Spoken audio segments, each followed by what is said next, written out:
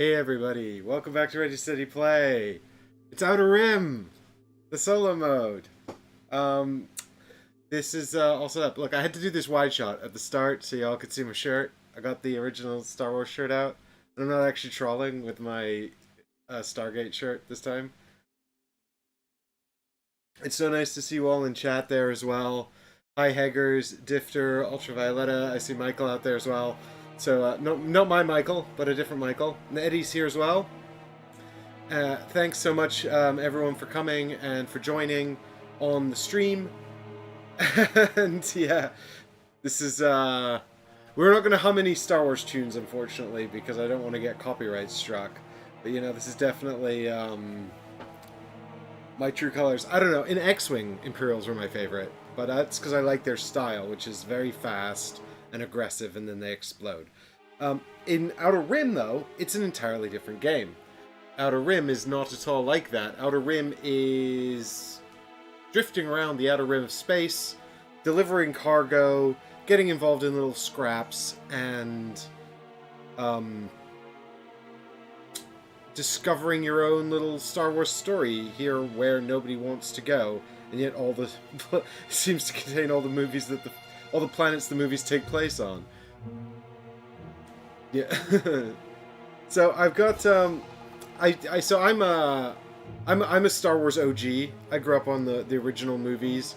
I'm a bit too young for their original release dates, but my cousin was really into them, so I kind of grew up on them when I was a very little child.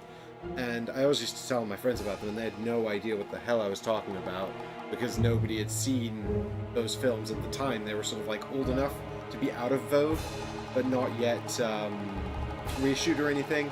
And then in the 90s, they were reissued, and suddenly everyone was talking about them, and then there's the prequels and all that stuff. So I've kind of got a long history with Star Wars. I really love it, but I'm not such a big fan of Star Wars lately, I'm afraid. So I haven't seen Solo, which I think is probably set around the time this game actually takes place.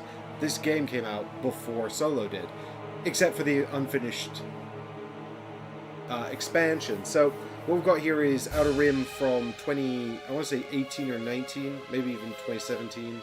And then Unfinished Business, which just came out earlier this year.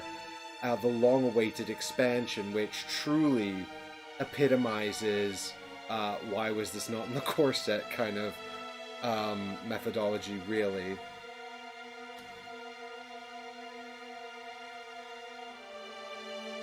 Who shot first? Well, of course Han shot first. You know, everyone knows that. And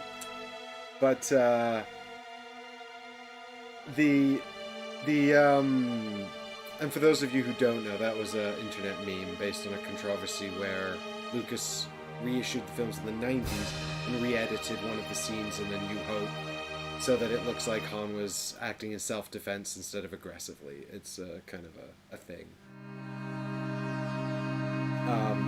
But you know, it's the ongoing edits of Star Wars. In fact, I have in my house one of the only DVD releases, and who has DVDs anymore? Like, kids are like, what's a DVD?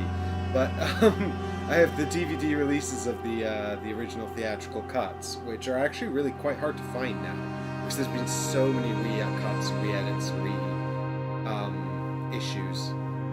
But music's a little loud, hard to hear you. Understood, gang. We can fix it. We can fix it. It should be better now. But this sounds more like Blade Runner, actually, this music. Anyway, right, so I'm sort of, I'm just kind of prefacing this with the fact that, you know, there's probably, Outer Rim also kind of is an oddity for me. I don't know why I kept it for so long, because I got it when it first came out, and I played a 3-player game of it when it was when I picked it up, which was at UKG the year it came out. And I quite liked it 3-player, so then we went and played it 4-player, and it was miserable. I mean, it's fundamentally a pick-up and deliver game where you're just shuffling around the Outer Rim, picking up cargo and dropping it off. There's also a whole bounty hunter mechanism, and there's all kinds of upgrades and these, like, sort of job mini-games that you can do. But fundamentally, it's pick up and deliver, And if you want to do a job, you have to go to the planet. And if you want to collect a bounty, you have to go to the planet and then kill them, or take them alive and then bring them somewhere else. So, like, sort of route optimization is a huge part of it. And I find that kind of thing generally quite tiring, or rather uninteresting. So it takes sort of a bit of a twist on pick up and deliver to keep me interested. And so, you know, I like Railways of the World, which is kind of well, it's more route building, really, isn't it? Route establishing. I don't know. So yeah, pick up and deliver. Anyway, I don't know why, but I don't know why I kept it. There was something about it, even despite its gratuitous downtime, that I just kind of appealed to me for reasons I can't really explain. Maybe it's just Star Wars doing a huge amount of the legwork, but I've gotten rid of Star Wars games that are no good. Like, Star Wars doesn't necessarily. I've also kept Star Wars games that contain Star Wars that is not good Star Wars. Like Queen's Gambit, for example. But yeah, I don't know. So anyway, I played this again with Unfinished Business 2-player. It was great. I would never play this 4-player. Consider this your public service announcement. Don't play this 4-player. At 3 players, it's okay. It's got some, especially in Unfinished Business, it's got some quite cool negotiation stuff that's been added in. And you've got these things called favor tokens, which have been added in the expansion, although they're printed on the original dashboards. And then the expansion came with these tokens, which you can kind of give out, and they're kind of like a binding sort of promise, which is pretty neat. And so there's kind of a bit more negotiation stuff going on. So that's what the 3 players, I think, does for the game, and kind of makes up for the added downtime. But overall, I guess I still kind of have... I played it 2-player, and even though the downtime was still bad at 2, I had such a good time.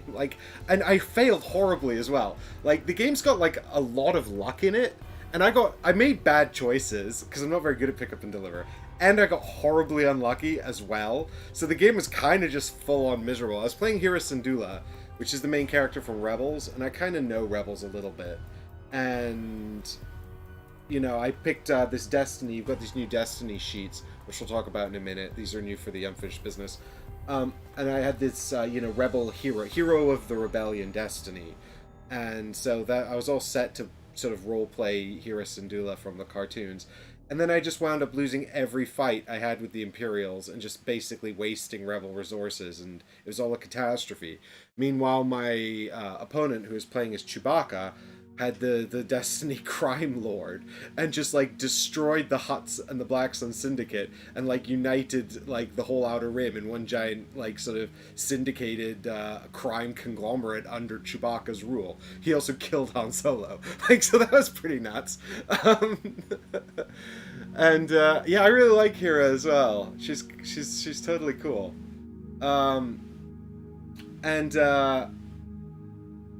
So then I started learning the solo mode, which is dead simple. And I decided to play with Chewbacca and Han Solo, because... not Chewbacca and Han Solo. I was Han Solo, and I decided to play with Boba Fett, because, that would be fun. And just, like, the whole... And I think they've gone for, like... Because this is, like, Uncanny Valley Solo. I don't totally recognize this Solo, and I think it's supposed to be like young Solo from the movie Solo, but also kind of Harrison Ford and not the other guy that played him. So, I don't know, it's a bit weird. But anyway, the point is, I had so much fun. Like, it was nuts how things unfolded. Like, I got,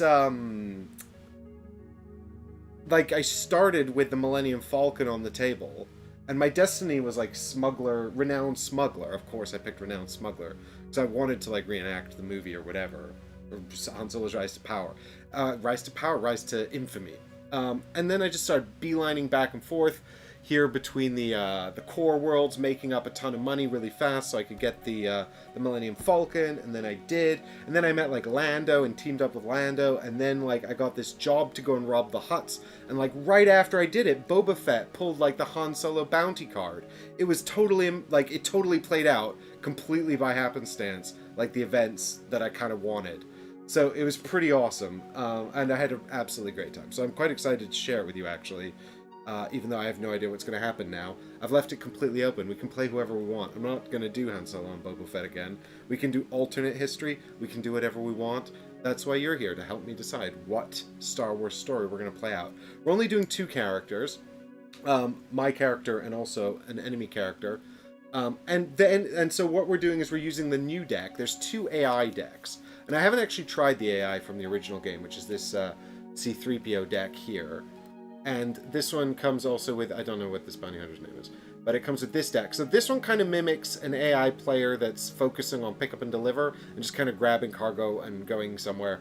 And effectively what it's doing really is, both of these effectively what they're doing is acting as a timer for the game. So they're really just putting a timer on how long you've got until you win. And the whole game's a race game to get to 10 fame points anyway. So it really is a race game, and that kind of leans into the pick up and deliver mechanism about efficiency. And ultimately, the winner is going to be the person who is fairly competent and also got lucky, because there's a huge amount of luck in this game. But these 2 decks, so this one kind of mimics an AI that does bounty hunting, so I think we'll probably play with the bounty hunter deck, so you can see the unfinished business stuff. I think this one will be more boring. There is rules for playing with one of each. So you can have like an AI that's doing some pick up and deliver stuff and one that's doing bounty hunter stuff. And then that's kind of fun. But I'm not going to do 2 AIs on the stream because it would probably take too long. And it's quite hot. So we'll do the bounty hunter because I think it's more fun to kind of see what's happening and have a sort of a villain that way. Might get some coffee before the stream. Yeah, maybe. I'm buzzing about this game. I'm genuinely actually really excited to play it. I had such a good time doing it solo. I'm going to be so bummed out if this run through is just like a weird catastrophe. But who knows? Like, I don't know how much of that procedurally generated adventure, was just me like living out my Han Solo fantasy, and how much of it was genuinely the game just being. I think it's actually. I think the game actually is a solid solo adventure game, because like all of the main complaint, which is downtime, is just goes, like it's just not present, and the AI is really quick and easy to execute. I mean, I'm sure I did a few bits wrong. There is like a oh no, I've shuffled the cards you're supposed to take out back into the decks. Damn it! I'll do that in a minute. But there's like a few cards you take out, and then there's a list of like cards the AI ignores and things like that. But overall, it's pretty much just flip a card and follow a few instructions, and that's it. So that's my. So is this game now as good as Firefly with the expansion? Emma Force, I haven't played the Firefly game, so I can't tell you. But if you check out the stream, maybe you can tell me, because I'd be interested in that. I love Firefly as well, actually. I really like that show, but it definitely. I definitely think like I don't know if it was necessarily explored enough in the media that came out to like sort of offer a really well realized world. I mean, I feel like Serenity, the movie, did a good job of tying up the loose ends of the plot in that arc, but I still don't feel like we really saw a whole lot of the universe within what we did get to see. Michael says a lot of my game sessions are weird catastrophes. We have that in common. Alright, cool. So, the first thing we have to decide, really, I think, is kind of like... So, there's also no rules for the destinies in the solo mode. And so part of my play session was figuring out whether or not these destinies can be used with the solo mode. And I think the answer is yes. In fact, I had the destinies. I had to do all the 4 criteria and get to 10 renown before Boba Fett did. And I'd never played solo, and I'm not very good at this game, and I still won. So I think actually the destinies probably add some nice flavor, they give you some objectives, and they also probably raise the difficulty to a... Because I feel like if you didn't have them, unless the AI got really lucky somehow, I think it might be too easy. And it even says in the rulebook, like, if it's too easy, start them on like 3 or 4 points, which doesn't feel like fun. It's basically just shortening the timer. So I feel like giving yourself the extra objectives is a fun way to escalate the difficulty, and it definitely is more, it's definitely like, yeah, a more fun way to do that. T. Carter says, I know nothing about this game. Well, good news. We're going to play it, and you're going to learn all about it. The game I watched only went to 8 fame, as the Destinies kind of make it like playing to 10 fame. Yeah, I'm pretty sure in the rule book for... Oh no, this camera's crashed. Damn it. We might have to restart the stream in a minute. Or you're not going to see close-ups of the bits. But yeah, they do say in the Outer Rim expansion box, which I don't have with me. I've only got the Outer Rim game box. But they do say in the rulebook for Unfinished Business, if you're going to play with the Destiny cards, don't go to 10, go to 8, because they make the game longer. In solo, that's kind of irrelevant. I think in solo, because Boba Fett was on 7 when I won in solo, so I think that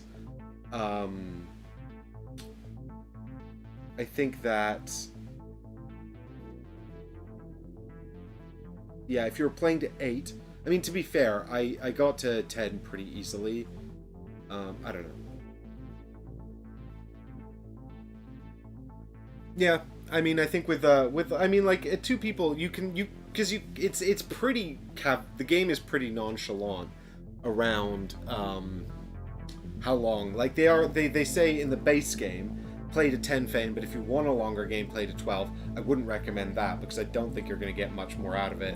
And I think at that point it's probably going to be a foregone conclusion who's going to win. I mean, if it's tight, you know, maybe, but like, there's no major catch-up mechanisms in this game, and it's kind of a positive feedback loop.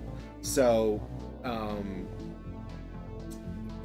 you know, it's pretty hard to catch up. So like, there's a few cards, things like very sort of situational things. Like, one of these cards can let you steal fame from someone that has more than you. And that's arguably that is exactly a catch-up mechanism, but like, it's also really expensive and you have to find it. So, and it's the only one I've seen. There might be more, but and you can like negotiate. The thing is that in the 3-player game, you can negotiate, make deals with the other players who are behind. So that's also kind of a catch-up mechanism, which doesn't exist in the 2-player game. But yeah, I don't know. I wouldn't play to 12. I don't think that would be adding anything. But the Destinies, you might want to go to 10 with the Destinies if you don't mind, if you're having a really lazy gaming session with no time constraints. But otherwise, yeah, 8's probably fine. Well, 8's more than enough. Right. So I think before we press on, just because the this little camera here has crashed, I'm just going to quickly restart the stream. So I hope you guys don't mind. It's going to go down, but I'll be back in just a minute. So it'll probably only be about 30 seconds, so refresh your browsers in 2 ticks, and please stick around.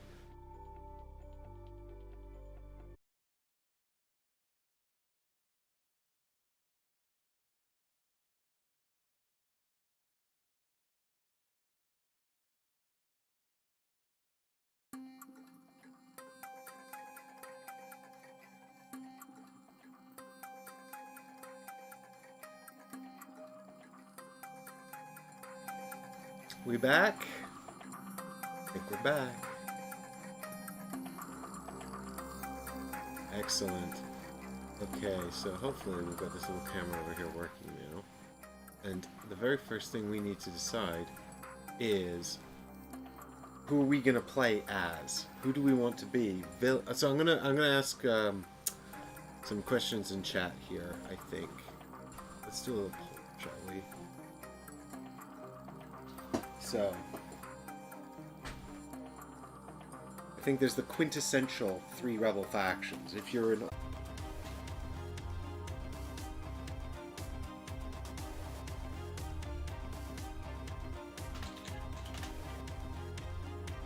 We back? I think we're back. Yeah, I think that was some kind of YouTube buffering thing, because it all seemed fine on my end. I don't know. I genuinely don't know what that was.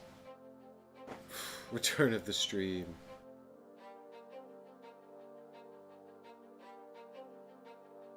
Alright. We're enacting some democracy here.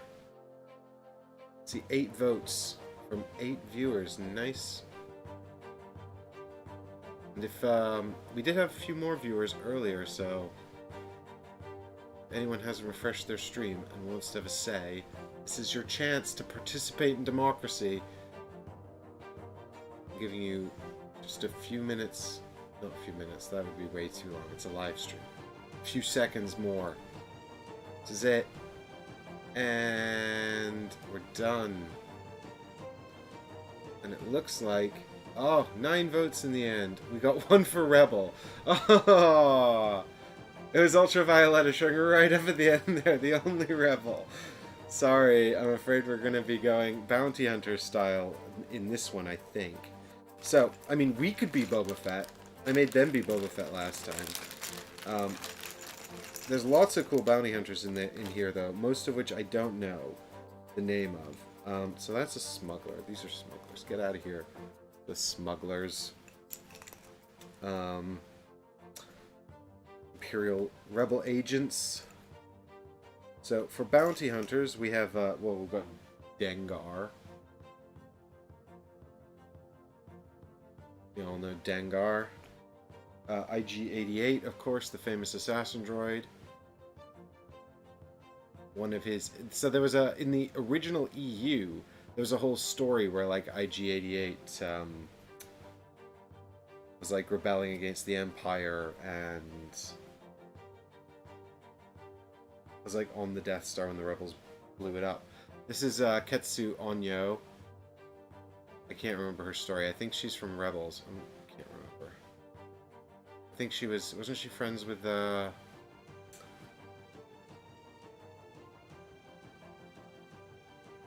How am I blanking on her name? The plucky little Mandalorian from Rebels. This is Enfys Nest. I actually don't know if he's a bounty hunter or not. I don't know what he's from either. I just know his name from this game.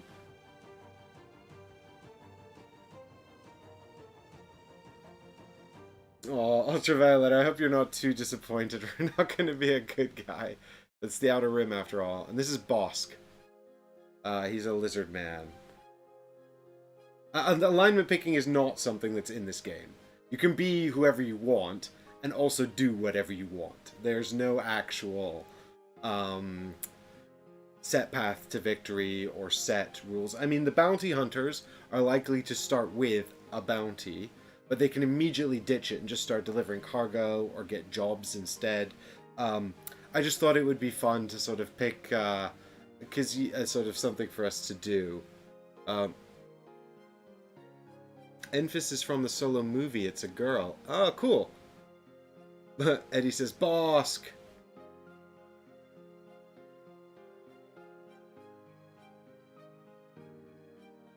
Yes, I did not. I'm afraid I have not seen the Solo movie. That's my. Actually, I actually agree on this one. She's kind of a rebel near the end.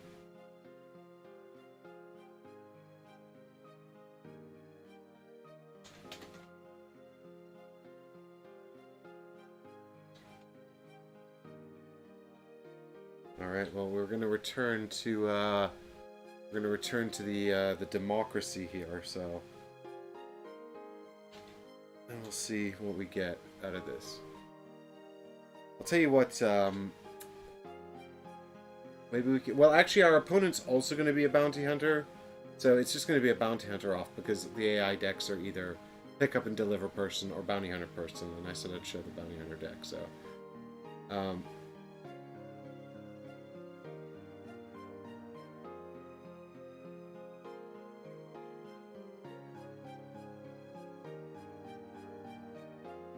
I'm a rebel, I'm rebelling. That was in the trailer for God, what was the Death Star movie called? I don't know how I've forgotten the name of it. But didn't she have a line in that? Rogue One, thank you. Didn't she have a line where she was like, I'm a rebel, we rebel, or something like that, and then they cut it out of the actual movie? It was just in the trailer. What do we got here? Bosk, IG-88. I don't know if you guys actually wanted Enfys, but now she's going on the list. You all seem to know who she is. I think I've spelt that right. If I haven't, don't hate me.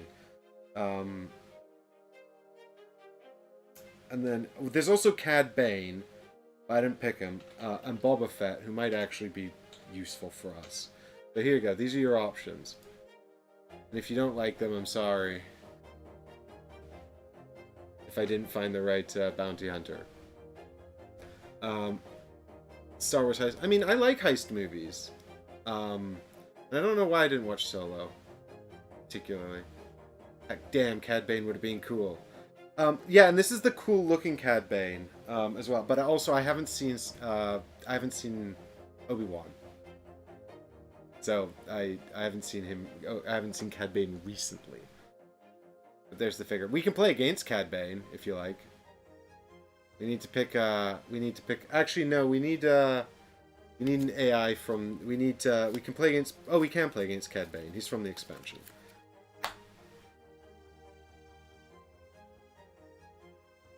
Well, I see a lot of chanting for Bosk, but he's not winning. Ah, democracy. Well, that's 9 votes for 14 users. You have 20 more seconds. No, that's far too long. 10 seconds. Actually, I think IG-88 has an insurmountable lead.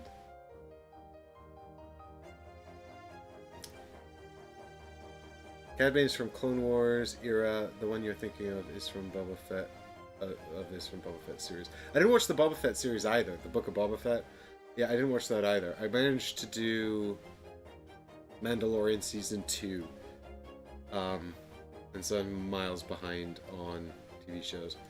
All right, that's it for voting. Oh, we got some. And so IG-88 is the winner by a clear landslide. So will be IG-88, who comes with the kind of cool ability to take over droids. Like if you're playing with him in the actual game, he just finds other people's droids, and if you got like your opponents have a droid crew, you just go and take them over. Because he's all about the droid liberation. Down with the meat sacks.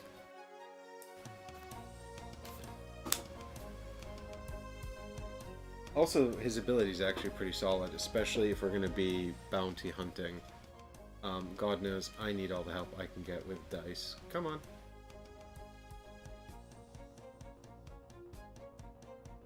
Come on. Once per combat, you may reroll any number of your dice. Action, take a droid crew from another player in your space. Well, we won't be using that. Because, I mean, we might, but it's very unlikely the AI will actually have a droid crew at all.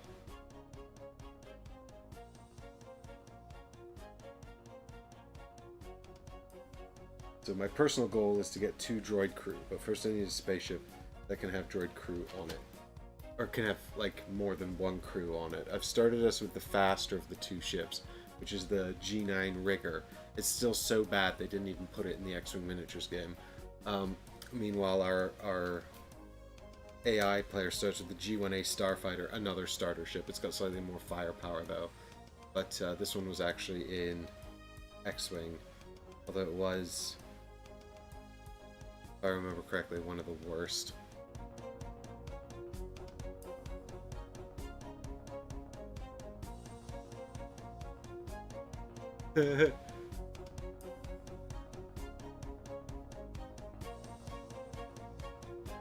So, I see we've got into a discussion around a stream gone down again.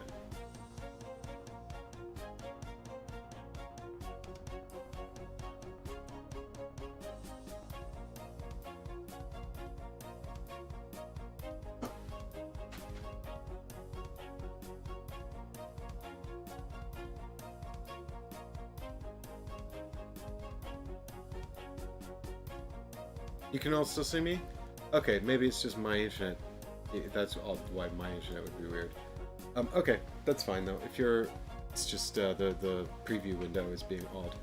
But if you all can still see me, we're all good. We're all good.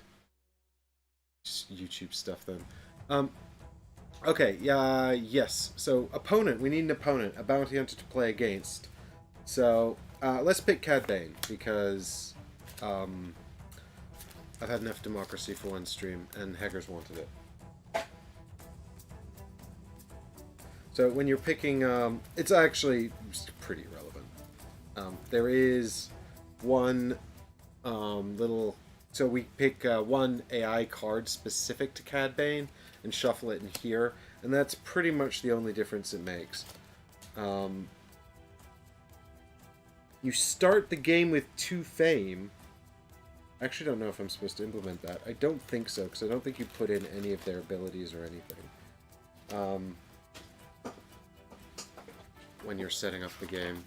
But if he starts with 2 points, that would giving him a big old advantage, which, you know, would be fair enough. But I don't think that they use their abilities or anything like that.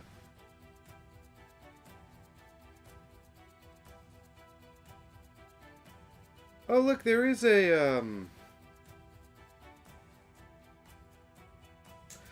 rule for putting the destinies into solo. I just missed it when I was learning it.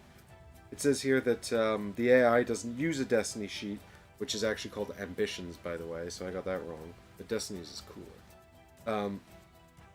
But they say that the AI will just need to get 2 additional fame in order to win.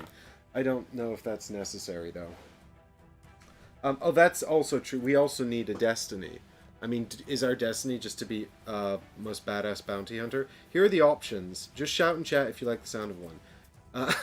Ultravioletta, this one's for you probably. Hero of the Rebellion, the Pirate Monarch, which I haven't seen before, Living Legend, Galaxy's Most Feared, Crime Lord, which is what Chewbacca was in that game I played before, Servant of the Emperor, Galactic Explorer, Renowned Smuggler. So we're not going to do Renowned Smuggler because I did that as Han Solo.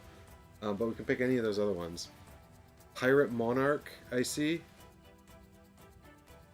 Oh, Steven says, shuffle them, grab 2 or 3, and vote. Everyone's yelling for Pirate Monarch, though. I'll tell you what, I'll get Pirate Monarch. Galaxy's Most Feared sounds pretty badass. And, Crime Lord. Right, I'm going to pop these into the vote then, and y'all can pick one, but... what does a Star Wars pirate say? I wish I had a good punchline for this.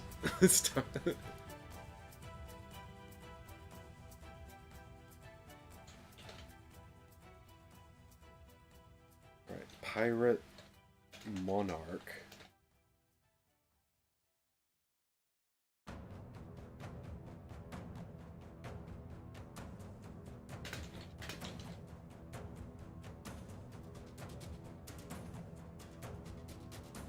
Or Crime. Alright, there we go. It says the official rules are draw 2 and pick one. When I was playing Ascenso, I just picked the one I wanted, which is the nice luxury afforded to you by solo gameplay. Just pick what you like.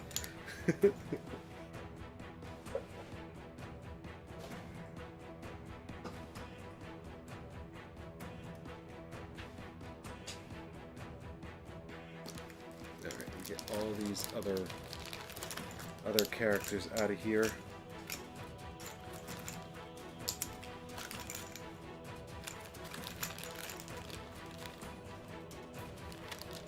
Oh, I think Pirate Monarch has this one, Steven. Become Hondu from Clone Wars. He was Obi-Wan's best friend.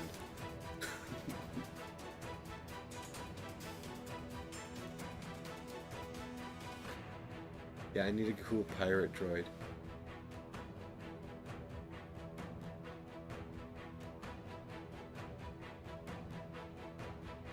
Alright, well, that's a pretty convincing lead as well, so let's end the poll there with a Pirate Monarch winning. So, we've got 4 things we have to accomplish here as the Pirate Monarch, which are... encounter 2 nav point spaces. That's gonna be easy. That's basically just kind of get lost in space and have an adventure. Win a ship combat against an opponent with strength 5 or more. Alright, so we're gonna need a decent ship for that. Actually, it tells us at the top kind of what we need, but more on that in a minute.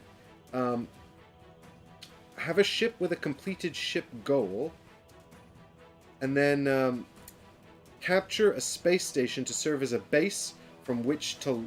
Okay, so there's also flavor of text here. Prowl the hyperlanes in search of prey.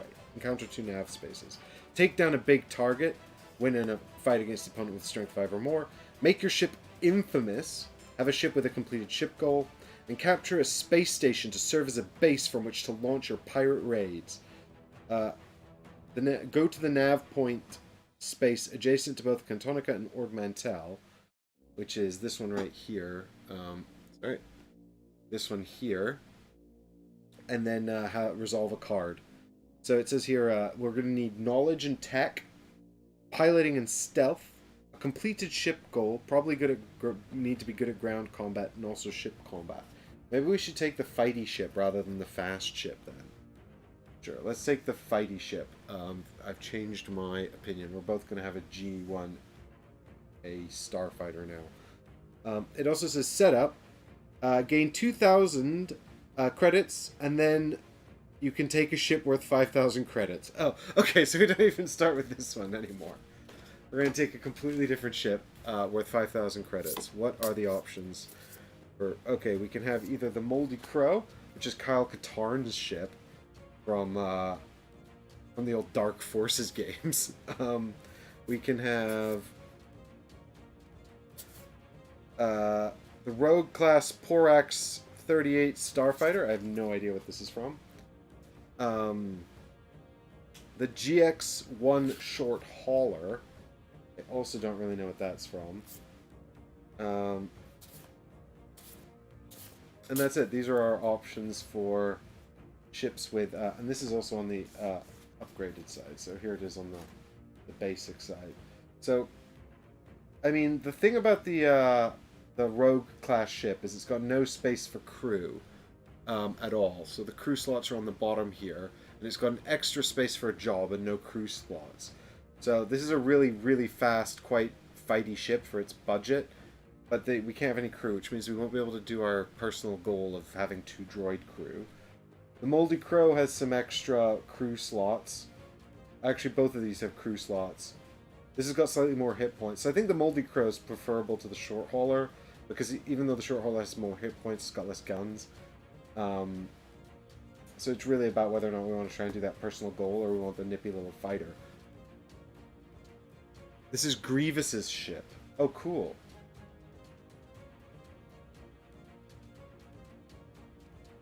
It says ship goal, win 2 ship combats.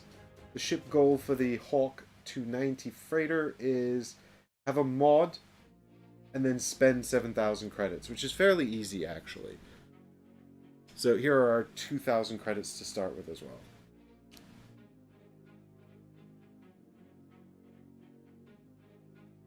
Well, it looks like we've got some shouts for the Crow in there.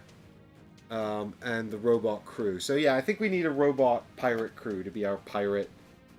Well, I mean, I don't know how long we'll stick with the Moldy Crow anyway, because...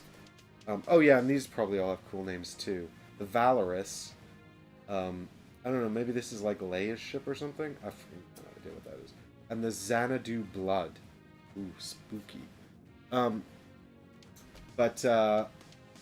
Yeah, we need to have a robot crew. We'll probably upgrade it before too long anyway, because it's pretty budget, but starting with an extra ship, starting with a big ship is always nice.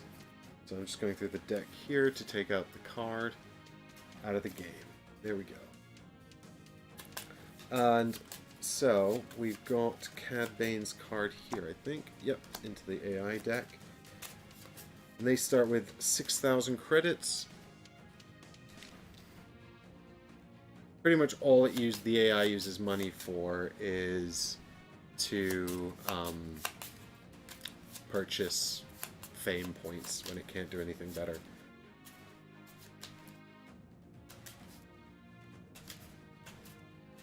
Alright, here we go. Oh yeah, so now we need to do our little starting setup here. I think it's apparently I start with completely neutral reputation for IG-88. These are our reputation tracks here, the different factions. So you've got the different factions of the Outer Rim. So we have here Rebels, Imperials, the Black Sun Syndicate, and the Hutt Cartel. And Cad Bane is friendly with the Hutt Cartel. So he starts off up there. Positive reputation with the Hutt Cartel.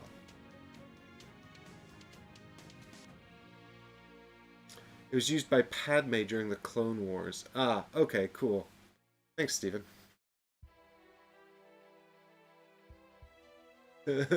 Those are not credits. In this variant of the Star Wars universe, they're known as space doubloons.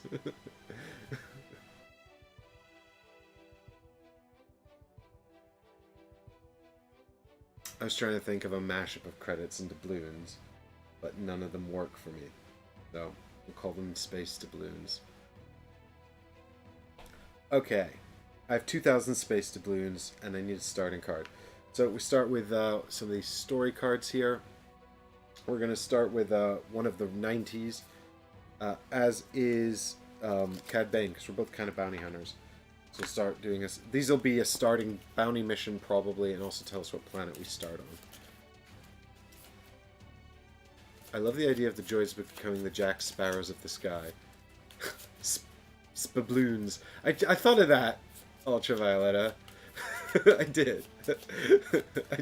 I don't feel like saying splabloons for like 2 hours because I think I'm going to start tripping over my tongue.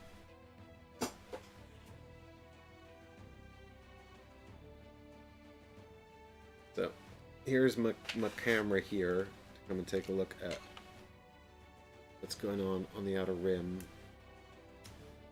We'll probably move this around as and when things get...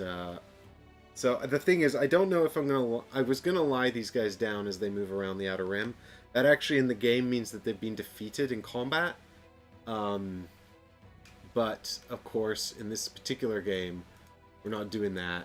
I mean, it doesn't if I'm just doing that so they can be seen on camera, but we'll see. I'm gonna adjust the exposure on this. Is that better or was this better? I think that's probably better. Let me know. Anyway, but at least this way you can also see them if they're standing up. Oops, spoons.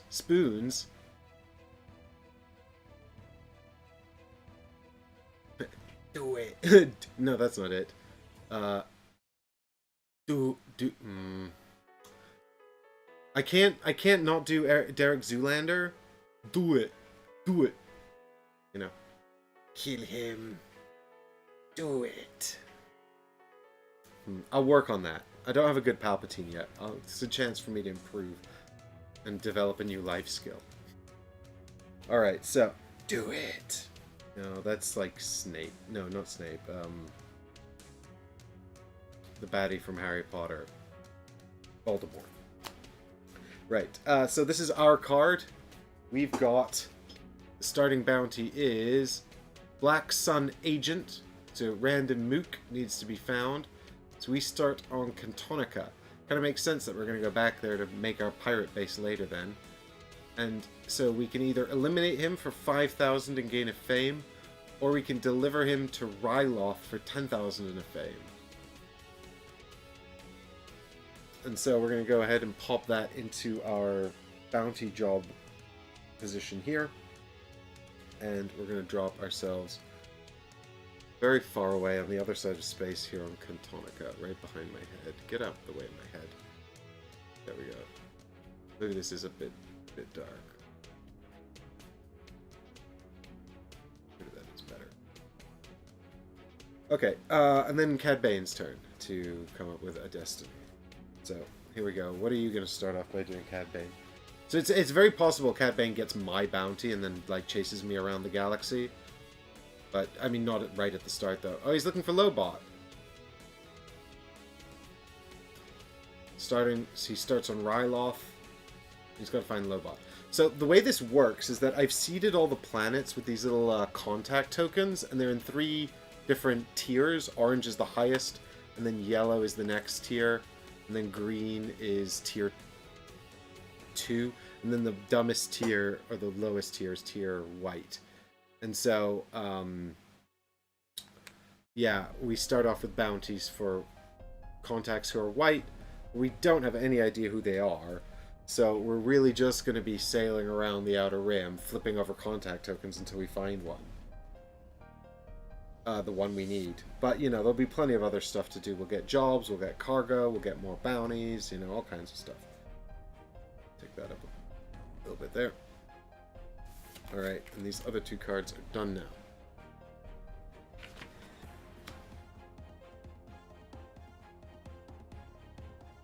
Just channel your creepy old man voice. Creepy old man voice. No, my old man is like, get off my lawn, you kids. So in the Saul Guerrera is the first available bounty for purchase in the marketplace. We can also hire a crew there. We've got some cargo, an Electro Ripper staff, Maz Katana's goggles, and the first ship available is in fact the one we looked at. It's Revis's ship. Right, and he was on Ryloth, wasn't he? So that's up here. So the market is open for business. I'll give his cards a quick shuffle. And then we're ready to start our first turn. Get that space booty, yeah. Well, we gotta keep our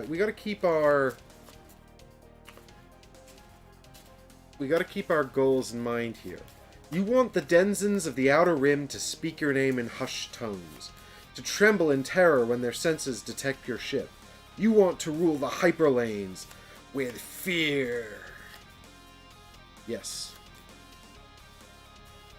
And I also want to have a good Palpatine impression.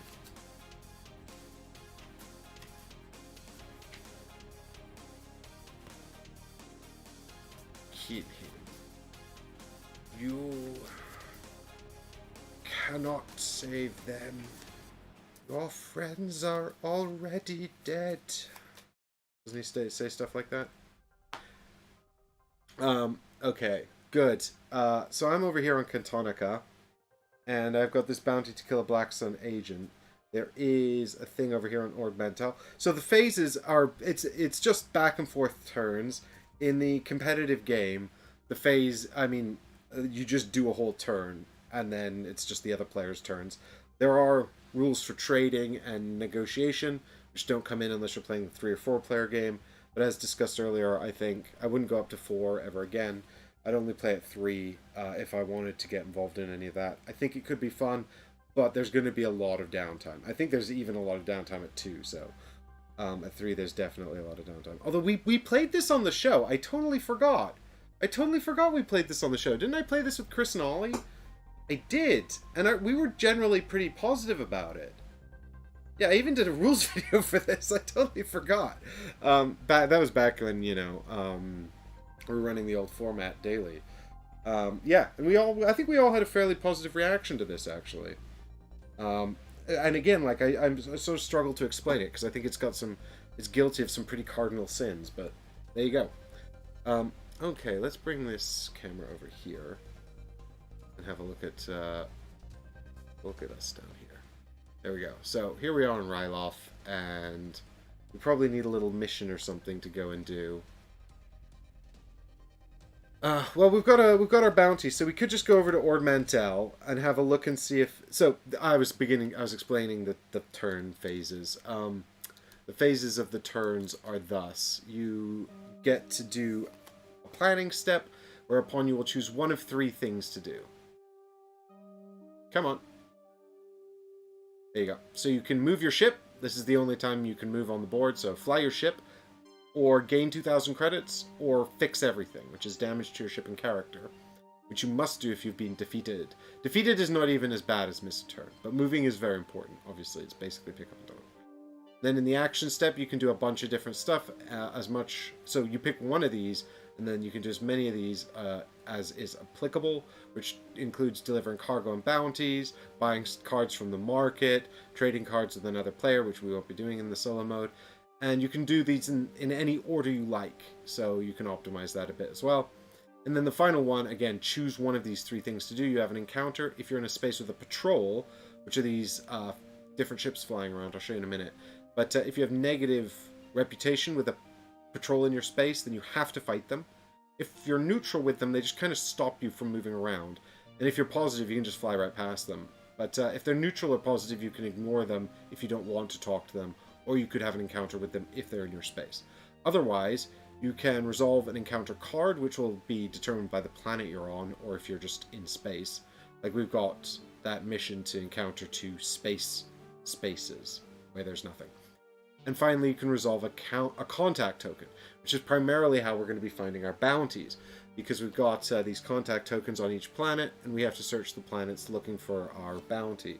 So I think the thing is, we know already that our bounty's not on Cantonica, because there are 3 tokens and none of them are white.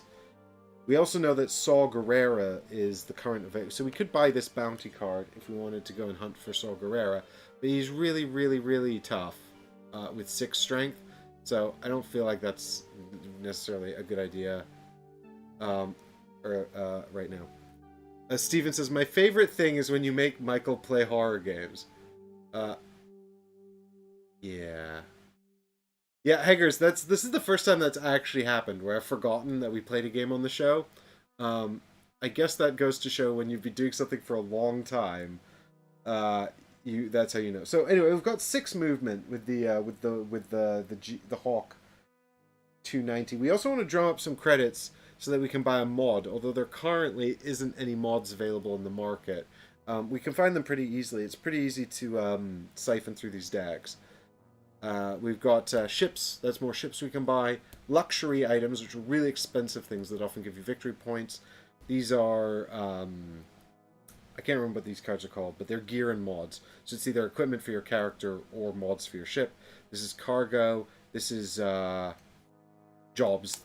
I mean, this is actually a crew card here, but that's uncommon. Usually this is jobs that you can do, and this is bounties that you can find. So, and here are your... Is this got enough stretch to get all the way over here, or am I going to unplug it and crash it again? Which wasn't my fault the first time. It crashed of its own accord, by the way. So, here are the patrol ships. And so, there's one for each of the factions you saw that we've got reputation with. This is the Black Sun Syndicate's Z-95 Starfighter. Over here, the Rebels have a Y-Wing. And so they're going to fly around. They're supposed to be both in this space here. They're going to fly around, basically causing trouble for people they don't like. And if you blow them up, then the next big one is going to come out of the stack. And there's one for the Imperials and the Hutts at the other end of space. And there's also the core planets, which are right below you. You can't see them right now. They're... Here we go. The core planets here. This is an unfinished business expansion. You can come down here and shoot through the core to get all the way to the other end of space. But if you're not friendly with the Imperials, you might get in trouble because the Imperials control core space. But I think, in our effort to find our mark, we should probably just fly over to Ord Mantell and scope out this token. So here's how that's going to work.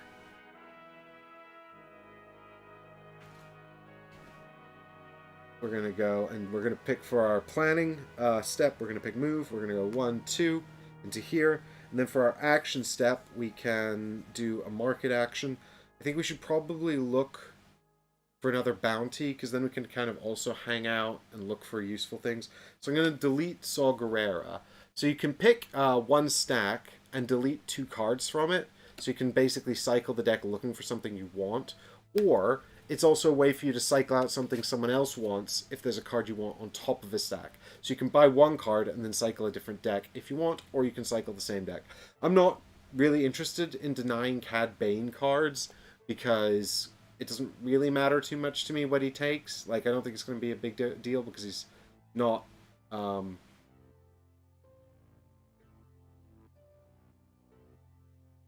because he's not a real player, a real person, so I'm not too worried about denying him cards, but that's something to consider in the competitive version of the game.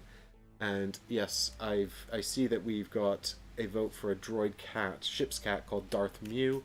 I approve. We should make that card, if it doesn't already exist. So here's Greedo. Greedo looks... We might be able to win a fight against Greedo. And he's level 2. if we take him out, then I mean, I don't know. It's probably better to actually pick up a cargo than it is to pick up another bounty. But the cargo... Oh, it wants delivery to Mon Calamari. We should probably just buy that. Mon Calamari is super close to where we are. Anyway, here's the Greedo card. This camera was doing quite a good job of focusing earlier, and now it's completely changed its mind. I suppose this card's pretty green as well, so it's having a little bit of option. So yeah, so I burned the bounty cards, but actually, do you know what? I'm going to buy this cargo because it wants to go to Mon Calamari, and that's really close to where I am. Yeah, this camera's going to have to do some work today because there's so many cards in this game. This is also from Unfinished Business. It's a new rotating cargo. So we can rotate it to the other side, and then we can do the second trip to Takadana, which is much further. So we're currently here on Ord Mantell. Mon Calamari's up there. But if we want to get to Takadana, this is way over here. So then we can either fly all the way across space, or we could come back down here, shoot through the core worlds to here, and then move up there. It's up to us which route we take, but I think we should buy this cargo. So that's 1,000 credits. Cargo is also like surefire money, whereas like bounties require you to find the token, which you may never find and eventually just get fed up and ditch the card. So I've put it here in my cargo hold. We've only got space for one cargo, so that's it. You got space for 2 jobs or bounties here. These are spaces for your gear. The ships have different amounts of space for things. We've got one mod we can have, and up to 2 crew as well. So now what we'll do is we'll flip over the card underneath, and what we're looking at here is what it says on the bottom. So what this means is that the Black Sun Syndicate Patrol is going to move 3 spaces towards me.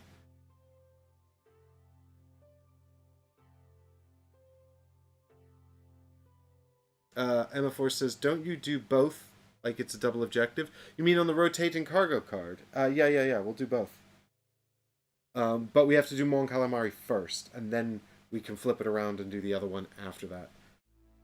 Right, so this is the Black Sun Syndicate, and they're going 1, 2, 3, 4. So they've come up to Ord Mantell, but it doesn't really matter because I'm neutral with them. So that's fine. This would matter if I was negative with them. I'd have to encounter them instead of doing something else.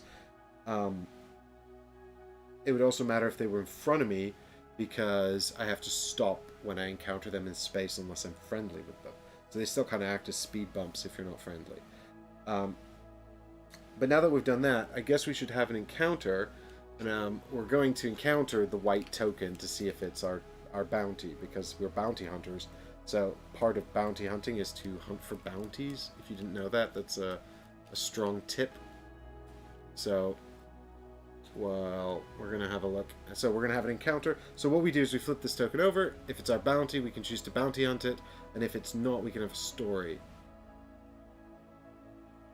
You're right, it was 3. I don't know why I thought it was 4. I just had a brain malfunction. Which is fairly common, honestly, for me. Alright, here we go. Come on. If this is actually the Black Sun agent, that would be stupid lucky. It's not. It's Garindan. He's an Imperial. Well, we might as well have an encounter with him, which is encounter 10, because... Oh, I remember him from New Hope. I think it's in a deleted scene. They're like... Rah, rah, rah, rah, rah. This is basically how Han Solo and Obi-Wan and Luke get ambushed in the hangar on Tatooine in A New Hope, because these guys spot them. Or this guy spots them. I actually don't know if this is a person or a race. Don't take that out of context. It's Star Wars. Anyway, the point is, we can do story 10 and see what it says. Probably, maybe there's a crew member we can hire or something like that. It's not a droid, though, which is a bummer.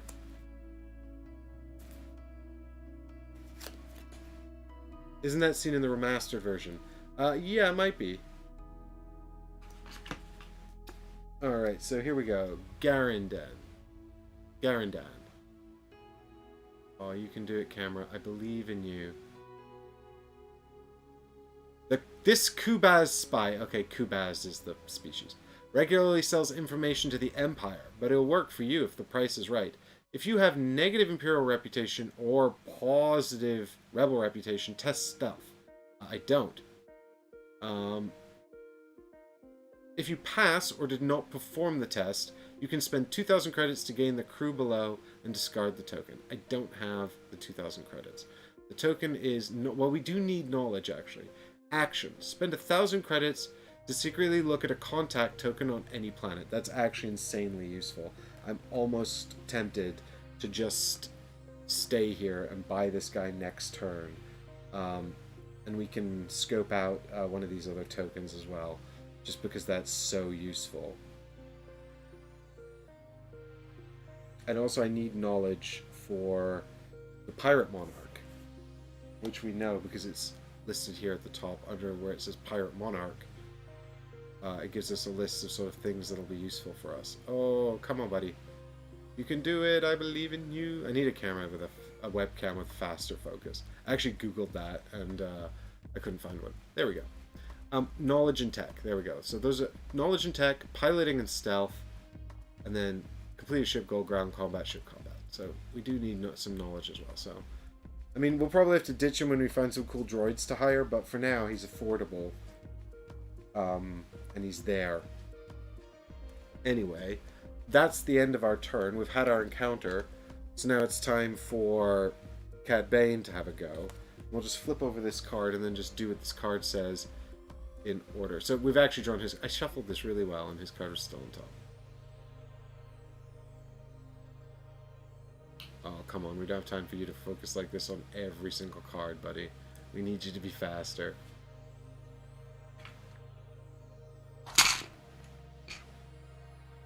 Alright, new plan. I'm going to stick his card over here and we'll see if we can see it with the little camera.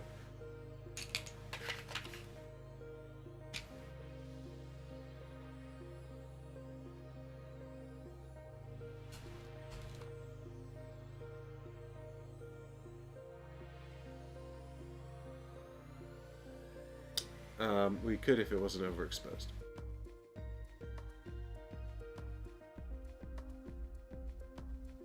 Alright, so we got planning step, and it says if you're defeated, so we're going to do, so these are sort of the, so you can see here the 3 steps of the turn, planning, action, and encounter, and then a special, which is probably because this is Cad Bane's card.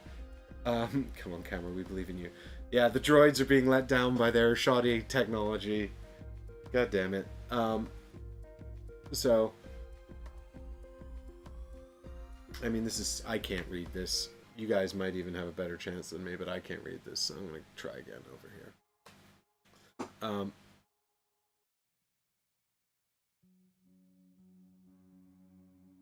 But anyway, so he's going to do one planning thing. So his mark is here we go, thank God. So do the first that applies. So he's going to move towards a bounty target because that's the first that applies. So we're going to do that first anyway. And he's over there on Ryloth, so let's see where he goes. He's going to try to find his closest target, which is, again, a face-down white token, because his target is Lobot. So he can get 1-2 over here to Tatooine, or 1, 2, 3, 4 to Naboo. Both have white tokens. So he'll definitely go 1-2 over to Tatooine, because it's shorter. To have a look and see if he can't find Lobot on Tatooine.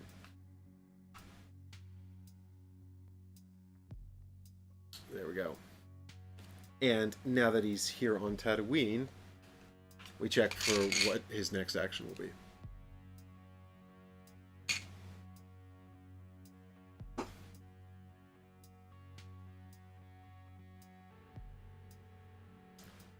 If he has at least 1 fame, no he doesn't.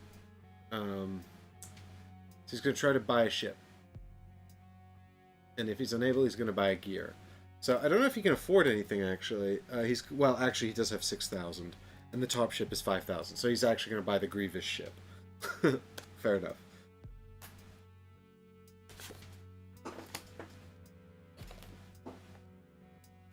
So he buys the Grievous ship for 5,000. And now he's got that. So he's faster than me, and he has more guns. Outrageous. How rude. And then I presume the next thing's going to be have an encounter with... so do all that apply. If he has at least 1 fame and less than 20,000, blah, blah, blah. He sells his fame. He doesn't have it. So if you've got... there's no patrols, so we're going to try to encounter a bounty target. And what's the special? Discard the top cards of... So he's just going to cycle the jobs and the luxury items. Actually, all the AI seem to do that. So it's really more about that action step that's kind of unique to them. And then these always actually trigger a reshuffle of the AI deck. Of course, it's kind of irrelevant here. I don't know why I'm jumping to the next step first. So the new ship on top of the deck is used ship for sale. So this actually lets you hunt through the deck and find a ship that you particularly want to buy and buy it at a discount. But it no, you don't buy it as a discount. You pay the normal price, but it comes with 3 damage. So what you're really paying is just to be able to pick the ship rather than buy whatever you find in the deck. Anyway, I don't think we're particularly in the market for a new ship right now because we started with one that's okay and we have no money left. Right, so now he's going to check to see if this is Lotus. Lobot, I mean. I don't know why I keep wanting to say Lotus. Oh my god, it's Lobot. That's so lucky. I hate you, Cad Bane. What a prick. Alright, so now he's going to have a encounter with Lobot, except that because it's AI, he just shoots Lobot in the face. And basically he automatically wins. He takes 2 damage. Normally there would be a whole dice thing to see if you can defeat them, blah blah blah. The AI skips it. So he takes 2 damage because Lobot's combat strength is 2. This doesn't defeat him because he's got 4 hit points. So he just defeats this. He gains 5,000 credits, 1 fame, and Lobot is dead. So if that was your favorite character, too bad.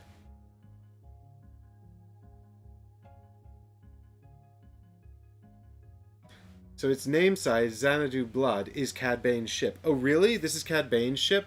So he's actually... So, well... In order to get to the named side, you have to do the ship's goal, and the AI never does the ship's goal. So this is actually kind of fitting though. Cad Bane's actually got his own ship now, basically. That's really cool. I love that. I can't believe he just bought his own ship immediately. That's super cool. It's amazing how sort of random, like, stuff, randomly this game sort of syncs up. Anyway, right, so the last thing he's going to do, having got super lucky and just found his bounty immediately, jerk, he's going to burn the crew card from here, which is a shame actually, because that's really useful. And he's going to burn the... This is just a sort of a special thing the AI deck does, I guess, to keep these things cycling. And we've got Custom Paint Job. I haven't seen this card before. Oh, that's... I know that ship. I'm trying to remember the name of that pilot who flies this ship. After you fight a ship combat, if you're not defeated, rotate this card. It's probably like gain a fame or something for being having a cool paint job. You gain an additional fame. If you're defeated by damage to your ship, rotate this card. Yeah, notorious paint job. That's cool. It's 10,000 credits. Slave 1 Bubba Gump ship. Now, Slave 1 was the name of Bubba's ship.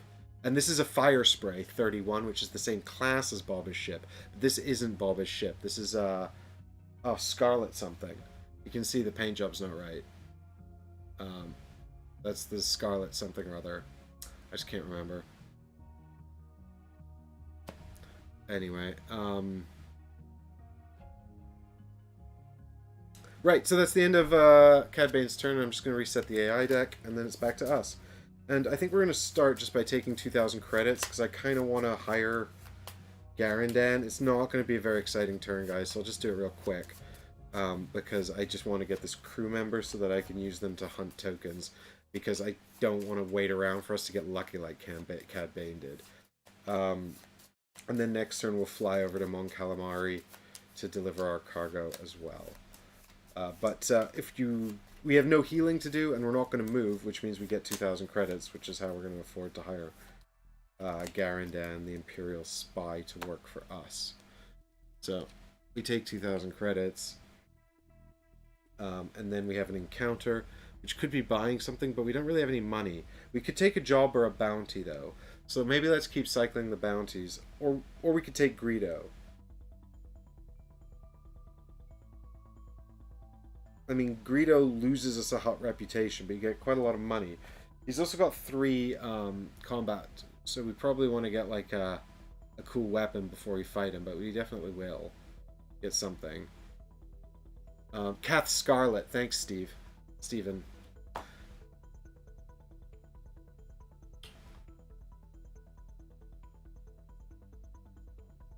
Happened to the music. Can you guys still hear it okay? This is just quiet song.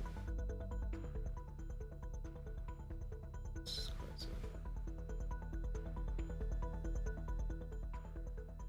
Okay.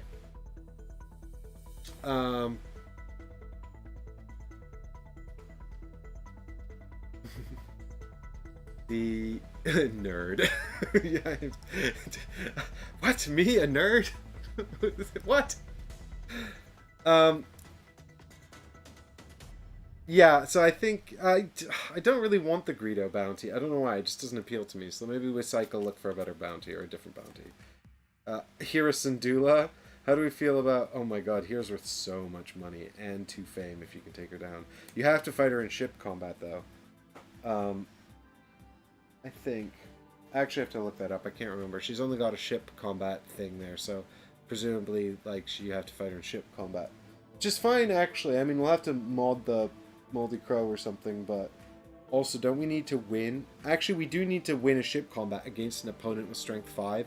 So this would actually, taking down Hira would also tick off one of our destiny goals. So let's grab the Hira bounty. Sorry, Ultravioletta, I know you like Hira. I actually really like Hira too. And, oh my god, the next bounty I flipped over was Garandan. But, we haven't picked up that bounty. Hopefully Cad Bane won't grab it. I think he probably will, and then he'll start coming after me if I have Garandan as crew. So that'll be fun, and we'll have to fight him. And he has a better ship than me now. Or at least a pretty decent ship. Anyway, the Imperials are going to come 4 towards me here. So the Imperials are just flying a Lambda-class space shuttle over here, which is just the slowest, dumbest ship ever. You'll recognize it as the one they used to approach the Death Star in Return of the Jedi. 1, 2, 3, 3, 4. Gets up to here. It's just flying around the outside of space trying to catch me. Alright, and then I'm going to buy Garandan and hope that... as crew, and hope that this wasn't a complete... Hopefully, yeah, Cad Bane will like pretty much relentlessly pursue me. It's if he gets that bounty card, it's unlikely he's going to give up without taking out this crew member. So that might be a big waste of time, but I've done it now, so that's the end of that. I'm committed to it.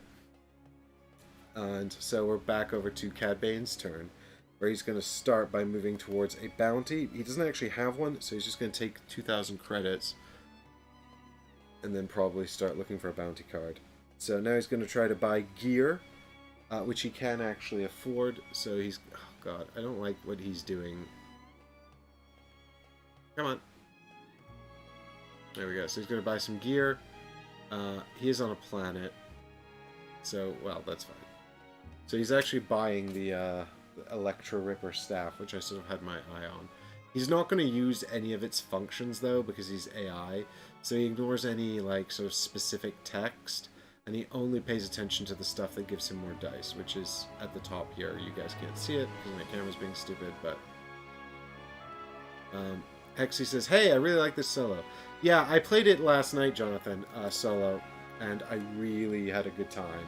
I was really, really surprised. So, there we go. So, Cad Bane's going to get +1 ground attack here. Now that you're here, Johnny, you can call me out if I get anything wrong.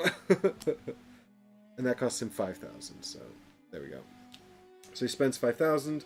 And now he's gonna... There's no patrols, there's no encounters, he doesn't have a bounty target, he can't spend 8,000 for fame, so he's actually just gonna sit and work on his reputation with the huts, which he can't even gain. So he's kind of wasted his whole encounter step.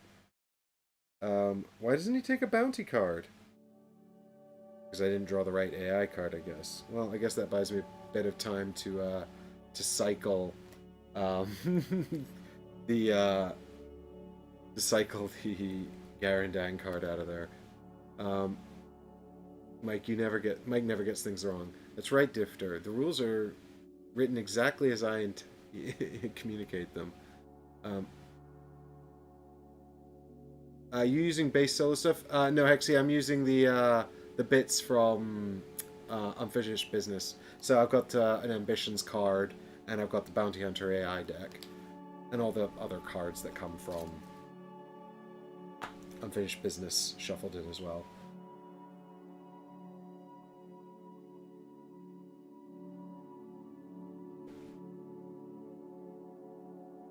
Have you tried it? Unfinished Business? You can play without the ambitions, but I think that they ramp it up in a way that I enjoy.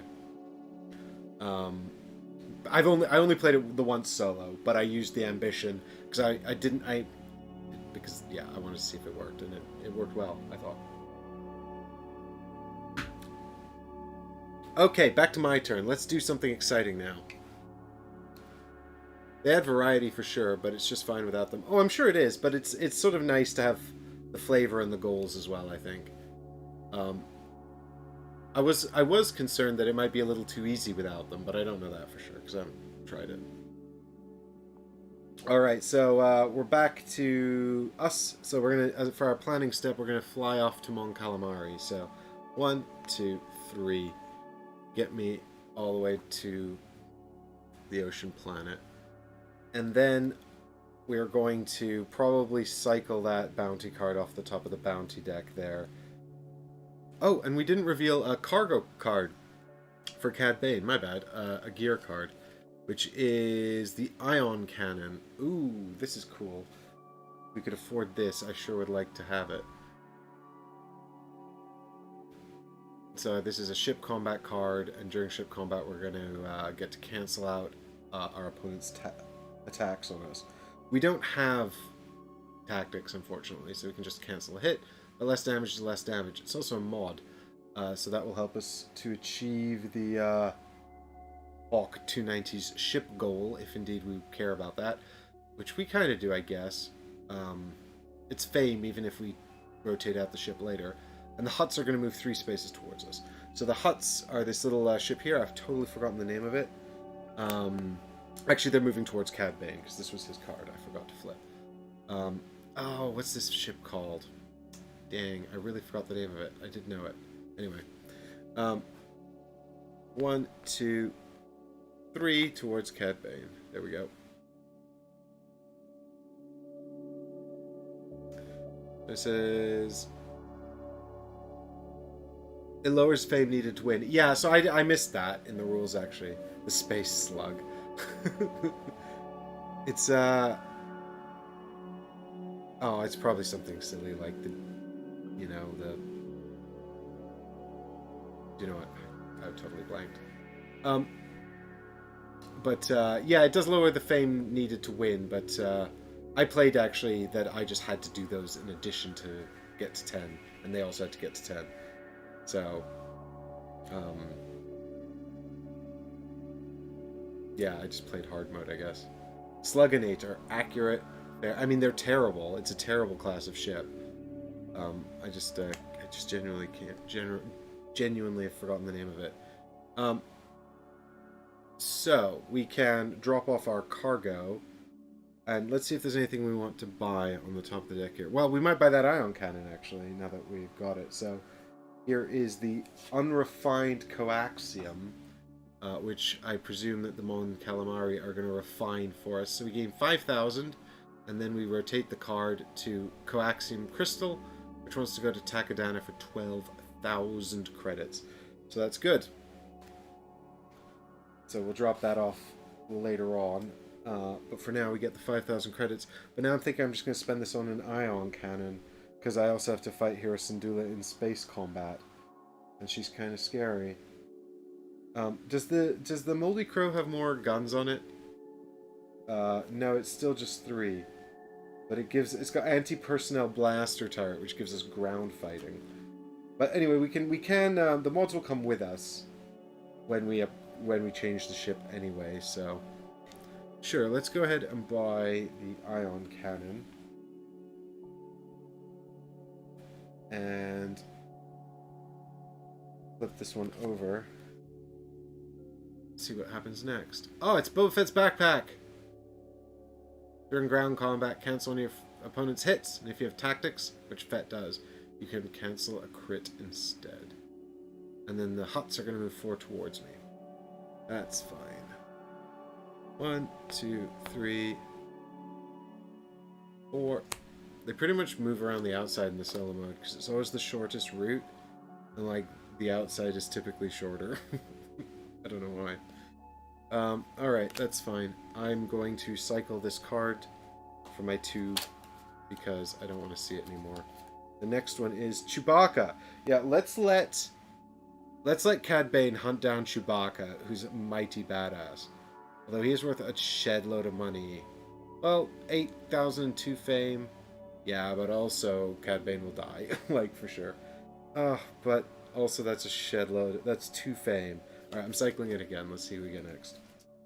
That's my 2 cycles. Oh, it's the job wanted. Okay, Cad Bane can't buy this. So if he tries to buy this job, which is a bounty hunter job, he'll just cycle it automatically because they can't buy this. Okay. Right. So now I've dropped off my cargo, and I guess we should check the yellow token for an encounter because it could be Hera Syndulla. I don't know. Is it though? Nope, it is in fact... Oh, the sassy robot from Rogue One. Come on, camera.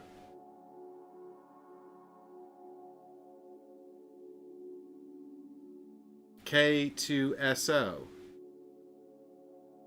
Oh, there's your, who was it that was asking about Firefly earlier? Emaphors. There's your link, because K2SO is voiced by Wash. The actor whose name I've forgotten. Anyway, this is a droid. Can I use my ability to hire this droid? No. But I can encounter him. 16.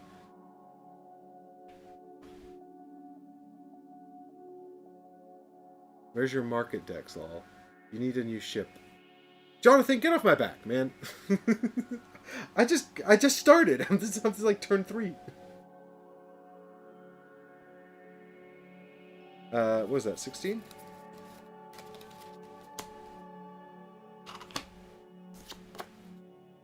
I mean, I should still have the starter ship, really. Right. But I started with a cool one because I'm a pirate. I'm going to be Pirate Monarch if Cad Bane doesn't stop me. Alan Tudyk, thanks, Heggers. Right. Is the actor who voices this robot.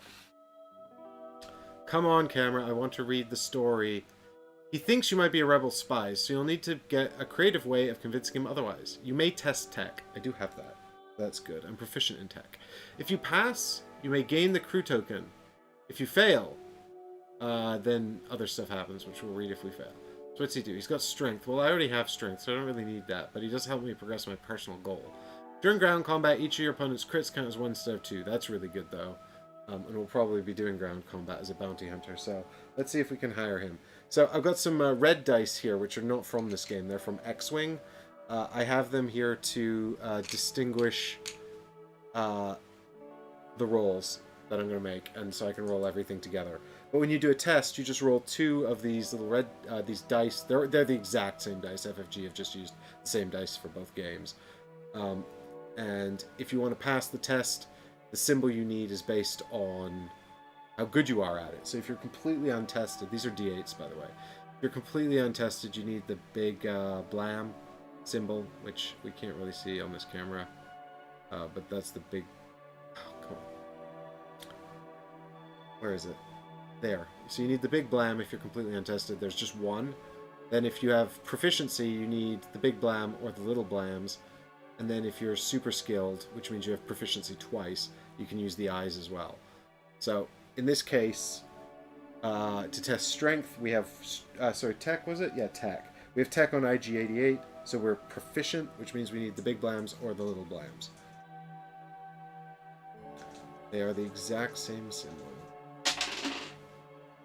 I see a big blam and a little blam. No, just two little blams.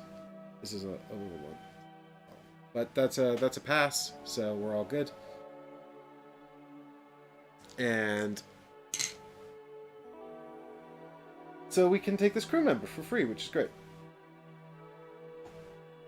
And now we're a master in strength. So if strength comes up, we're sorted, even though we don't actually need that for Pirate Monarch. We need stealth and piloting as well. So we're going to need more crew. Anyway, that means that we shall remove K2SO from the planet. He's with us now.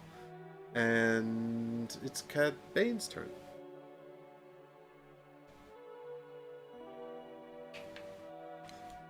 What you doing, Cad Bane? Where are you gonna go? What you gonna do? You need a new bounty is what you need.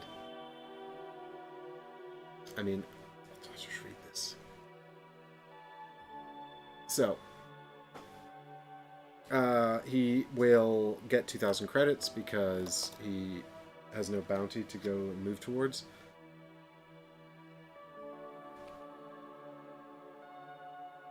And now he's going to buy a bounty, so I'm actually quite fortunate, I guess, that he let me cycle that bounty off of it. So he can't have wanted. So he's going to look for a bounty, which is Chopper. Oh my god, I'm after Hera. Cad Bane's after Chopper. Looks like the Empire has hired the bounty hunters to go after the rebels. From Rebels.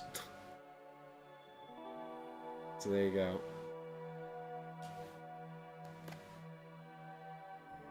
That's a shame, though, because I would have liked to have Chopper as a crew member, because he's a droid. I wonder if R2-D2's a droid in this. I've never actually seen him, like, available as a droid. What was he doing at this point? I guess he was with Leia. Or on that ship at the beginning of New Hope. I can't remember how he gets there. Alright, so Cad Bane's got a new bounty. And then he will have a look to see if Chopper happens to be on his planet. I mean, if Chopper's literally on his planet, I'm gonna be really annoyed. I'm gonna have a little conniption over here. That would be ridiculous. It's not. It's Dr. Afra. I don't know who that is. Anyway, it's not his bounty, so he's just gonna ignore it.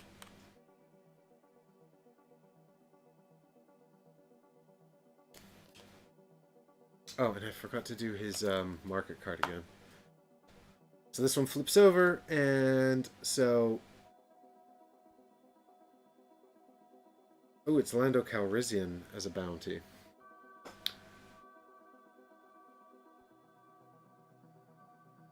But also this this symbol here, the 1 to 2, means that he would check the orange token to see what it was before resolving his card, which means he needs to do something else. But there's actually nothing applicable for him to do on this planet because he's already friendly with the Hutts and he doesn't have enough money to buy fame. So again, he's just kind of hanging out on Tatooine, not doing much. He needs to get a move on. Right, where's our syndicate? Here they are. So they're going to go and move four towards him. 1, 2, 3. They're following me. I should try not to make enemies with the syndicate, or else I'm going to get into trouble.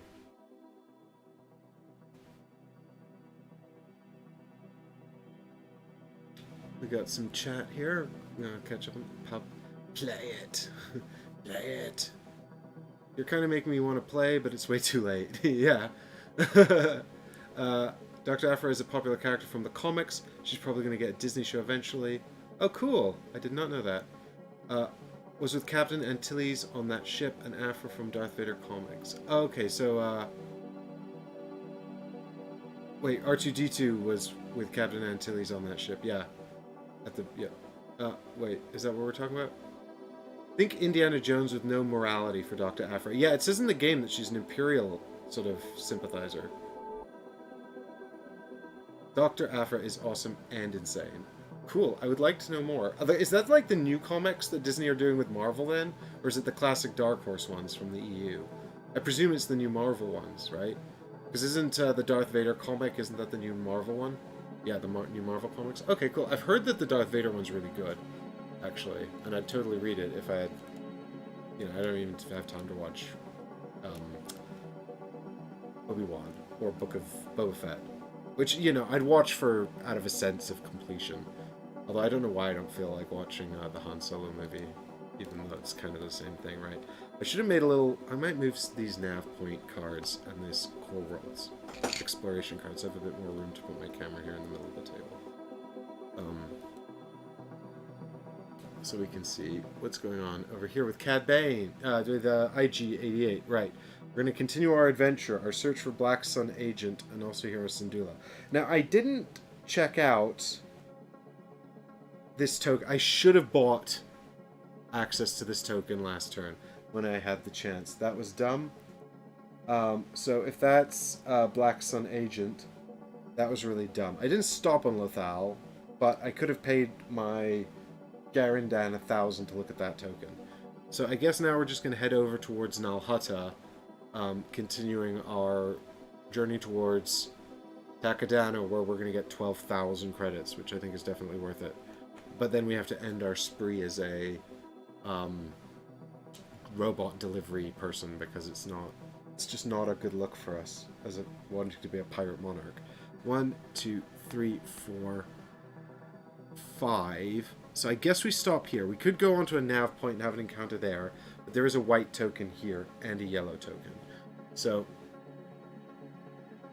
what we can do now is we've got actions, and I think what might actually be a good shout is to pay to look at one of these two, and then we can encounter the other one if it's not our bounty. Hey Brian, thanks for stopping by the stream.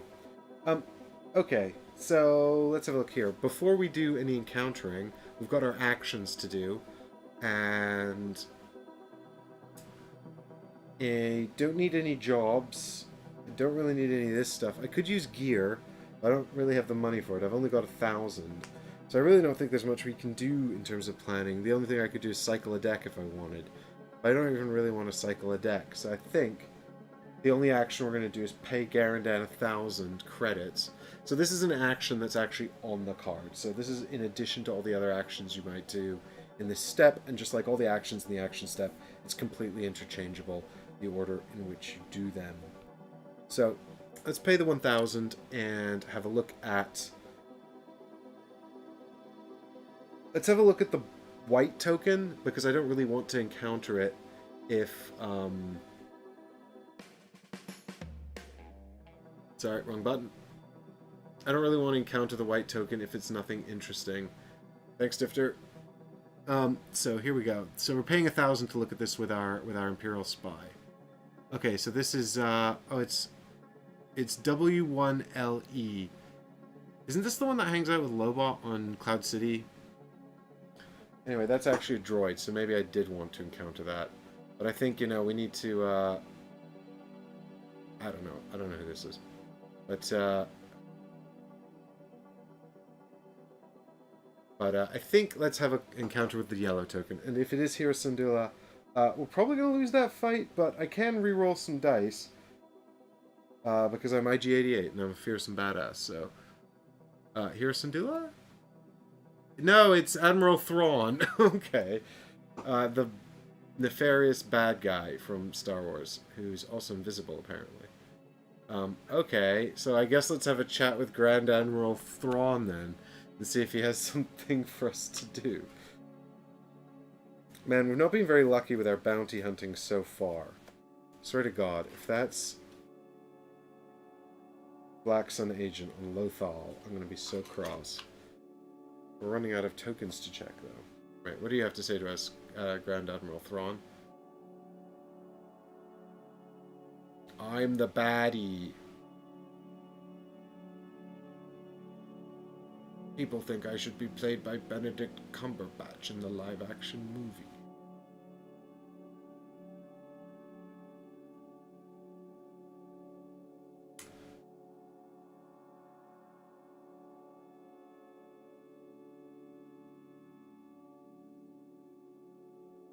This is really annoying. Come on. I want to read what he has to say. Oh, there we go. The Grand Admiral is looking for someone to sabotage a rebel cell. You get the feeling that you're only part of a larger plan. If you have neutral Imperial reputation, you may discard Grand Admiral Thrawn's token and take the job below. I do. Influence, strength, and tactics. Well, I don't have influence, but I'm really good at strength. I also don't have tactics. Oh, go back to Lothal and do a job card, and then lose 1 rebel reputation. Gain 7,000 credits, 1 fame, and 1 Imperial reputation. I mean, as intrigued as I am by this, I don't think I actually am going to take this, partly because I don't have any space for it. I've already got 2 contracts. And also because I only have strength out of the 3 things you need. So I'm really good at one of the 3 things you need.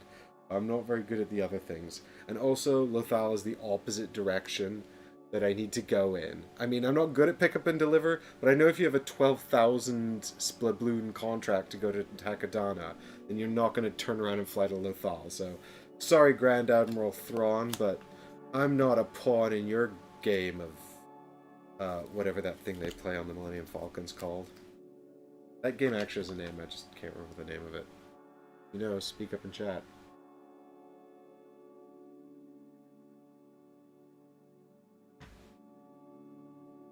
A Game of Thrones. Right. So that's the end of my turn. My encounter's all done. So it's time to see what Cad Bane's up to. And Cad Bane and I are kind of we're just hanging out now. We're really close together. So maybe I can actually use that to my advantage. Maybe he'll go find one of my bounties on a planet there, and then we can just share info, because that's how board games work. Even though, really, you know, you should probably be looking at these in secret, you know, in your hand, so that you don't show anyone that's there. But that's not how. It's not an option in board games. Not in this game, anyway. I've drawn the Cad Bane card again. Right, I'm just going to tell you guys, rather than do that. So, he wants to move towards a bounty. Right, his bounty's Chopper, which is an orange token. So, he's either going to come here to Nal Hutta, or go to back to Ryloth. They're both equidistant. I think, there's not really a rule on that. I think I just pick. But in the spirit of... Actually, it really doesn't matter at all, so let's just randomize it. Hits, he goes to Ryloth. Misses, he goes to Nal Hutta. Throw it down here. Alright, well that's a hit, so he's going to Ryloth.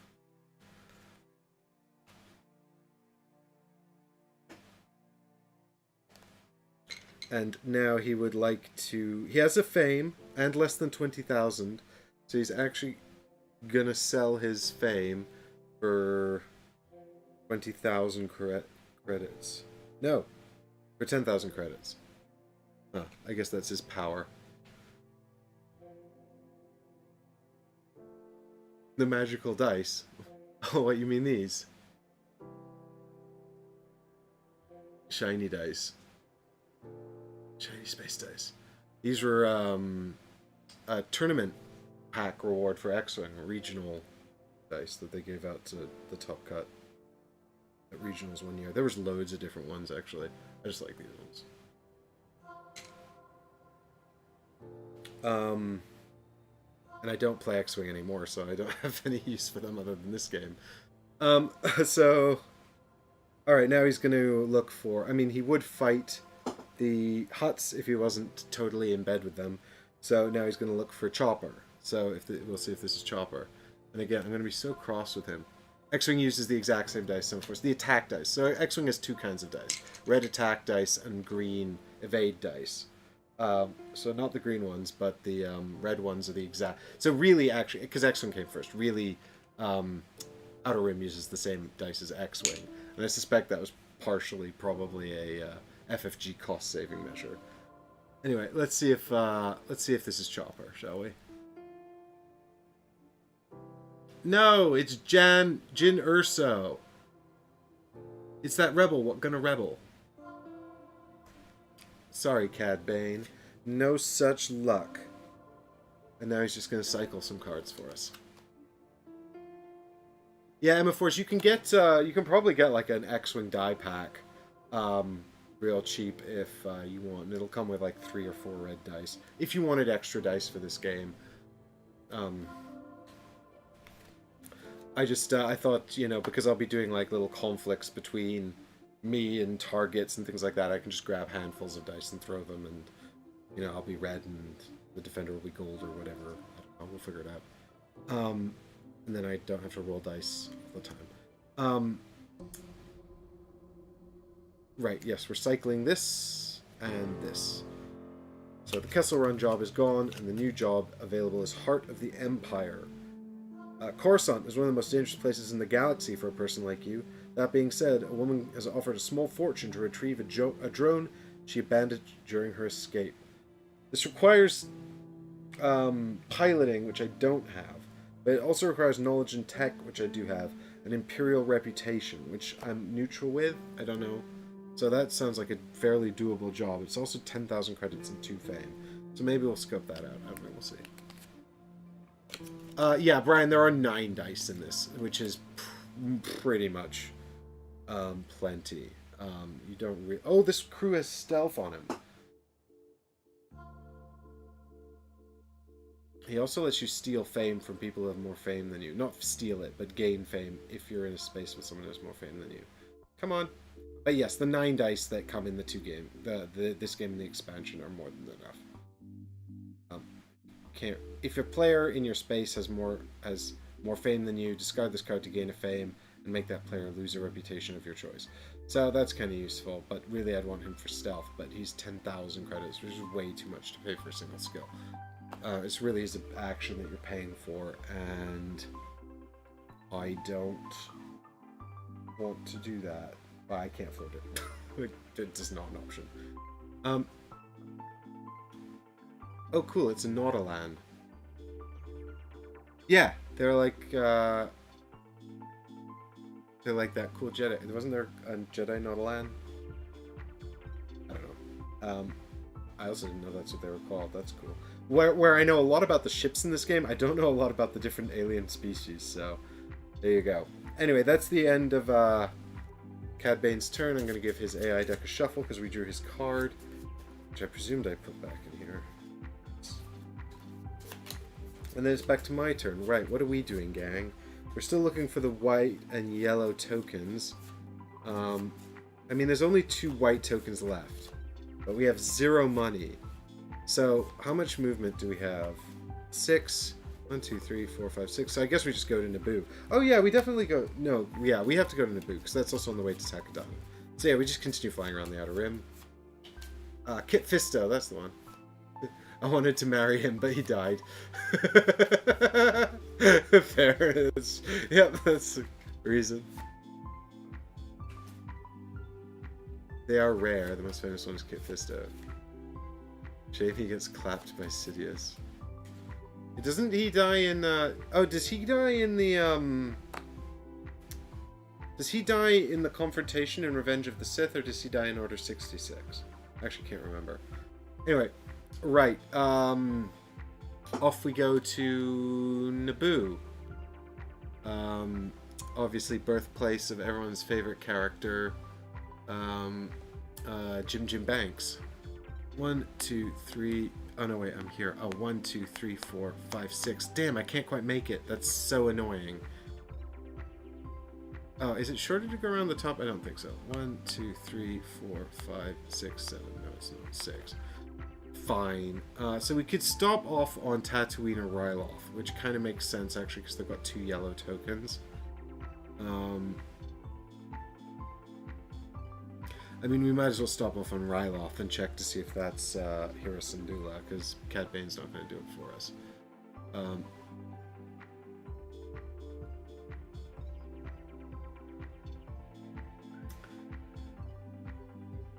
Markets, I have 0 money.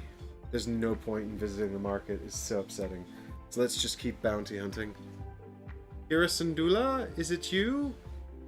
No, it's Maz Katana. Get out of here, Maz Katana. Nobody cared about you. You're from the ones we don't like. I mean, the ones we really don't like. The least good ones, which is pretty impressive when you think about it. Okay, fine. My turn's done. I'm just sitting around scoping to... I'm too broke. I'm too broke to do anything interesting. Right, Cad Bane, it's your turn.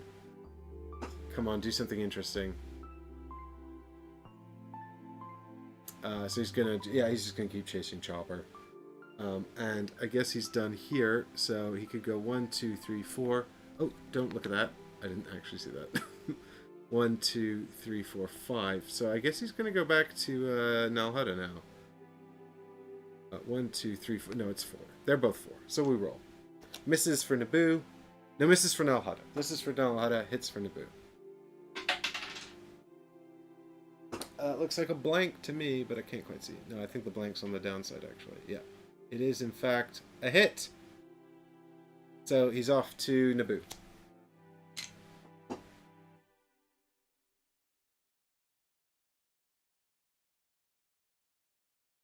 Hexy says, I would like a Star Wars game focused on the Jedi like a dungeon crawler in the vein of Legends of the Dark. Imperial Assault doesn't count. Why doesn't it count? I mean, that's basically exactly what that is.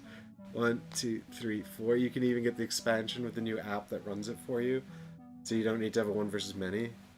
I mean, I know it's kind of like Descent 2.0, right? Whereas like Legends of the Dark is 3.0. So, and like Descent Legends of the Dark is a significant step up from Journeys in the Dark. Not enough Jedi, not enough solo stuff. Yeah, I mean, I guess that's fair enough. Imperial Assault's very focused on the Rebellion period. Whereas sounds like you want something from the Old Republic, if you want more Jedis.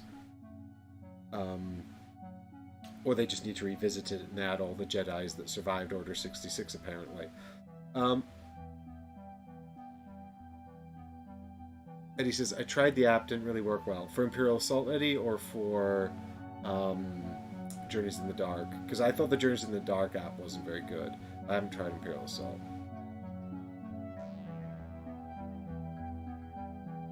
Right, what am I doing here? I'm finishing off Cad Bane's turn.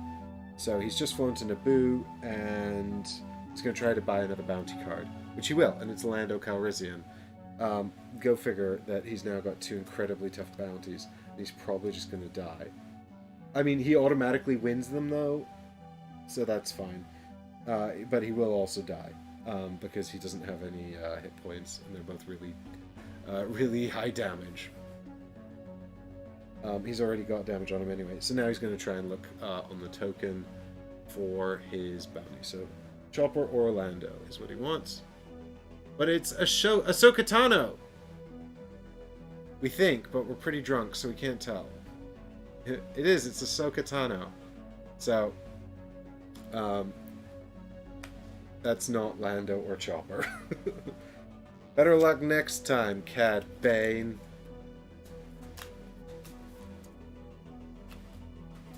Alright, back to me. My turn. Right, I'm definitely going to move, because there's no one on this planet that I want to talk to. I actually also... Yeah, so that's fine. So let's go 1, 2, 3, 4, and see if this person on Naboo is, in fact, the Black Sun agent we've been hunting for like 1,000,000 years. Right, again, I'm still broke, so I really could use this to be the agent. Oh, yes! Finally! It is him, I can tell, even though I'm drunk. I've been looking for him for so long. Yes, good, good. So we skip the encounter, and we just have a fight with him. He's got 2... So, where does he want to go? Oh, take him to Ryloth. Yeah, so I think we should do that, because it's right next door. And, I mean, we're just kind of fortunate that if we capture him alive, he goes to Ryloth, which is right here, and we get an extra 5,000 credits. So let's try to capture him alive.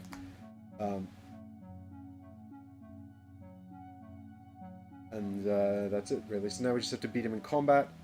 So I've got 3 dice because that's my strength here, and he's got 2.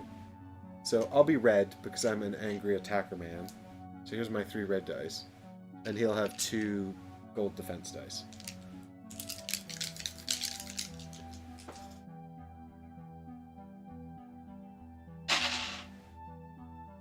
Alright, well, I've rolled 3 hits, and he's got a crit and a hit, but his crit...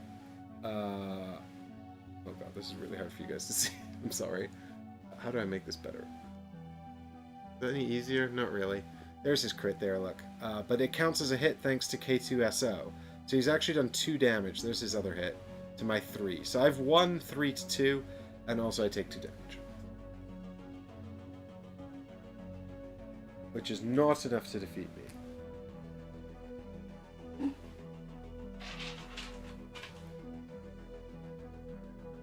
And now we've captured him, so I put his little token here on my board, and that's it. Here's Syndulla. Where do you want to get taken? Lothal. That's so far away. I guess we're returning to Lothal, because that's where the angry guy that always wanted to capture you was based. And also where you were based. I don't know. I'm trying to decide if I continue on to Takodana and sell off the cargo. Then we can also see if... Yeah, I think it's probably better to go Takodana, hand in the cargo, check this yellow token, and then back to Ryloth to turn in Black Sun Agent.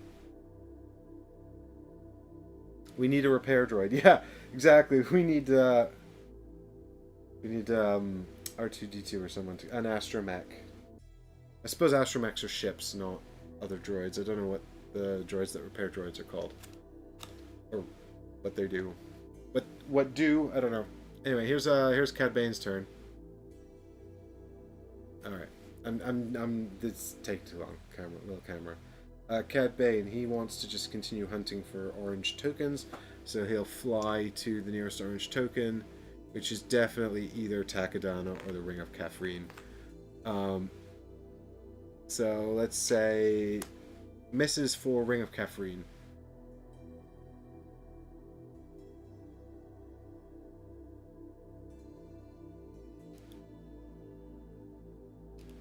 And it's kind of funny how we're both wound up in the same end of the galaxy. So that's a hit. God, I wish I rolled like this in X-Wing. Nothing but hits. So that's 1, 2, 3. I said misses for Ring of Kafrene, didn't I? He's just following me. Or maybe I'm following him, actually, because he's ahead of me. So, he will now attempt to buy gear, which is Boba Fett's jetpack, which he can totally afford. But he doesn't buy it. And the reason he doesn't buy it is because it only has an ability and it doesn't improve your stats. And the AI is only interested in stuff that improves your stats. So instead he's going to cycle it looking for something that works on his stats. The next thing is armor, which improves his hit points, so he does want that. It's Bounty Hunter helmet. I mean, that seems fitting, really. As bounty hunters, we should probably have helmets. And I would quite like to have this, but never mind. But this gives him an extra hit point and costs 4,000 credits. So there you go. 1, 2, 3, 4. He's down. He's broke. We're both broke. We're not very profitable bounty hunters. All right. And once we get all this money, what are we going to do? Are we going to buy a better ship? We do need, actually, to have a big space fight. So maybe we do need a better ship. Okay, so back to the story of Cad Bane over here on Takodana. And he's actually got a priority here where he would pick a fight with a patrol in this space that's weak if he could. But now he's just going to check out and see who this is. Oh, it's Enfys Nest from the Solo movie. And she winds up being kind of a rebel. So there we go. Facts. I knew that. Anyway, not Chopper or Lando Calrissian. Sorry, Cad Bane. Wop wop. Alright, now it's me. And I'm just gonna follow him over to Takadana and turn in my cargo. 1, 2, 3.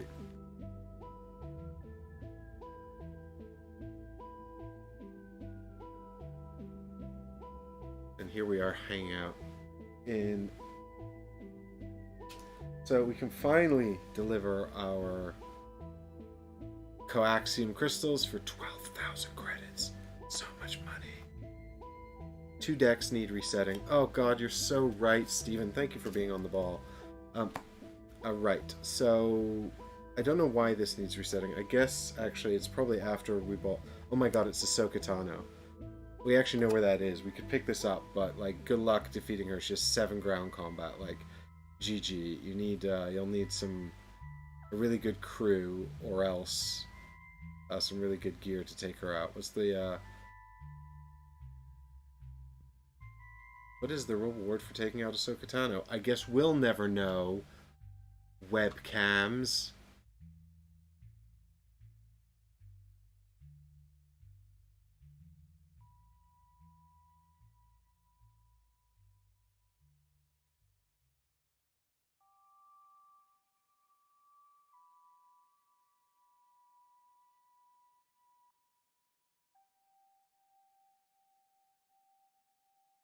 Right. This is actually on autofocus, but good luck. There, now I'm just doing it manually. Okay, so if you can capture her and take her back to Lothal, she's worth 22,000 credits, which is insane. Yeah, a Jedi versus amateur droid pirates. We've done 1 bounty, so I think not. Anyway, she's also about moving the rebels. She would also have flipped over a token, but unfortunately, I forgot to do that, and I'm not retroing it. So the rebels are going to go 1, 2, 3, 4, and then the other card is Black Sun Pirates 4. 1, 2, 3. No, they'd go 1, 2, 3, 4 to here. Wow, they're getting around in their little Z95.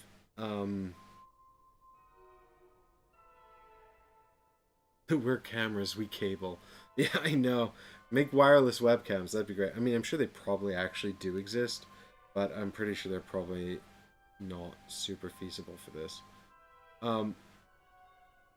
If we think about how long it takes them to focus, like imagine them trying to like stream over Wi-Fi or Bluetooth or whatever.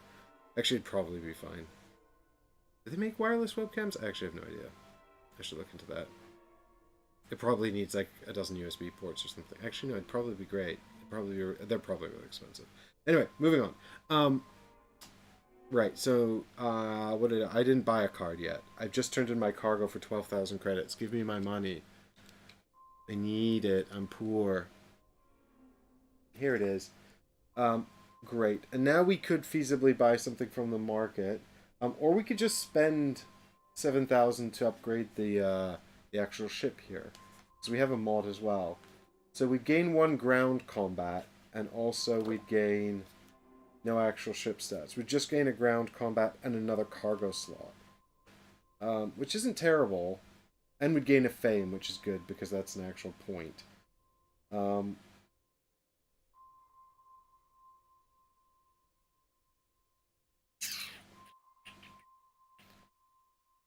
mean, a point is good anyway. We could also complete one of our objectives. So let's... Or we could try and buy a ship. In fact, we could strip... I mean, but 12,000 is not quite enough. Alright, gang. What do we do? Save up to buy a ship? Or, yeah, MF4's battery life as well. Try streaming 5 hours of board games with a wireless webcam. Alright. So, save up for a new ship, or blow it all on upgrading the Moldy Crow.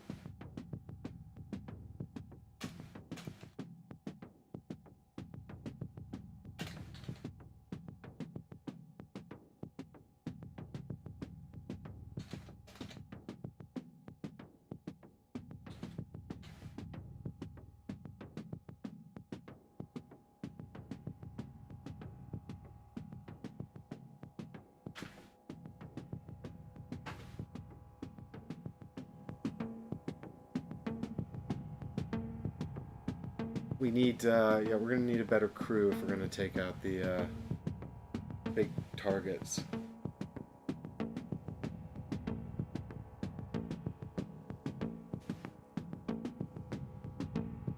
Everyone wants multi-crow, apparently. We got some old Nintendo kids here. Wow, yeah, everyone wants multi-crow. Y'all remember Kyle Katarn? That's fair enough. Steve, I guess, yeah, I mean, we want to be doing ship goals anyway if we can, because they give us fame. But, well, why not upgrade the ship? All the ship upgrades do different things.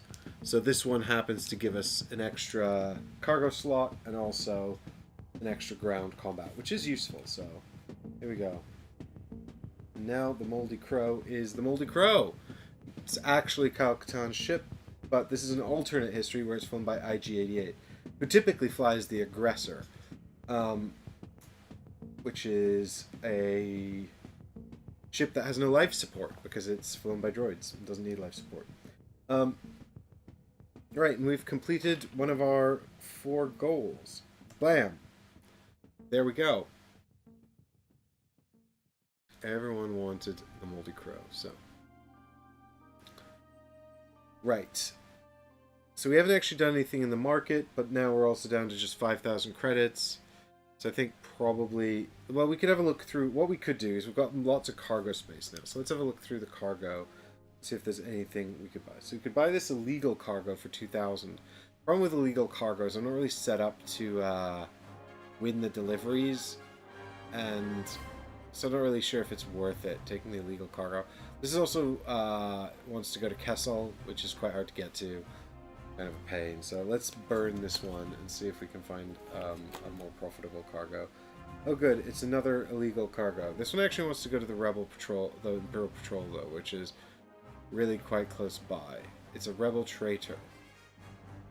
And I'm not opposed to getting Imperial reputation either. Especially because that would help us fly through the core. So, I guess, yeah, it's also free. So let's capture this Rebel traitor. Because, you know, they're obviously a traitor. And then we'll see if we can actually do that. In the meantime, actually, I don't know what happens if we fail to get this card, so we have to roll a die, and if we don't get a hit, then we have to draw and resolve story card 96. That's definitely not a hit. It's a focus symbol. Boo! Not a hit. Alright, well, hopefully this will be fine. There are 3 cards 96, so let's go for the middle one.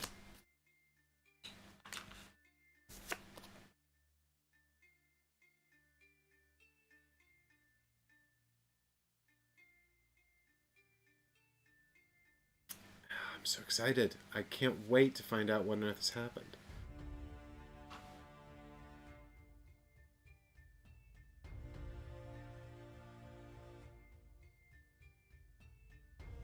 Lose 1 rebel reputation.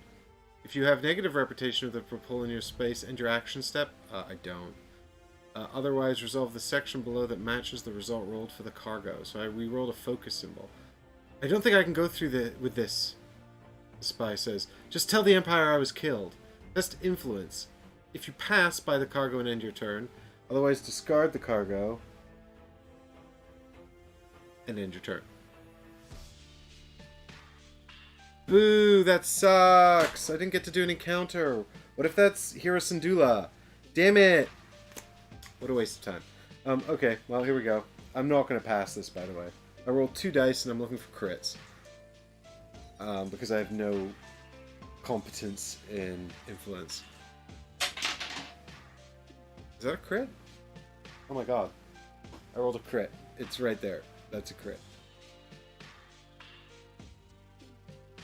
So, I guess I got the cargo, so it wasn't a complete waste of time. The game heard me complaining, and it was like, shut up, you can have the card.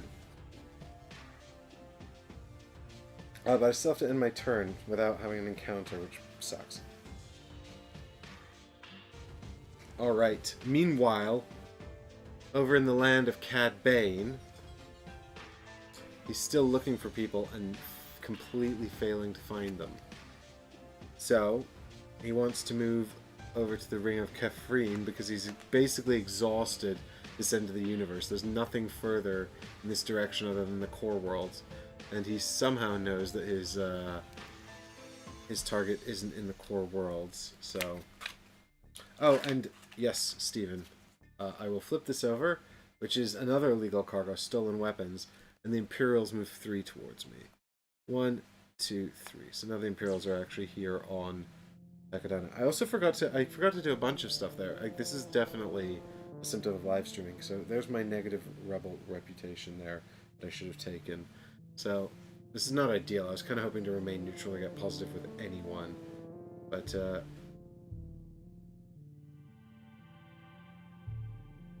sorted. Anyway, back to Cad Bane. Hanging out here on the Ring of Kefrine, looking for whoever this is. So he wants to buy a new ship. It says he has 11,000. So we're gonna have a hunt through the deck here. So he's gonna ditch this card and look at the YT 2400 light freighter, which you'll all know is of course the one of the models that replaced the YT 1300, which was famously the light freighter used by Han Solo. The Millennium Falcon's a 1300.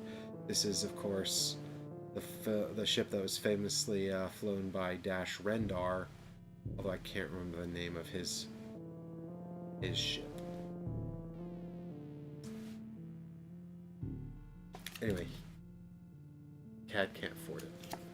So he has revealed the GX1 short hauler. The Headhunter, it's not the Headhunter, but that does sound familiar. Anyway, the GX1 short hauler is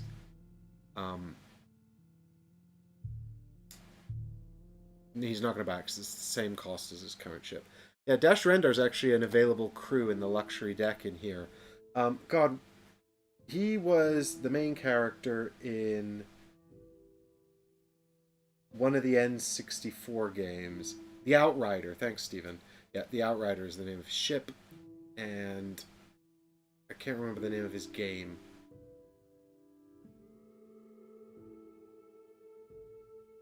But it was one of the, well, it was a Star Wars game for the N64. But not the Kyle Katarn's one. That was Dark Forces. Kyle Katarn was Dark Forces 1 and 2. He was a stormtrooper who went rebel and then became a Jedi. But he became a Jedi in Jedi Academy, which was later. Steven's like, I don't know, I'm just sitting here Googling stuff. Fair enough. Though this is the deep joy of live streaming, is suddenly you can't Google things, so you actually have to test your knowledge. And you just forget, you realize you're a totally fallible, squishy human brain.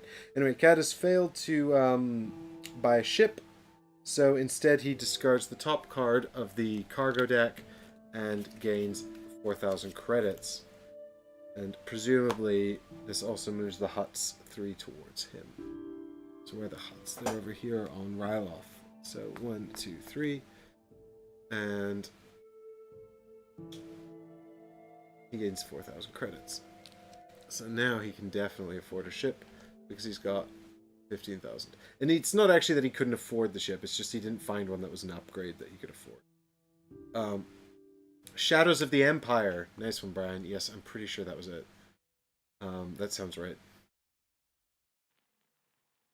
Okay, so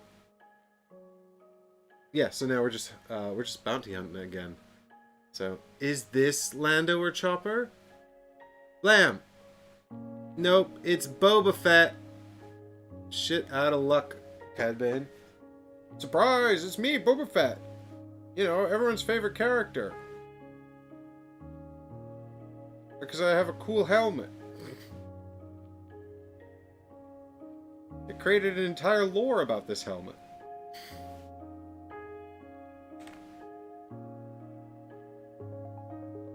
That's not the droid we're looking for.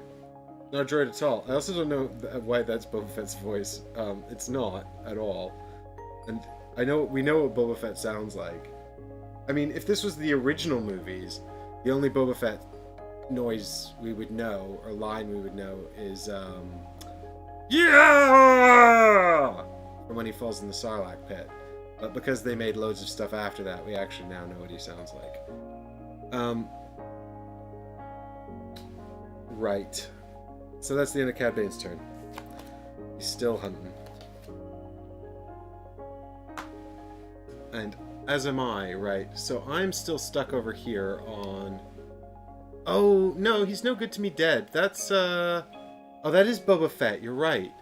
He does say that, doesn't he, Brian? I forgot. He's no good to me dead.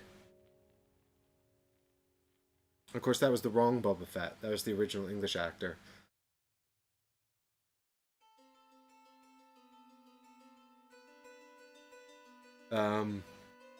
Right, what am I doing? I'm here with the Imperials. Oh, this is great, actually. Now I can just hand in my Rebel Trader, because Cad Bane had the Imperials fly over to me. or they flew over to me somehow. Actually, I think I did that. Brilliant. Great. They made it here. They came all the way over here to just pick up their illegal cargo. Fantastic. What else was I going to do here? Oh, I was going to check the yellow token. That's right. So I guess I might as well hang out. Now, I guess the question is whether or not I take 2,000 credits or heal the 2 damage I've got. The thing is, I'm only going to have a fight with Hera, and that's a ship fight anyway, which I'll probably lose. So, yeah, I mean, who knows, maybe I'll get lucky. I can do some rerolls. I do have the power to do some rerolls. I need her to roll bad. Anyway, so yeah, I guess we'll just take the 2,000 credits, because we'll probably take some damage on our ship as well, and then we can repair everything all at once. It's slightly more efficient. And then we shall hand in our illegal cargo to the Imperials. Here you go! So we gain 1 Imperial favor, 5,000 credits, and 1 fame. Is that our first fame on the board? No, we should have 2, because we did the personal quest of the ship as well. We haven't got 1 for the Black Sun agent yet, because we haven't actually turned him in, but we should have another one coming to us for that. So, there we go. On the board. Right. And now we have the market choice to do a market thing. We've got 7,000 credits. We can't take any more jobs. We do need a cargo. So, what is this? Back to supplies. It wants to go to Takodana, which is where I am. You can't buy it on Takodana. That's kind of a bummer. So I guess we should swap it over for something else. If you are not a droid, discard this card to recover all damage from your character. Well, I am a droid, and I resent this, so I'm flipping over a new one. Oh, good night, Heggers. Have a good sleep. Corellian passenger. Cannot buy at the trailing core. I'm so close to the trailing core. Gain 6,000. You may move directly to the spinward core. Okay, let's take this person on, because we're very, very close to the trailing core. It's the core world here. And even if we nip down back to Ryloth, we might still come back this way. And we do have to go back to Lothal with Hera, maybe.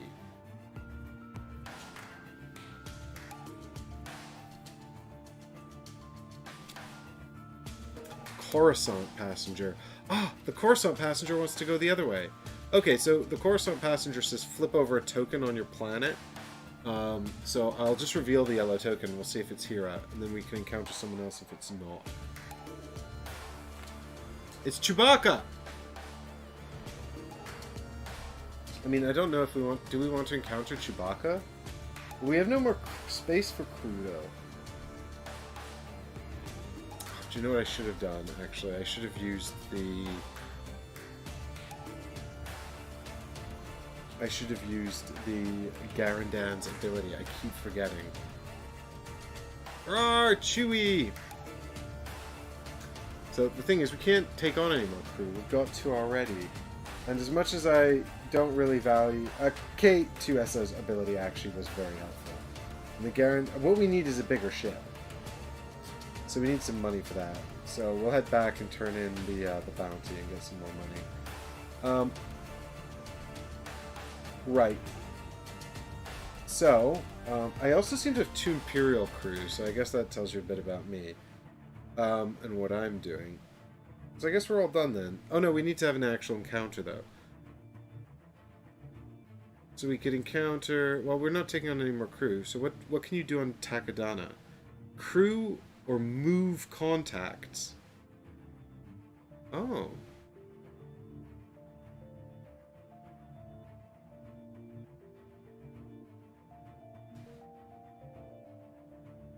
So this is one encounter card for Takodana, so let's see what we get. A secret mission?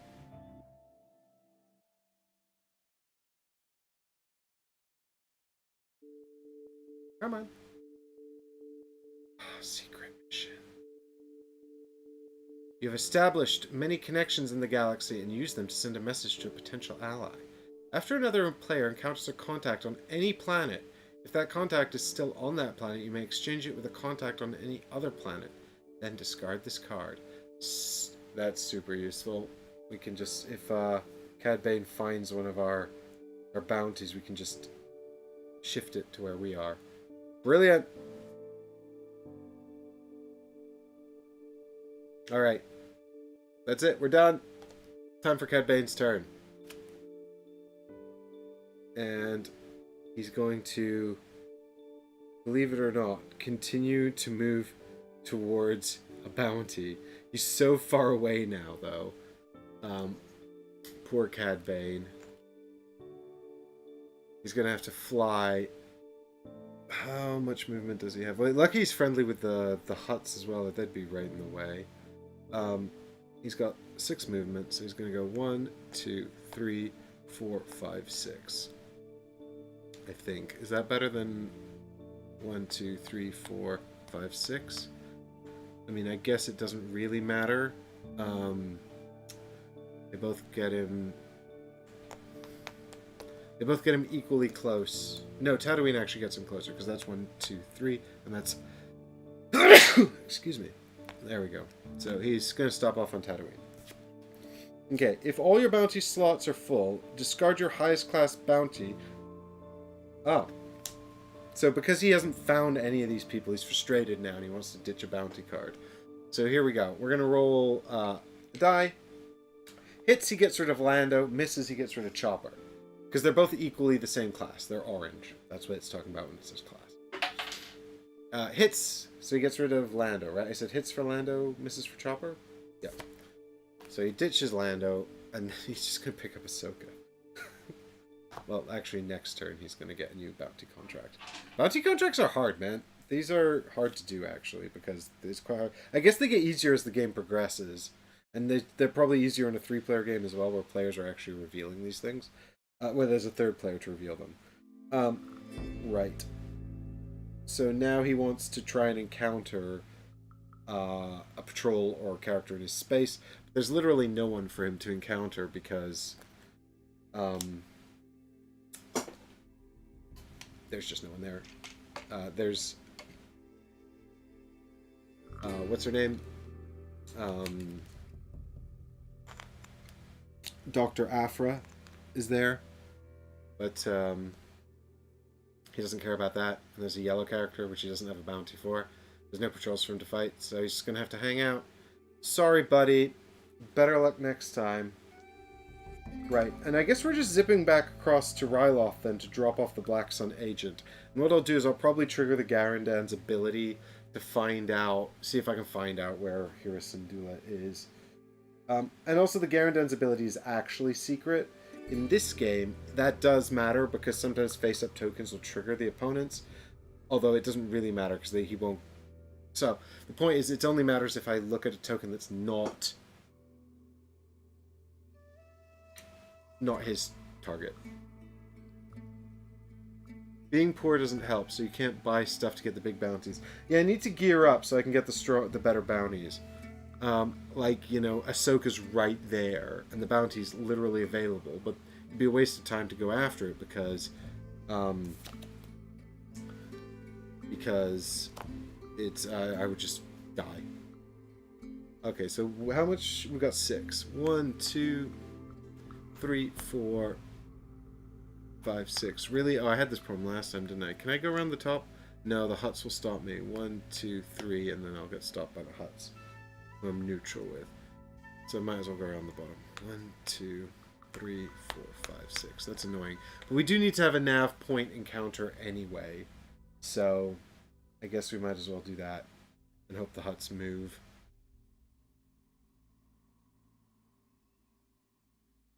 You're weak! Your friends will all die. Nobody can help you now. Right, what am I doing? I'm going to have an encounter on a nav point, because that's the only thing I can do on a nav point. We can't do any market stuff, because we're not on a planet.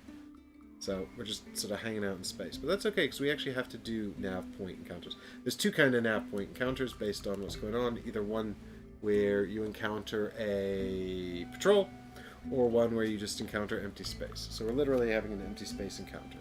So who knows what's going to happen. So there's the patrol one, but we're not doing that. So here it is.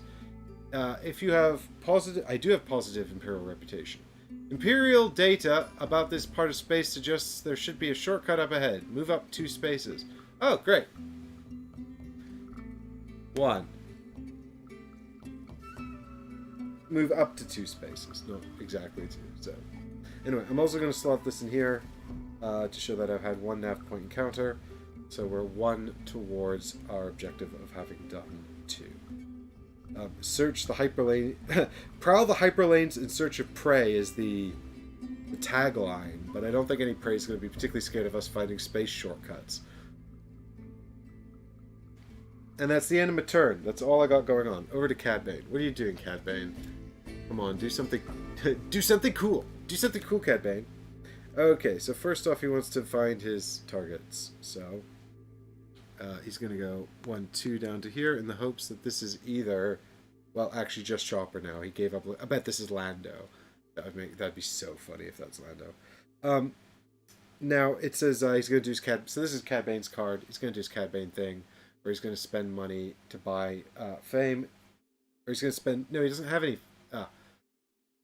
If he has at least 1 fame, and he's gonna, yeah, he's not gonna do that. So now he wants to try and buy a ship. So let's see if he can buy a ship. So he's not gonna buy that one, the G1X Space Hauler. That is the Jumpmaster 5000 for 10,000 credits. He will buy this. This is Dengar's ship.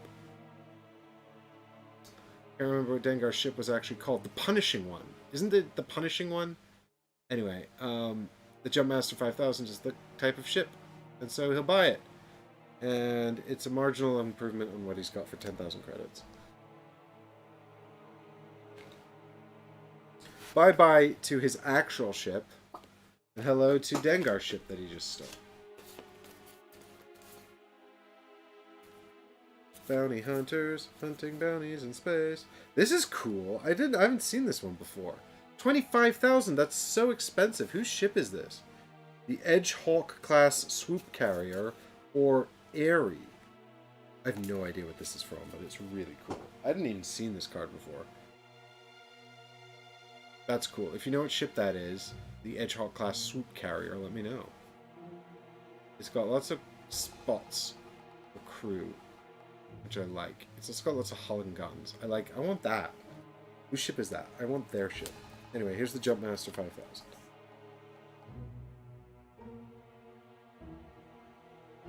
$25,000.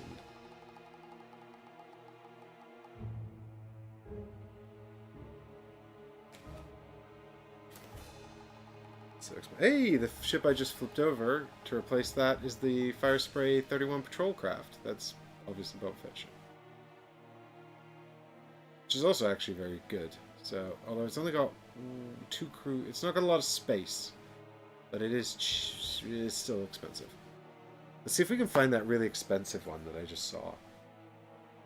This is the, oh look, the other one that wound up on top. I haven't seen like any of the ships from the expansion apparently. Is the Azatuk uh, anti-slaver gunship. This is what the Wookiees fly. This is a Wookiee ship. This is probably that other character, Black Kashyyyk or whatever his name was that they added in. The Scourge. Right. Right, so he buys a ship. So he's done that. And now that he's bought a ship, he's going to try to encounter Chopper. Dun dun. Is it Chopper, though? Oh my god, it's Chopper. He found him. He found Chopper. I was hoping it was Lando.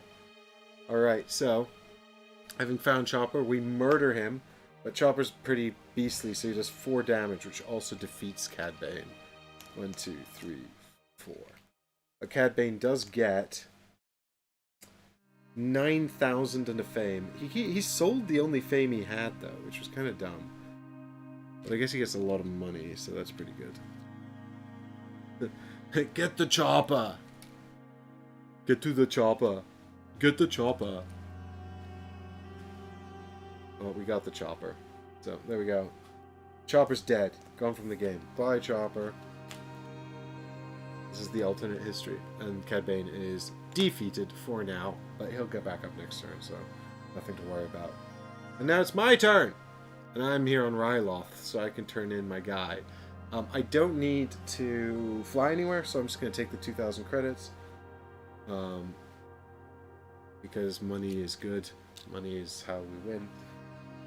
And now we can hand over the Black Sun Agent, which is going to let us take a new bounty contract as well. I mean, I guess we can take the Ahsoka Tano contract, although we need gear. There is a vibro knife on the top of the deck. Let's have a look and see if it's any good.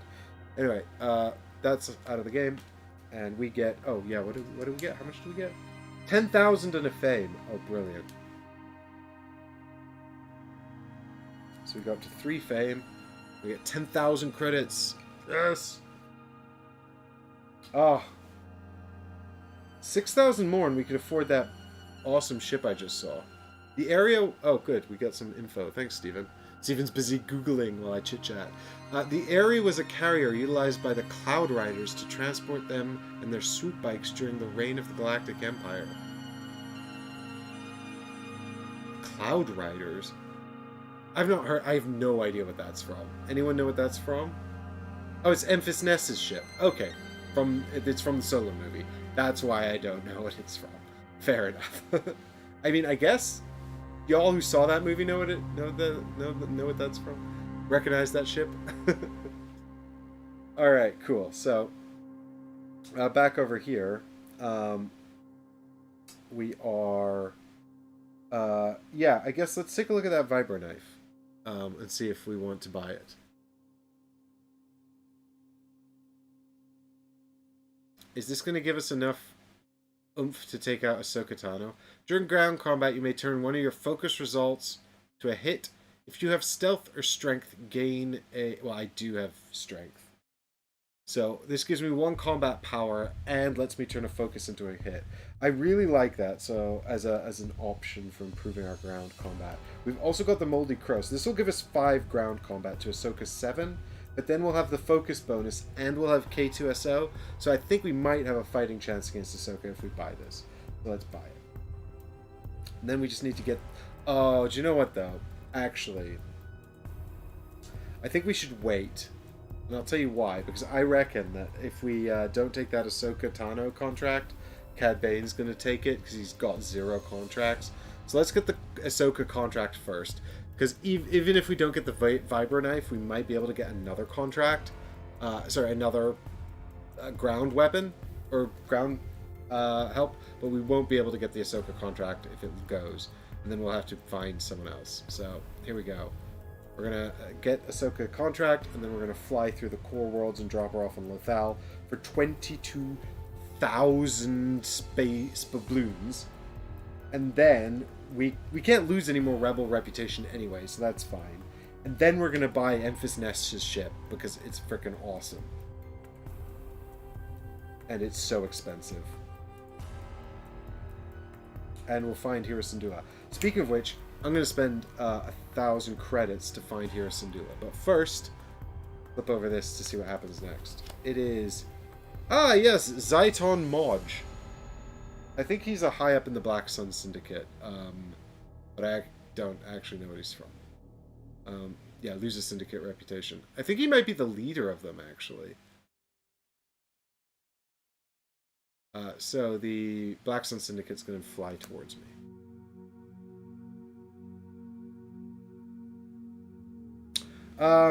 Yeah, the Crow has an anti-personnel turret on it, though, Steven. So it's got an anti-personnel blaster, so it gives +1 ground combat, because we upgraded it. Or we achieved its ship goal. Which is actually, I think, something from the game. Leader of the Black Suns from Clone Wars. I knew it from somewhere. Right. Yeah, so we took the Ahsoka Tano contract. I don't really care about burning anything else. So I guess we just need to have an encounter, and then we're good. We still don't have any space. We have space for cargo, but that's it. So what can we do on Ryloth? Buy ships and selling. Okay, well we might as well try and buy a ship, I guess, on the off chance that something happens. I feel like I was going to do something else, but I forgot what it was. Stupid, squishy human brain. Okay, well that'll have to be it then. I guess I'm moving on to the encounter step. So, here we go, Ryloth. Dun dun dun dun dun. The Imperials have impounded a smuggler's ship. You could probably steal it. You may lose 1 Imperial reputation to test tech. If you pass, lose 1 fame to buy the top card of the market deck for free.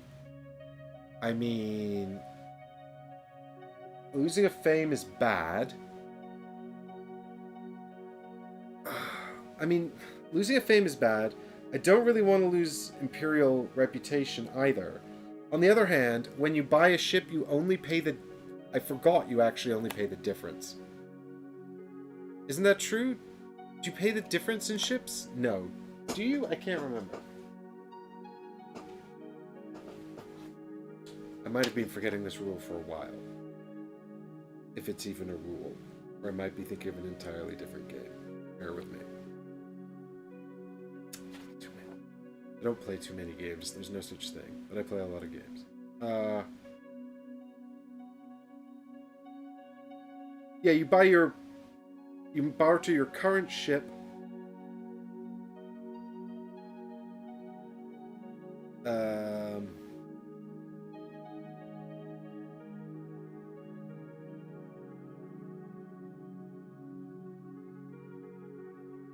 Yeah, so you barter your current ship, so I guess you knock the current value of your ship off the cost.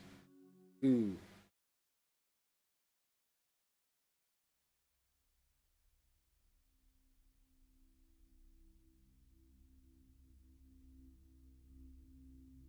I guess. It doesn't actually explicitly say that. But I'm sure that's what they mean. A player buys a ship and does not have enough slots. No, that's not right. When they buy a ship, remove the market card, then replace your ship sheet. Yeah. Must barter there even if it has 0 cost. I feel like barter just means... oh.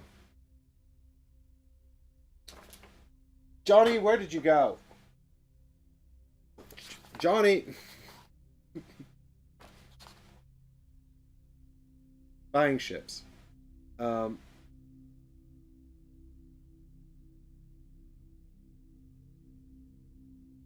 Yeah, discount the cost. Okay, so we need to give Cad Bane back $5,000. Oops. And also, I guess that means... so, basically, I can lose an Imperial reputation, which is not great if I want to go through the core. But on the other hand, I have this Corellian passenger that will let me do it for free. We test tech. We're pretty good at tech, so that's probably going to be fine. And then we get the fire spray for free. Yeah, I guess let's do it. Why not? But we lose a fame. We're effectively gaining 15,000 credits for the loss of a fame. What do you guys think?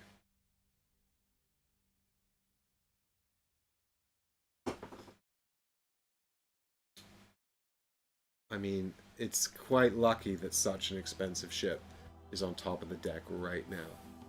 Ultraviolet says, get the splabloons! Steal the ship! We're space pirates! Do the crime! Space piracy, obviously. Yeah, I mean, it makes sense. Okay, so here we go. Testing tech, then. You may lose one reputation to test tech. So we lose an Imperial reputation no matter what. So there we go. We've lost the Imperial reputation. And now we just need to roll the dice to see if we can take the fire spray.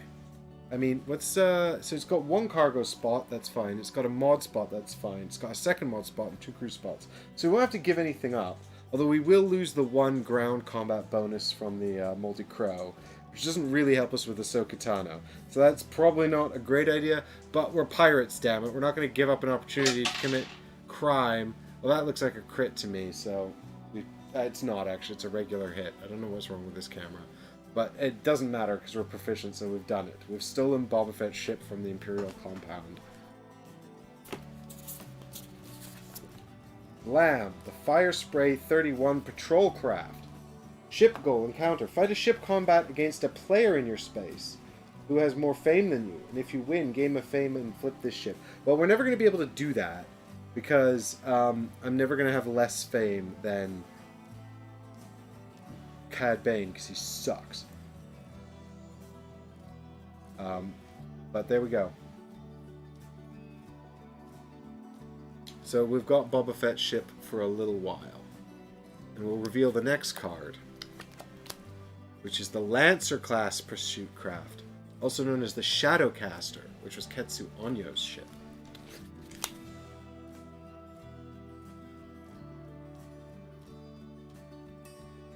And it's like half as good as the Fire Spray according to its cost.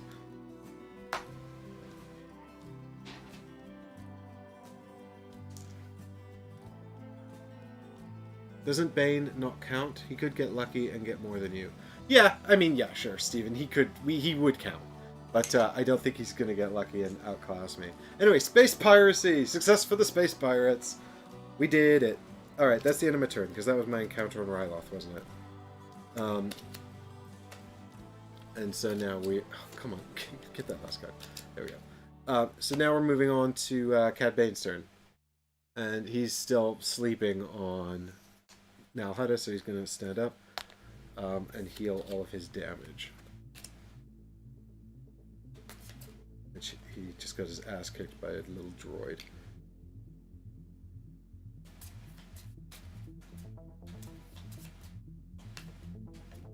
Alright, and let's see what he's going to do now. I've had to reset his deck because I had his card last turn. He's got so much money though, actually. He might just buy a bunch of fame. Success for crime! Yay for crime!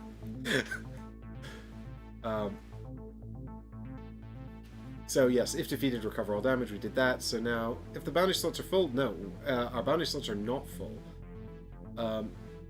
So he's gonna look. He's actually gonna look for a card for a face-up character, and then he's going to try to encounter that. Well, he's not going to do that on his current planet. So he's actually just going to get a bounty, but he's going to search the bounty deck for a face-up card. Because he has literally got no bounties at the moment at all. So, bye-bye Zaiton Modge, and hello to... That's the wanted job, he can't do that. Maz Katana! Oh, she's where I am on Ryloth, so she's really close by.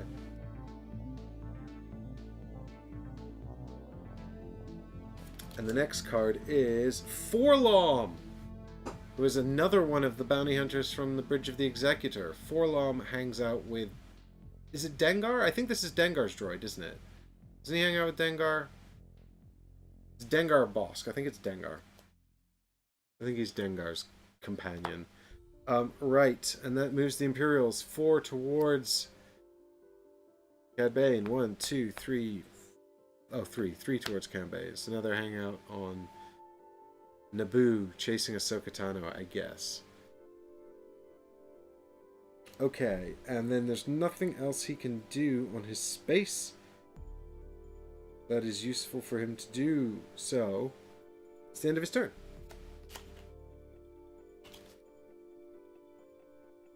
And now it's over to me. And we want to go and take out Ahsoka Tano, I guess. I mean, we might as well try, right? Even though we just lost our bonus to attack. So we're going to be down to 4 dice to her 7. We had 5 to her 7. I was feeling much better about it. But you know what? If she kills us, we'll just get better, buy another gun, and try again. We did just steal a super ship as well, so I'm feeling pretty confident. Not confident about our chances in this combat, but confident about our ability to come back from it if we lose horribly. So we have 6 speed still. So we can go 1, 2, 3, 4. And we have to stop here anyway because the Imperials are doing an Imperial check.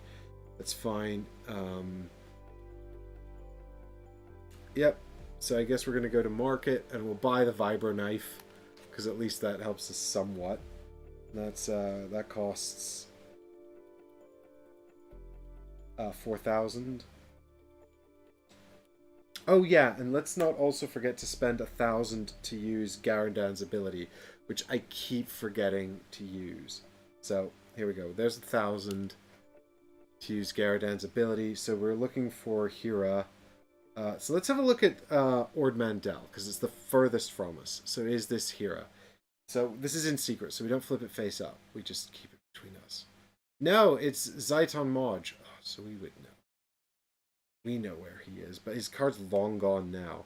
So here is either on Kessel, or she's on Tatooine, or she's on Katonica.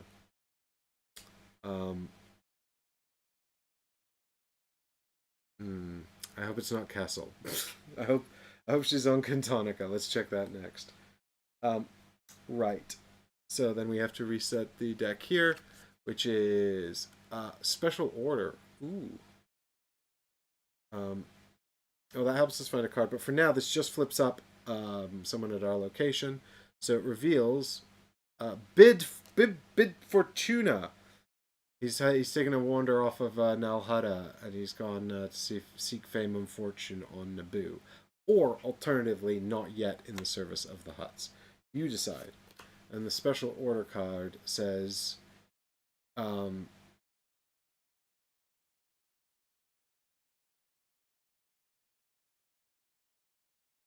it says...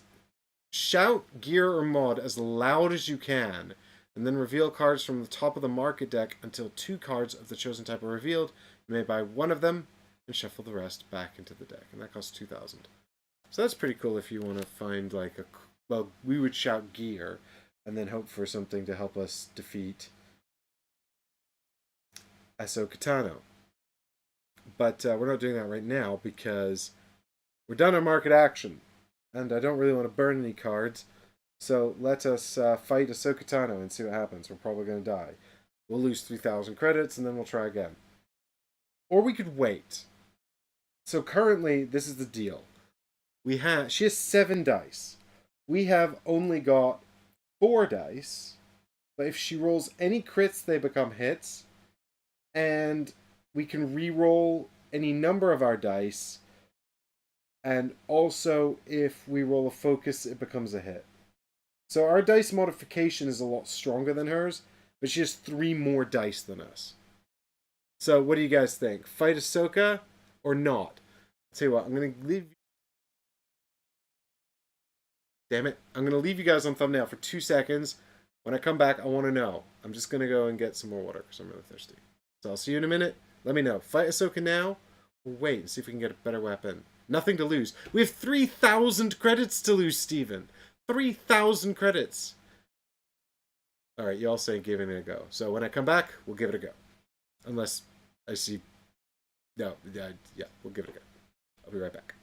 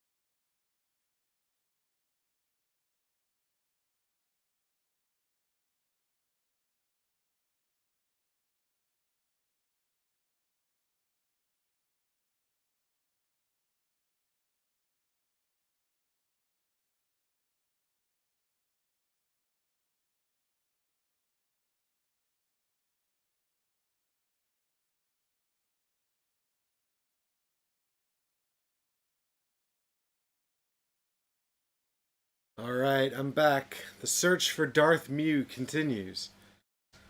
Or rather, in this case, the fight with Ahsoka. Oh no. Here we go. So what did I say? I've got 4 dice against her 7.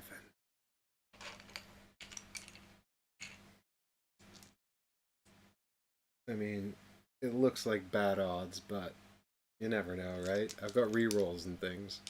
Let's see what happens. Also, where's the music? What happened to the music? It's actually just run out. I need some exciting Star Wars music. If only we could actually play Star Wars music. That'd be so cool. All right, here we go. Let's see how things look. Oh god, I can't see anything. I mean, it's not bad. She's only got 3 hits. The bad news is we only have 1. But okay, so I mean, she doesn't get to modify. So she's got 1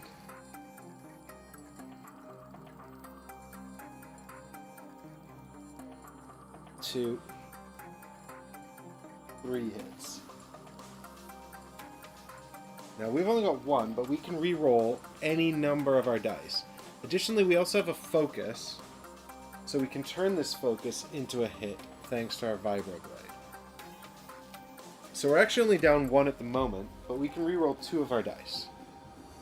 So, here we go. The 2 blanks. We'll re-roll these. And she's got 3 focuses and a blank here. So, a big miss for Ahsoka Tano. So this could be the, this could be it. Come on. Come on. Here we go. Oh, yes. I think... Oh, no, wait. Who wins ties? We got another hit. Does the attacker win ties? I can't remember. I think we win ties. I'm not sure.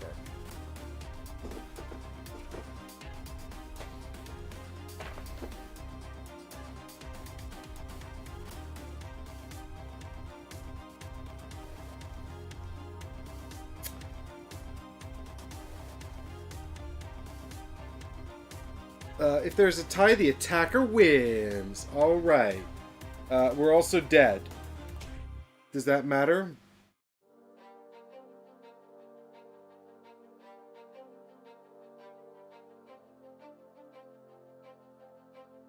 The highest amount of damage wins the combat. So we still... Well, we don't... I mean... Yeah. Awesome. So we have 1, even though we're also dead. We're not dead. We've captured her. I mean, we could... we don't have to capture her. But if we take her to Lothal, we get an extra 10,000 credits. And then I guess we're just going to buy cool stuff. I don't know what we need all that money for. But we're actually not that far from Lothal because we have a free ride through the trailing core. And Lothal's just over there, so we'll just beef across here. And then drop her off. Good! But also we take 3 damage. Which is actually not that much. And it's only just enough to kill us. If we had fixed ourselves, we wouldn't have died. So that would have been probably a smarter move. I can't remember why we didn't do that. I guess we're busy. So we lose $3,000 and we are or 3,000 splabloons, and we are defeated. For now. But don't worry, we'll get right... Oh, it does mean we can't start sailing next turn. That's kind of annoying. But never mind. Alright, and that's that for now. So it's over to our arch nemesis. Oh, sorry, I thought I was on a different camera.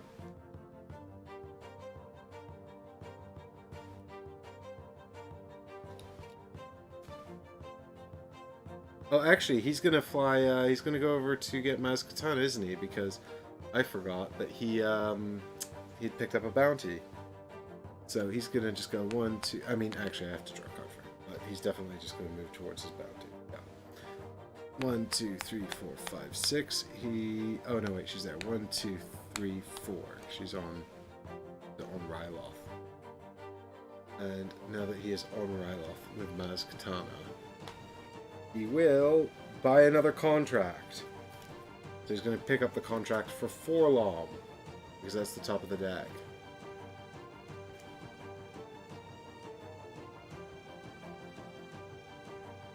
And now he's going to encounter Maz Katana, who kills him, by the way, because she's a tough cookie. But he also gets $5,000. And now he's very rich, actually. I'll trade some of this in for actual money here. So I have a feeling he's going to... And he gets 2 fame, which is actually not great. He's now kind of ahead of me. And also, he's going to probably get more money in a minute. More fame in a minute, because he's got so much money. But he does also get defeated, because she's a tough little cookie, and she probably smacks him with the blunt end of a lightsaber. Blap! Go fight him and upgrade your ship. I'm actually not far away from him, so I could go and pick a fight with him. It's true. He's on a planet. We'd have to do ground combat.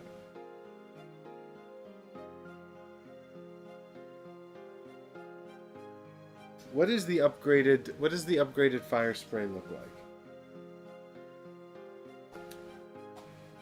like? We can stealth past... I mean, it actually doesn't... It gets us a fame, which is always good. But then it just allows us to test stealth. To stealth past patrols. And I don't have stealth. I am actually going to need stealth and piloting at some stage, though. But we'll need more crew for that. At some stage, we need a new crew slot. We need the better ship. We need to find that airy ship somehow. Oh, it's mods. It doesn't get a better... Oh, it gets lots of extra mods. I mean, I actually don't know how many mods there are. Yeah, you're right. It does get extra mods, too. That's true.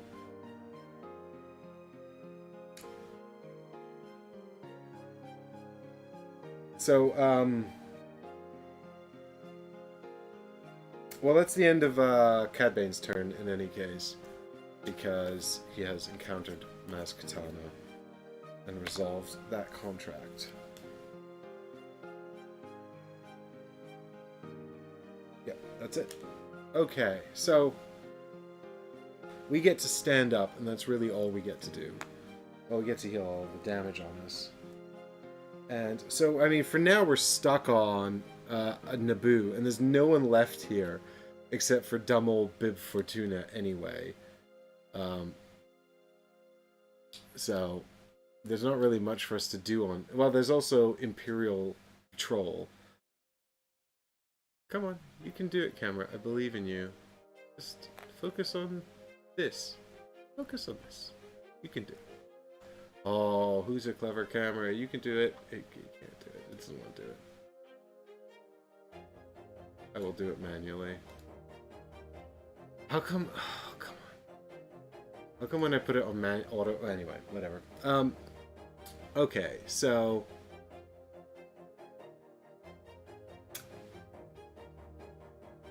Right, well, we can buy the special order. We do have 10,000 credits. So, I mean, I guess we could buy the special order and hunt for mods.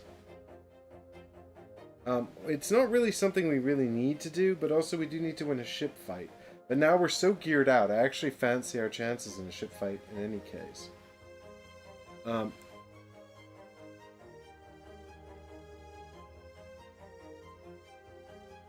Oh, yep, bounty deck reset. Thank you, Steven. Right. There's actually no... patrol movement, so I guess that's simple. It's Boshek. Isn't Boshek one of Han Solo's friends from Corellian school?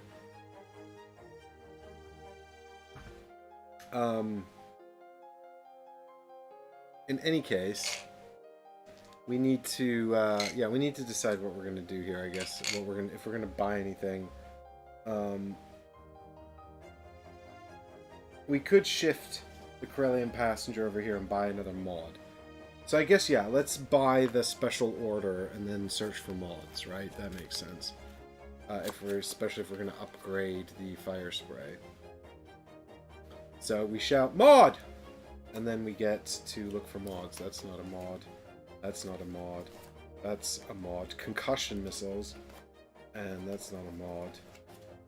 There it is. Concussion missiles or targeting computer. We spent, and then we flip this over, and it actually doesn't, it shows another mod, and no adjustment there, so that costs 2,000 anyway. And now we can either get the concussion missiles, which rotate. So they start off on the A side. After you roll dice during ship combat, you may rotate this card to add 2 hits. And then it says, spend 1,000 credits to rotate it back. So that's just a solid missile. Or we can have the targeting computer, which is half the price. Once per ship combat, you can reroll any number of your blank dice. Well, we've already got the rerolls from IG-88, but that would, of course, mitigate even more blank results. Just ensuring we basically don't have blanks. But adding 2 hits is kind of just better, even though it does cost money. I think we should buy the concussion missiles.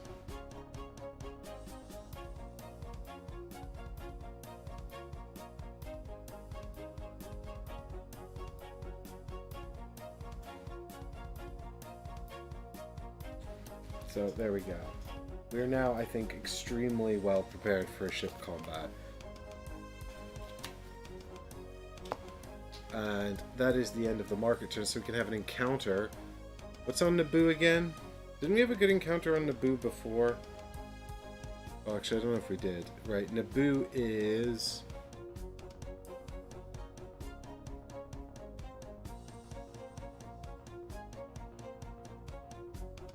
Why can't I see? Here it is. Cargo or Imperial Reputation. We don't have any cargo slots. We just filled it up with a mod, so... I could use more Imperial Reputation, I guess. And also, I don't really care about encountering Bid Fortuna, so...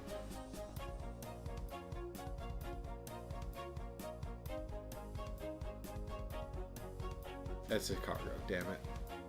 If on Mon Calam... What? Okay, wait. Secret. A nervous Gungan wants you to bring an important dignitary back to Ota Gunga. Wait, Naboo. I am on Naboo, right? Yeah. I don't want to talk to any Gungans. So, okay. So I can go to... I don't understand this secret mission. If on Mon Calamari... Gain the cargo above. Oh, okay, I see. So I have to go to Mon Calamari, then I can pick this guy up, and then I have to bring him back to Naboo? Because I can only get this on Naboo.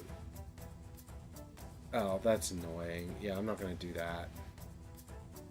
Mon Calamari is so far away. I'm not cartoon. I'm a fearsome space pirate! Also, I don't have space for it, and I want to keep the Corellian passenger. Which is like... Yeah, I mean, I guess I get a fame for that, but whatever. I wanted Imperial Reputation, damn it. I've got a Jedi in Carbonite on my ship. I'm not giving a ride to the chubby guy from the first prequel movie. Forget it. The guy that talks like... No way. Right. What was I doing then? Oh, that's my encounter. I'm done. Time for Cad Bane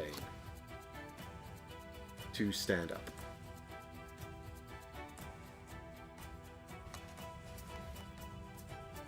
And heal all damage. And then he's going to try to buy a ship. Well, he can definitely afford a much better ship. But he doesn't want the land... Oh, if he buys my ship... I'm not gonna, like, I'm gonna be so mad at him. The ship I want. The fancy airy ship. Nope, he's gonna buy the YV-666 Light Freighter, which is Bosk's ship. which is fast, but not, and it's got lots of space for crew as well. So he's actually only spending 5,000 on this because he's bartering Dengar's ship for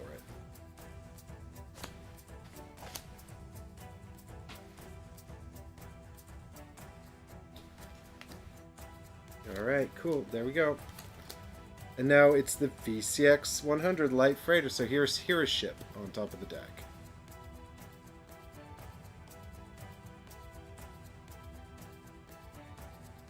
Thanks, Tifter.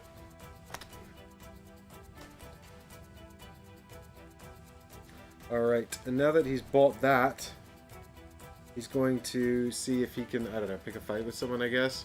There's not really anything for him to do on that. Oh, he can encounter, yeah, okay, he's going to check to see if this is Forlom. It's not, it's Hondo Anaka, which is not Forlom, so too bad for you, Cad Bane. Right, my turn, let's do something cool. We're going to go and fight Cad Bane, who just upgraded his ship to a worse ship. Oh my god, I'm just going to completely annihilate his 5 health ship. Okay, I mean, we're now flying away from the direction I need to go in, but Steven told me to do it, so you'll blame him if you're mad. 1, 2, 3, 4. Right, we are here, and now we can actually do a market action. So I guess let's look for gear as well for ground fights, because we do need to upgrade that, and we have literally no other slots for anything available other than gear. So totally kitted out. Although it is a shame to lose the maneuvering thrusters. Although they actually just help with ship combat, which we kind of are already really good at. So nope, we don't need that either. Oh, everything is ship combat stuff. Good lord. Right, all mods. So there's nothing else we can take other than getting rid of the contract for Hira Syndulla, which I don't want to do. I mean, Hira Syndulla also... Oh, yes. Let us spend 1,000 to hunt for Hira, right? I think we should check this one. No, I checked that one, Ord Mantell, and that was Black Sun Syndicate guy, I'm pretty sure. So let's see if this is Hira. No, it's Dengar. Oh... Alright, that means Hira's definitely either on Tatooine or Kessel. I guess we're not going to Trailing Core. At this point, we might as well head back to Kessel anyway, because we also need to check Tatooine for Hira. But for now, epic fight between the bounty hunters. Right, for our encounter, we choose to encounter Cad Bane. And Cad Bane has only got the YV-1300 freighter. I mean, he's actually pretty formidable in hand-to-hand combat, because he's got the bounty hunter helmet and the Electro Ripper staff. But, oh, we're fighting him on a planet, though. No, but this is a ship encounter, because it says fight a ship combat against a player in your space, even if you're on a planet. Right. Good. I'm glad we can do that. Who has more fame than you? Gain 1 fame and flip this ship. Well, he does now. He's on 3, so good. So we get to have 5 dice, and we can also reroll any number of them, and also we can cancel one of his hits, and also we can add 2 more hits if we... I don't think we're going to need it, because we've got 5 dice, and we can cancel one of his hits, and he has 3 dice. Look, we just showed up to prove to show who's boss. I'm going to take 2 sparkly dice, and he can have 3 dice. And after you roll dice during ship combat, you may rotate this card to add 2. I don't know if I'm supposed to resolve my dice before his. I probably am, but it also costs 1,000 to reset the concussion missiles, and I really don't think I need them because I can also re-roll any number of my dice. So I'm feeling pretty confident, honestly. Well, he got... I mean, I only got 2 hits, but also he got nothing. But I also want to blow him up. So I'm going to re-roll my 3 and hope for better. I'm sorry it's so hard to see his dice. We can actually... What can we do? Is there... Do I have a vision here of... No, I don't have any... I don't actually have access to his camera. A better shot. Alright.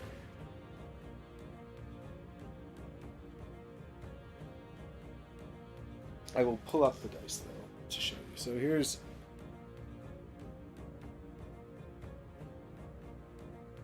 Two hits for me. And he's got a focus result and a blank result here. And another blank result, focus result here. So, nada.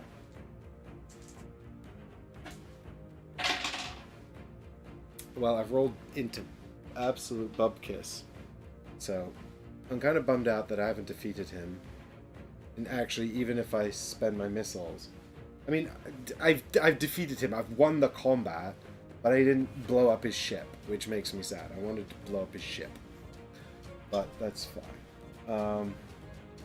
I did win, so I do 2 damage to his ship. And then I gain a fame, and I can flip over the fire spray now becomes the Slave 1 Boba Fett ship. So that's cool. We have like an extra mod slot now.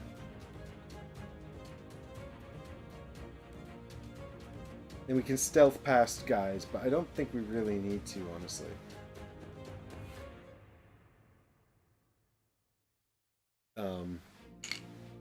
Well, because I don't have stealth, actually. Although, I mean, I guess there's no harm in checking, but it's very unlikely. I'd have to roll a crit. So it's probably not going to happen. Anyway, that's the end of our turn. Over to Cad Bane's turn. And he's going to buy some fame? No, he's not. Yes, he probably will. We'll see. He's first going to try and look for Forlom. So there's a green one over here on the Kafrine ring that he'll probably go check.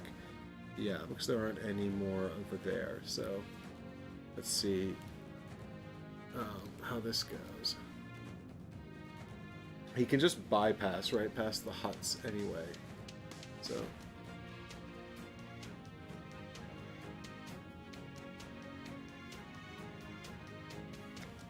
One, two, three, 4. On his hunt for Forlom. And also he's embarrassed because he lost. So it says here that if he has at least 1 fame and less than $20,000, well, he's got, I mean, he's got $19,000. So now he's gonna, I mean, he keeps spending points. He would have won by now if he hadn't spent all these points. But he's going to spend fame and gain $10,000. This is... He's not very smart, but he does have a ton of money. And now he's going to try to encounter a target. And if he couldn't, he'd actually spend $15,000 to buy 2 fame, which would have given him a profit of $5,000, which doesn't actually seem like a particularly good exchange rate. But he's going to check to see if this is Forlom. So let's find out. Is it Forlom? No, it's Boshak. Oh, there's actually literally a bounty for Boshak. But I'm not going to take it because I'm already way too focused on what I'm doing, which is looking for Hirasindula. Basically taking out all the rebels. I'm just busy being an Imperial stooge. Anyway, that's the end of... Oh yeah, now he's going to reset this deck. 1 card. Oh, he was going to buy a ship if he could as well. It says, buy a ship if he can, which I totally missed. And he definitely can buy a ship. So the ship gets repaired, and he buys the Ghost now, which is going to be the last ship he buys, because you can't buy a better ship than that. It's the most expensive ship in the market of its type. So here we go. The Ghost. He bought Hirasindula's ship. I don't know what happened to her, but she's lost her ship now. But that's a pretty tough ship, so... And he needs to pay... $10,000 for that transition. Just easy come, easy go, I guess.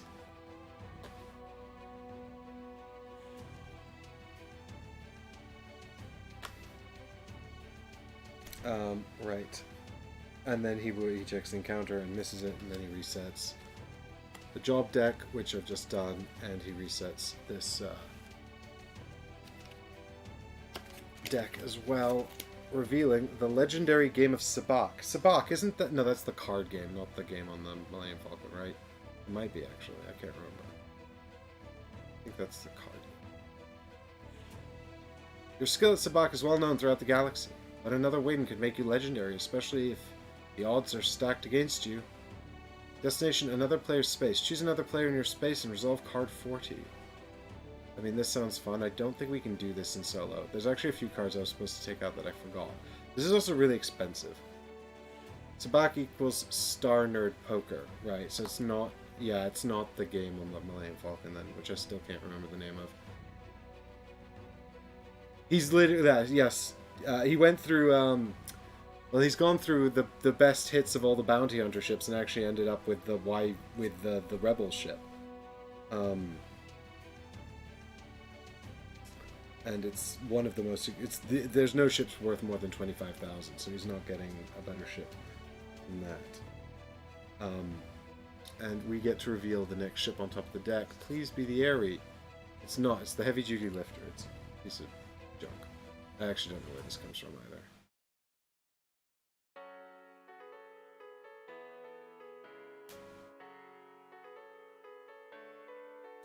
Jarek is Hollow Chess. Right.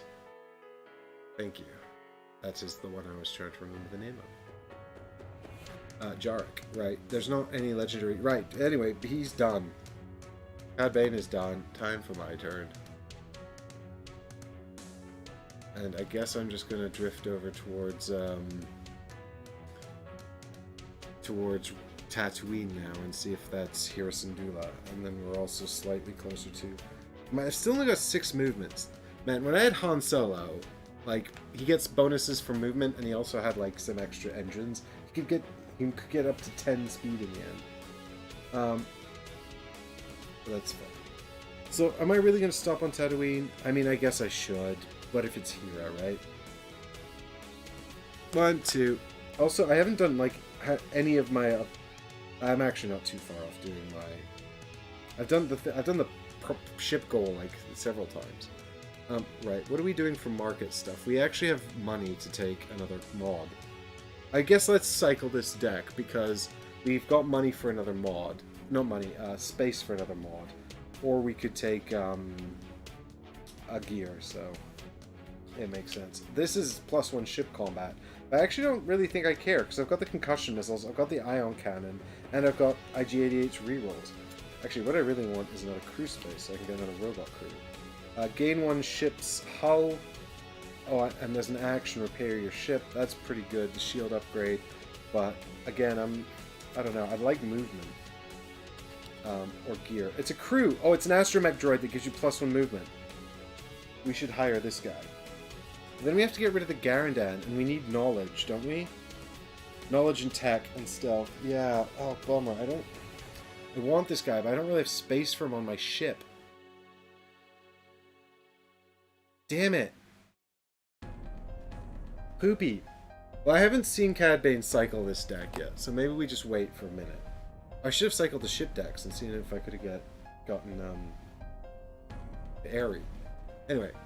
That's by the by. For now, we're going to see if this is Hera. Hera, are you here? On Tatooine this whole time? I've been around Tatooine. It's not Hera, is it? I can't see it. It's Saw Gerrera! I mean, I guess that makes sense. Wasn't he on Tatooine in the movie?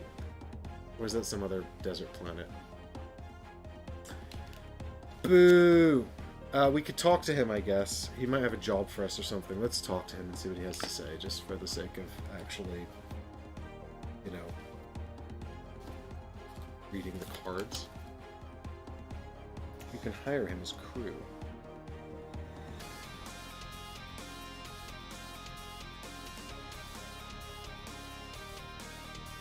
Different desert planet, right. It's always on a different desert planet. They all look the same. Come on. Even the Rebel Alliance finds Saw Gerrera too extreme. If you're Jyn Erso, I'm not. If you're not Jyn Erso, that's me. If you have negative reputation, or positive, I do have negative Rebel reputation. Test Strength. If you fail, suffer 2 damage.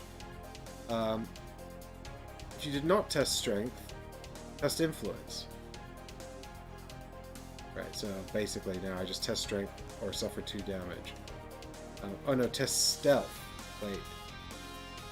If you fail, suffer 2 damage. Great, so he's just gonna punch at me. God damn it. I don't know why I bothered to encounter him. I should have just not. I actually don't know if you can choose. Right, here we go. Testing stealth, which I don't have. So I'm probably going to take 2 ship damage. Was it ship damage? Or was it character damage? Actually. No, I don't want to be hurt. I don't want to spend a turn fixing stuff. Yeah, your character. So he's actually just literally punching me in my robot face. Like, get out of here. I know that you're no good.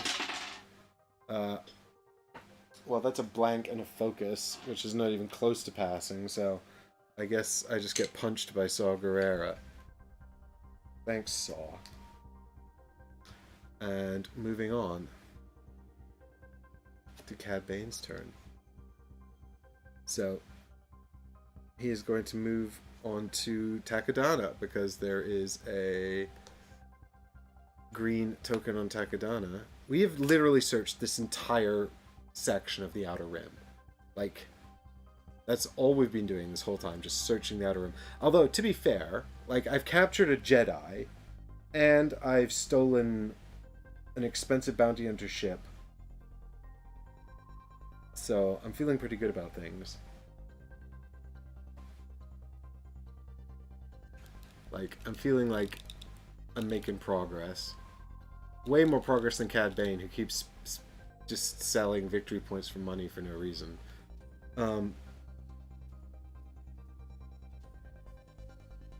So it says here that he's going to start his turn by buying another contract. So he's actually getting the Boshek contract, which I guess is actually good for him because Boshek is face up, so he can go and get that. That's literally on the planet he just left, actually. Boshek's literally right here. Like, he just found Boshek and then wandered off. And then picked up the Boshek contract. Silly Billy. Right.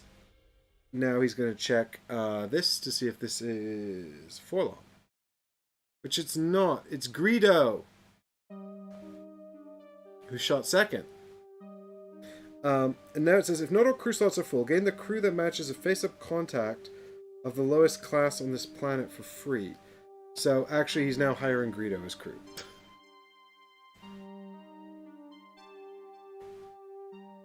She's technically not a Jedi in this time period. She left the Order after being falsely accused for killing Jedi and clone workers in a bombing. Fair enough. It was her best friend that did it and framed her.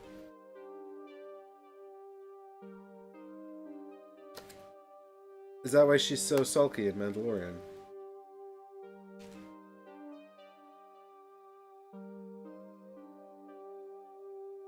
I mean, Cad Bane just picked up Greedo, who gets killed pretty quickly in the series, like in the movie or whatever, so...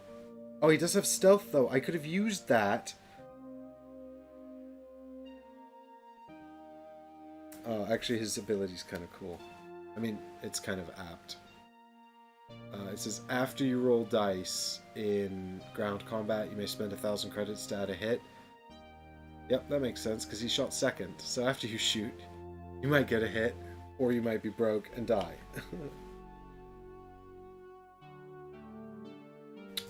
Anyway, that's the end of Cad Bane's turn. His ongoing futz around the end of the galaxy, finding nothing. Although he will go get Boshek next turn, so I guess it's time for me to move on.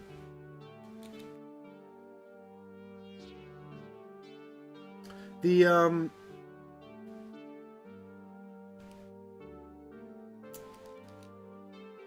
yeah, I think you'd be hard-pressed to find, like, model versions of all the ships in this game.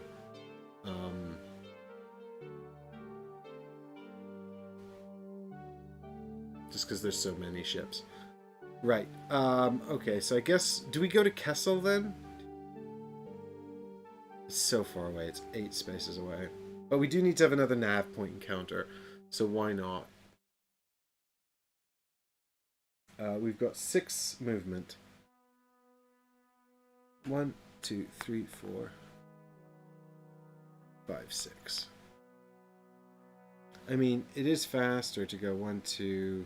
That we have to stop here because of this guy, which is a pain. Oh, I'm sure... I've done it again, Steven. I don't know what it is about the live stream. Oh, it's Jyn Erso bounty. Well, there's no tokens to flip, but the rebels move 3 closer to Cad Bane. 1, 2, 3. Jyn Erso. Well, we just left her behind on Ryloth, so that's fine.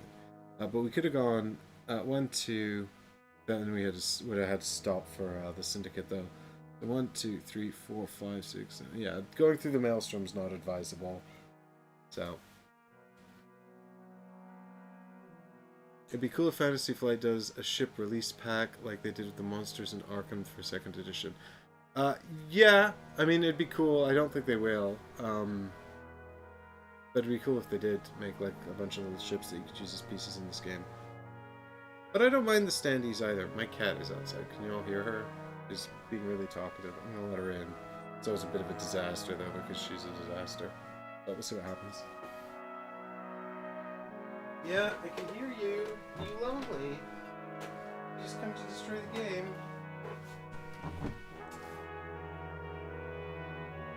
I can't show her to you though, because y'all don't. She doesn't want to be on stream. She told me that. She actually just wants to come in and pull up things. Probably all you'll hear now are her little bells. You got your little bells on your jacket. You want to say hello to the stream, but you don't. Don't want to. Yeah? Don't let me pick you up for very long, will you? No. Okay. Come on then. Say hello to the people on the internet. They're friendly. They like you. She likes, sometimes she'll stand around on my shoulder or walk all over me. Oh, yeah, just flash the internet then.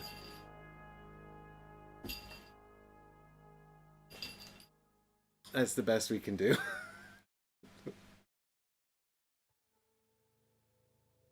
It's Darth Mew. She really is. Yeah, you're a terror. You are. Okay. Right, what was I doing? I was going to have a nav point encounter. My second one, so I've completed one more of my objectives. Right, there's no patrol, so we're doing the top one again.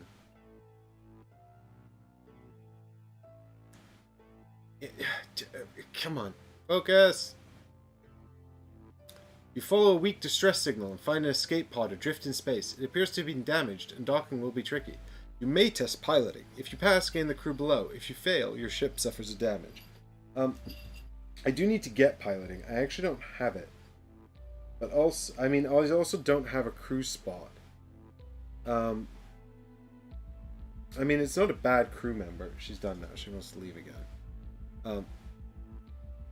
But I just don't think, I'm not going to pass, and even if I did, I have nowhere to put the crew member, so we might as well skip this one, I think. Kind of a cool encounter, though. Anyway, we'll pop it down here, but, well, actually, no, we don't need to. We can get rid of both of these now and mark this one as complete. And I forgot one of the reasons we need to find Hera is to win. Oh, no! Yeah, no, I was going to say, did we not fight a ship combat against, CAD, which we did do, but it wasn't strength 5, so it's not enough to take that off. We're actually almost done these. But we're not even close to 10 fame. God, we're so far off 10 fame, and I've already been streaming for like 4 hours. This is crazy. We need to get arrears and gear, right? But we're going to drop off Ahsoka, and that's going to be worth a ton of points. But that's the encounter, so that's the end of our turn. Batteries not included just showed up and said, I never played Outer Rim. I'm very curious. I've been stuck and addicted to Star Wars Rebellion. I don't know if there's another game better than that one. I'm afraid to purchase this one. This is so different to Star Wars Rebellion. I mean, like ironically, given how different they are, Star Wars Rebellion, they're both probably best at 2. Although this is very good solo, which Star Wars Rebellion doesn't function as solo. I'm sure there's probably a solo rule set out there somewhere that someone's made, but it's not official if there is, and it's just not the same. But Star Wars Rebellion is like, it's a huge, big war game. It's very long. And, you know, it's like this head-to-head thing. This is just a space romp. Like, this game is all about the journey and not the destination. It's not super competitive. I mean, it is a competitive game, but it's very luck driven. So it's really just about kind of having a fun journey. Whereas, like, you know, Star Wars Rebellion is much more cognitive and strategic and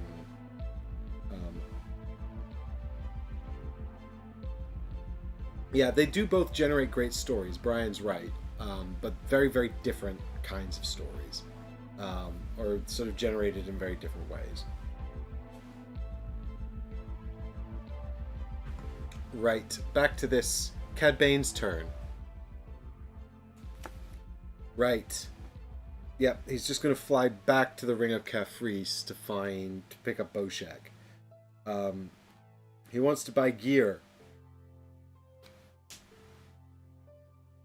Well, he's not going to buy this. Oh, he's going to buy this astromech crew now. Damn it, that's the one I wanted, you prick.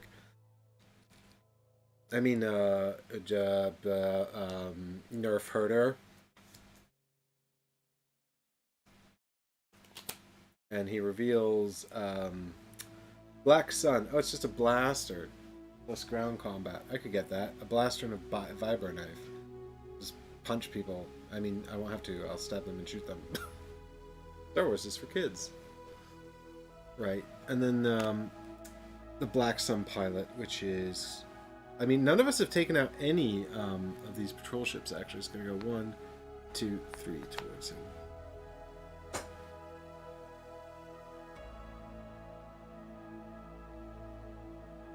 And...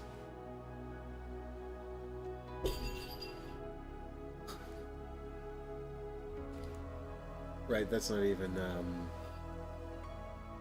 I don't know what I'm pointing the camera at. Cad Bane now encounters Boshek and captures him, which gives him 6,000 credits and a fame.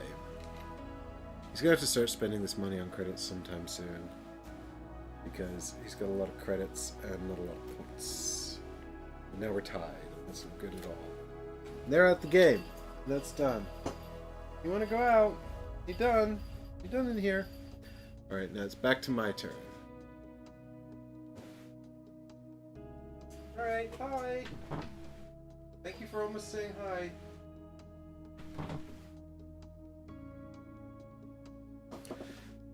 Okay, so I will move. I'm going to move on to Kessel. And I guess I'll buy the blaster because I've got exactly 3,000 credits and nothing else to buy. And oh, but if I keep them though, we could look for Hera. I guess we could look for a cargo. We don't have any cargo. We've also got space for another mod, but we don't really need another mod right now, and we could get another cargo. And there might be cargo if we're going somewhere, so let's have a look for cargo. Destination Hut Patrol, we're so far away from that. Destination the Ring of Caprice, we're so far away from that, right? Well, we didn't find any cargo. Oh my god, we're back around to the Ryloth crystal that I literally used.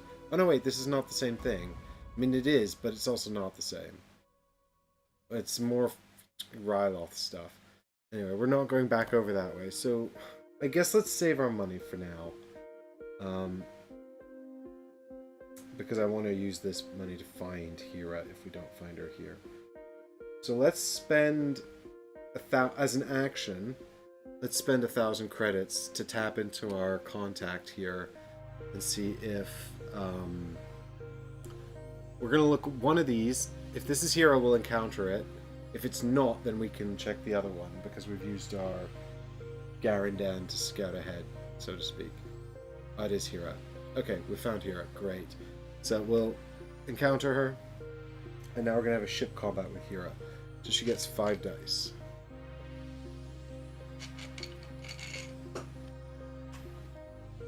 And we get 5 dice as well. And we can also cancel one of her hits, and we can also add 2 hits for 1,000 credits if we want.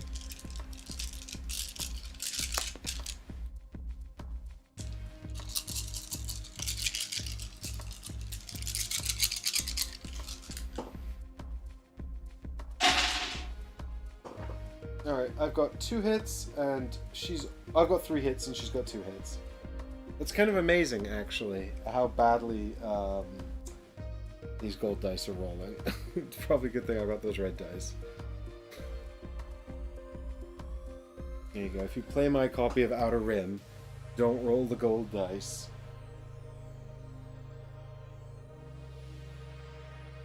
They're bad. I can also roll and re-roll any number of dice, although I don't need to.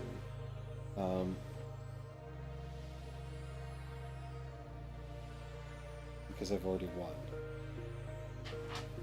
And actually I can cancel one of her hits as well, which is helpful because I at least take 1 less damage. So I just take 1 damage to the ship. Yeah, and then we capture Hera alive. I can't believe both of these people want to go to Lothal as well. When we get to Lothal, we're going to be so rich. I don't even know what we're going to do with all that money. And we can tick off this fight against a person with 5 dice. Done. Crushed it. Crushed it, team. The Force is with us, even though we're droids and don't have midichlorians. Okay. That's the end of our turn. So back to Cad Bane. Do something... oh, that's in the bottom of his deck. Right, Cad Bane, you need to find Forlom. And he's going to do that by moving towards the closest green token, which is literally the other end of space. Yeah, I just need to go over to the corner. Well, I still need... Well, we're going to get 4 fame when we drop these off, which gives us 7. We still need a bit more fame after that, Steven, but I think we can get it pretty easily. We never did our personal goal. I mean, the thing is, building that space station actually is going to be hard, because we need knowledge and tech, which we have, but we also need piloting and stealth, which we don't have. We're also going to need to complete a ship goal, do ground combat and ship combat, but I think we can just kind of probably spend a bit of time tooling up and trying to get... we could even buy some of these luxury cards. We're going to be so wealthy.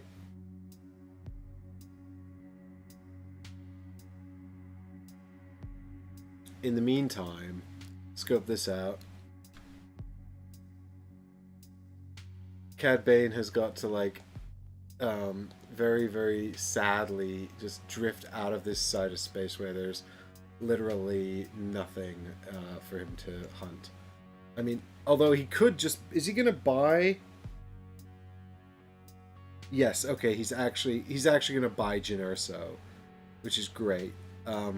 But he wants to move as fast as possible to right now towards the lowest green token, which is 1, 2, 3, 4, 5, 6, 7. So he's actually going to sail all the way past to Tatooine, along that short route along the top, and then buy Jyn Erso's card and backtrack to Ryloth like a dummy.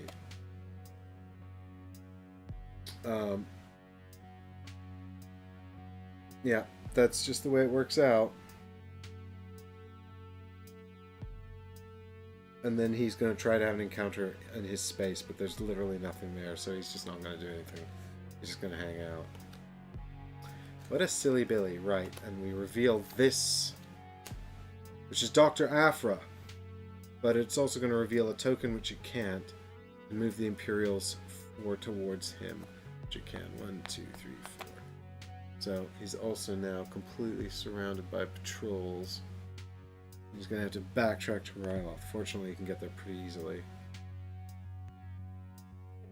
You stopped him in space. How does he get a card? I'm pretty sure it actually just says... yeah, it says if bounty slots are full... No, if bounty slots are not full, reveal cards from the market deck until the bounty matches the crew or face up. Gain that bounty, then shuffle the deck. I'm pretty sure he does that regardless of whether he's on a planet or not. Sometimes it does say, even if at a nav point. In this case, it doesn't. So I don't know if we're supposed to... I mean, Steven, to be fair, I actually don't know. Sometimes it'll say he gets an action phase even if he's at a nav point. And sometimes it might... I might be supposed to... I might I might be supposed to skip it. I'll have a quick look so we're doing it properly. If I was playing on my own, I probably wouldn't bother checking and I'd just give him the card. But seeing as we're all here on the internet, we should probably do it properly. You know, because everything is correct on the internet. You know what I'm saying?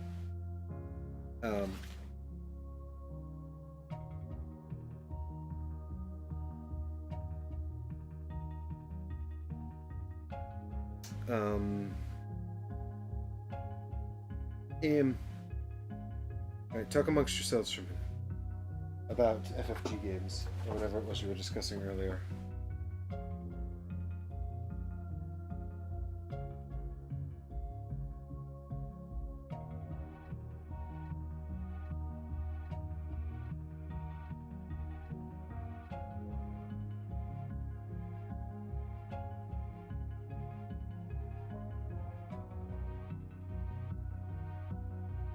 Yeah, I think you're right. I don't think you can buy it because he is on a nav point, and it didn't specify even if on a nav point, which it sometimes does. So I will backtrack what I've just done. And you all ignore that. I've undone it. Pretend it never happened. So he will not be going after Generso, in fact, because he stopped on a nav point like a dummy. And I kind of feel bad for him. I kind of feel like he probably should have just bought that card. Exactly, Difter. Exactly. Nothing, it didn't happen. Alright, my turn. Right, so we can go through the Maelstrom, or we can go the long way around. I mean, we go through the Maelstrom. I actually think we'll be alright because we have a really good ship. Or we have a lot of ship combat. So we'll probably be fine. But here we go. So we have to stop on the Maelstrom and have an encounter. No matter what. You can't just fly through the Maelstrom. Are you nuts? So, but if we succeed, we'll probably get another turn. What is that? You get a little too close to a gravity rift, and it threatens to rip your ship, something off your ship. Test piloting. Oh, god damn it. The Maelstrom's usually either ship combat or test piloting. I'm not going to pass this. But you never know, I guess. Here we go.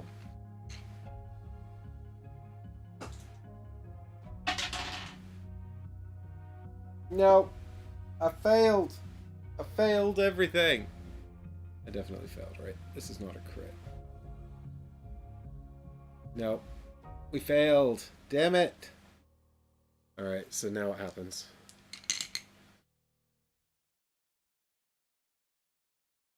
You move one space and lose one of your mods? Oh, that's annoying. Alright, so we either lose the concussion missiles or the ion cannon. I mean, weirdly the ion cannon is actually more expensive, and I kind of don't think we really need the concussion missiles. So I think we should keep the ion cannon. We haven't actually used the concussion missiles yet. So, bye. Alright, and that's it. Turn over. Back to CAD. He's just going to continue... well, he's got 7 movement now, actually. Emaphors, what's the score? Well, I've got 3 to his 3, but also I'm about to get a ton more. Because I've got Hirasandula and Ahsoka Tano both in my ship's hold. And I'm going to drop them off at Ryloth. Really piss off the rebels. Actually, really, I'm kind of just completely destroying the rebel efforts here. Although, as I mean, Ahsoka's probably on the side of the rebels at this stage, even if she's not a Jedi currently. Anyway, he's got 7 movement, does CAD. So it's gonna go 1, 2, 3, 4. Oh, yeah, sorry, you guys can't see that. I don't know why I'm not showing you. So it was 4 to here, and now he's gonna go 5, 6. He's going to check to see if he has to stop here because of the rebels anyway.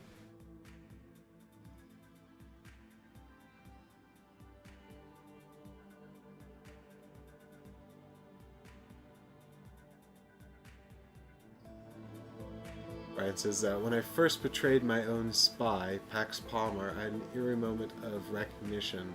That's just like when I got the bounty on one of my crew in Outer Rim and handed them in. Oh, yeah. You can get bounty cards for your own crew and then just betray them. We could have picked up the Garandin bounty, actually, earlier, because we do have them on the crew, and we can just turn them in. But we didn't, because I wanted their ability. Although I don't really need it too much anymore, because I kind of don't need to do any more bounties. I'm going to be a pretty famous bounty hunter after I capture these two, so maybe we can drop Garandin and get another droid. Well, no, we still need him for knowledge, though. Really, it's K2SO we don't need. Although, I mean, he is useful for ground combat, and we still have to do that. We need a bigger ship, basically, because the problem is we just don't have quite enough slots to finish this big final test that we're going to have to do. So we need to find that other ship. It's possible, and we're going to have tons of money. Anyway, Cad Bane's turn. I actually didn't even draw an AI card for him, because I'm pretty sure I know what he's going to do. Right, so he does exactly what I did already, and now he's going to try to... So, here we go, Stephen, by the way. Here's an example of buying a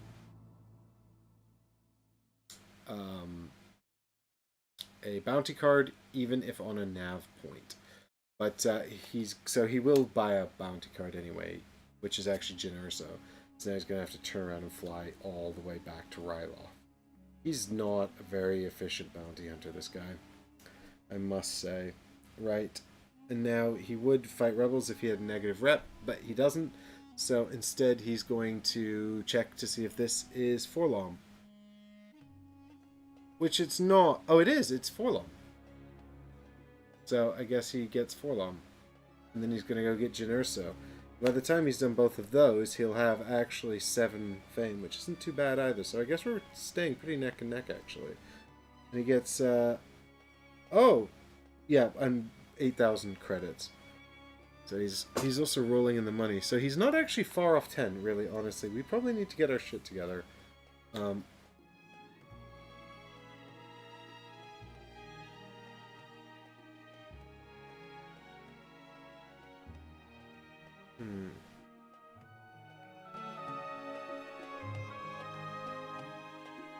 Right.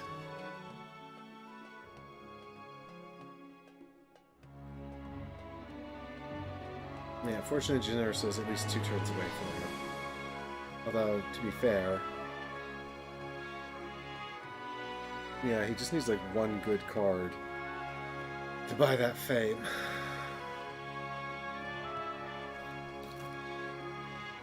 Okay, back to me. And I'm gonna go 1, 2, 3, 4 to Lothal. And now I'm going to turn in both my bounties. Which nets me 4 fame. So we go up to 7. And also we get 1 Imperial reputation. And we lose 2 Rebel reputation, but you can't go below negative. And we gain 37,000 splaboons. Which is the most money I've ever picked up all at once in this game. That's for sure. Alright, now let's have a look and see if we can't find that eerie ship. So let's burn the heavy-duty lifter and reveal the aggressor class assault fighter. This is our ship, actually. This is actually for IG-88 ship. We're not going to buy this. So let's check one more. Hey, there it is, the Edgehawk class swoop carrier. So I'm going to pick this up because it's got 3 crew slots. And also it's otherwise pretty much the same as my ship. And it'll give us a new personal ship goal as well, I guess. But it only actually costs us, and that reveals on top the Azatuk anti-slaver gunship, which, you know, is the Wookiee ship, and we have no interest in because.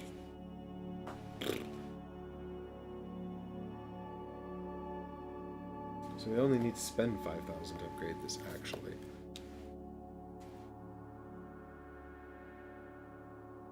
Where is it? Cool. So if you have at least 3 gear, gain 1 fame and flip this ship. Okay, so in order to get 3 gear, we actually need to have 1, 2, 3. But we could do that because we could move the ion cannon over there. And then we've got... I mean, I don't think we have enough time. That's the only thing. We also need at least... I mean, so we're currently on 7 fame. According to the rules, we only need 8 to win. I was saying that it was easy, though, and we could get to 10 no problem. But, I don't know about that now. Anyway, that's our market buy. I also seem to have, once again, forgotten to resolve the, card here for, Cad Bane on his turn. Because I keep forgetting for some reason on this stream. I don't know why. 1, 2, 3. That's not the fastest route. 1, 2, 3. It's faster. And also this one. 1, 2, 3. And also he flips over this token, actually. It's Bosk. Bosk is on Mon Calamari for reasons we don't know. We never know. And now we can have an encounter. So I guess we should see if we can pick up a crew. We might as well encounter the story, the main person here, and see what this is. Because we don't even have a bounty anymore. It's a modified B-Wing. That's awesome. B-Wings are awesome. It's Ketsuonyo. Cool, let's have a chat with her and see what she has to say. She's not a droid, so we're not going to get any fame for hiring her, I don't think.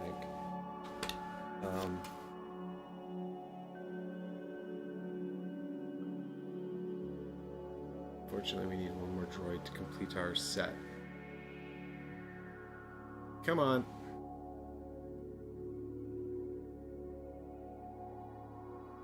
My spouse always refers to Bosk as pajama pants guy. Is that because he's wearing what looks like a onesie or overalls or something? Oh, come on.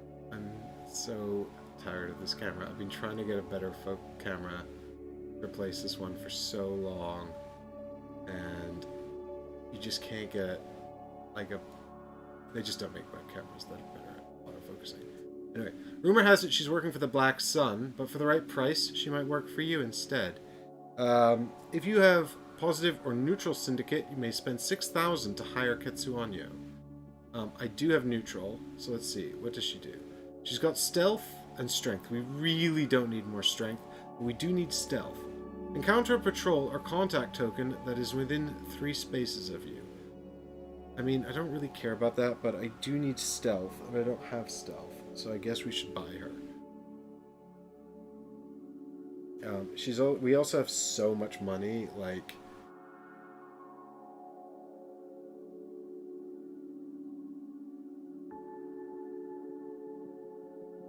We also have this cargo that we really don't need, which is a passenger, and she's like, hey, you were right there. You were literally right there when you picked me up, and then you flew all the way over here instead of dropping me off where I wanted to go. Why have you done this? And we're like, shh, be quiet. Don't touch the cargo. And then you sold the ship I was on. Why did you do that? Right, 6,000 credits.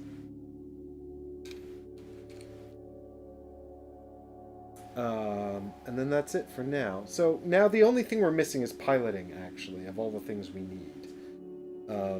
But we still also need at least 1 fame to legitimately win. Although I said we could get to 10 before Cad Bane, and do all of these. So we'll see if we... I'm still going to try for that. But not too much, because also the stream's been really long. We need the gear, though. I'm thinking we're just going to buy a bunch of gear, right? Because that's going to help us with ship combat and with ground combat. Although I think we're actually okay for ship combat. Anyway, back to Cad Bane's turn. Right, guess what he's going to do? He's going to fly towards Jin Ursu. 1, 2. Jin Ursu? Jin Urso. Jin Orso.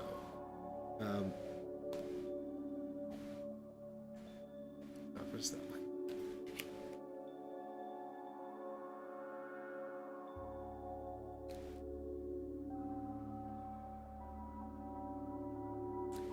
Three, 4, no. Oh yeah, if you can't go through there, so 4, 5, 6. That's going to be the shortest route to close the gap.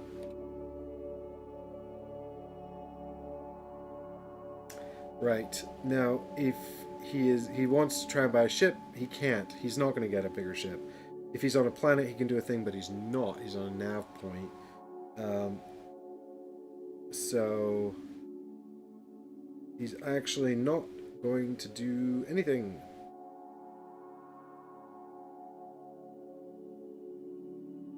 He's going to throw a spanner in the works. Oh yeah, 7. His ship is faster. Right. Yes, 7. There we go. Well remembered, Stephen. Thank you for following the game so closely. I really do. I'm glad that you're interested. I'm really appreciative that you're here watching. All of you. I'm very glad to have you all here with me. This is exciting. We're almost become Pirate Monarch. But Cad Bane might become... I mean, quite frankly, he has got the VX-100. He's got Greedo and a cool astromech on board. And he's also capturing Jin Urso, and he did get Furlong. He's not quite as cool as us, but he doesn't have to be quite as cool as us. Yeah, it is pretty late. It is pretty late here in England. Although later for Difter, but we'll talk about it. Right, so back to our turn. I guess, well, we need to be over here by Ornamental and Cantonica anyway. But I guess we're just going to keep sort of drifting over this way and just sort of looking for crew. At this point, we want to try and hire a droid if we can to get that fame point. We can also get a bunch of gear, which is worth a fame point. We can get to the node. It's this node, isn't it? For the final story point. But we need to get to 8 fame in order to do that. Anyway, so we might as well go to Ornamental, I guess. We've still got Garandan as well, so we can have... Or didn't we... We know who this is. That's the... This is the guy. This is the guy. We don't know who that is, but they're less likely to be... I say we go to Cantonica then, in the hopes that we find a droid here, and we can also buy a gear card. If we get a few more gear cards, we can maybe get the fame that way by upgrading the Edge Hulk class swoop carrier into something even stronger. And those are going to be useful for our upcoming things. Black Sun guy. Ryan says, I'm here in Minnesota in the US, so it's only a little after 8. Oh, I love the Minnesotan accent. But mostly just from the movies. Because I don't actually know too many Minnesotans. I'm so sorry if I'm saying that wrong, by the way. Yeah, it's probably because... Yeah, it's 2 a.m. here. It's just gone 2. 3 for Difter, I guess. Indeed. So, yeah, so let's start by buying the blaster, because that's going to get us towards that goal of gear, and also it's just going to be useful to have for ground combat. That's 3,000. We'll flip over the next card as well and do the patrol. So the next one's armor, so that would be a good one to have. You can get some armor as well, plus 2 health. Which is great because we're actually on 2 damage as well. But right now we have to move the Imperials 3 towards us. That's fine, they're so far away. Well, not that far away. Where are they? Where'd the Imperials go? Where those Imperials go? Oh, they're here. 1, 2, 3. They move into Cad Bane's space. Not that it matters, really. And then... Right, so I'm going to spend 1,000 and look at one of these tokens. I'm pretty sure we looked at the yellow one. I can't remember what it was, though. But I don't think it was a robot.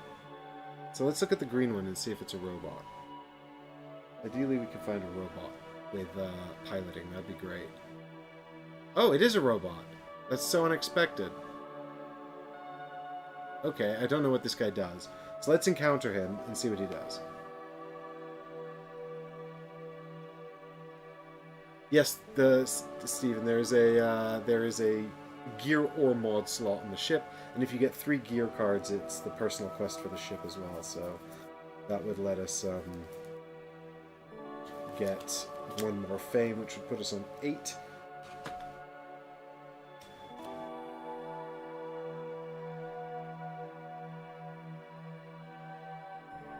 If you have negative syndicate, test stealth. If you, I don't have negative syndicate reputation, so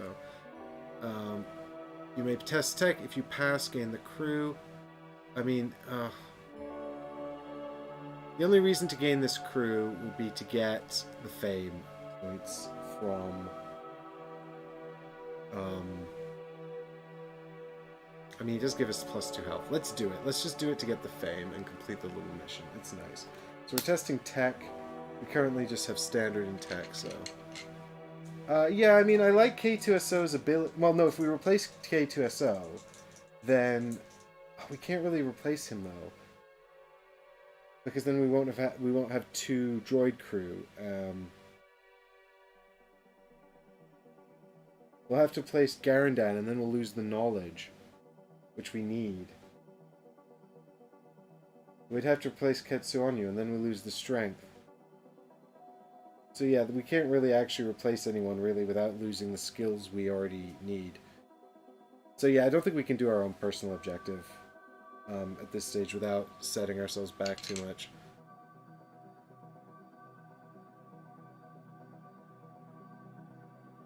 But we would, the thing is, we need to have 2 droid crew, right?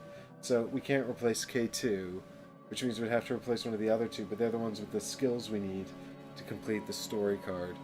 So I think we just have to go for the, this. What do we actually get when we upgrade IG-88? Oh, that's rough. I mean, it's cool. I mean, when you would become defeated, you may discard 1 of your crew to recover all damage from your character and ship instead. I mean, we can still replace K2. Do we think that +2 hit points is better than canceling our opponent's crits?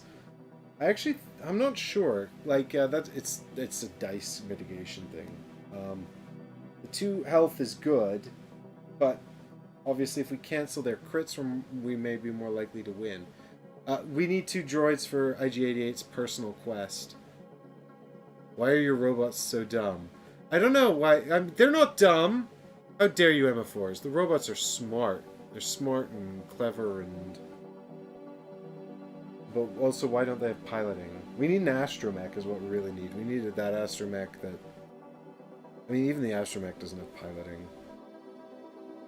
Why does every single one of us have strength? We have so much strength. We really don't need this much strength. Anyway, right. I'm going to skip it and I'm going to get that gear. Complete the ship quest. And then we'll do the final mission. I mean, we could also, like, just summon a bounty as well. I forgot we had this secret mission to summon a bounty.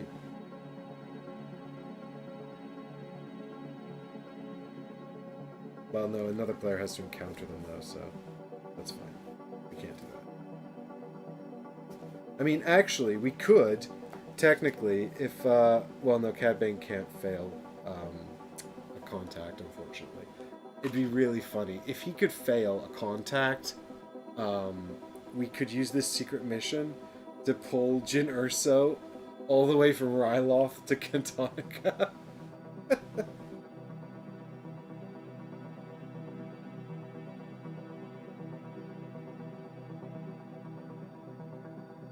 You don't need to complete his personal goal to win. Yeah, I know. It's just because it gives me an extra fame, and I was going to try and get 10 fame to prove that I'm just way better than Cad Bane. But I don't think I can because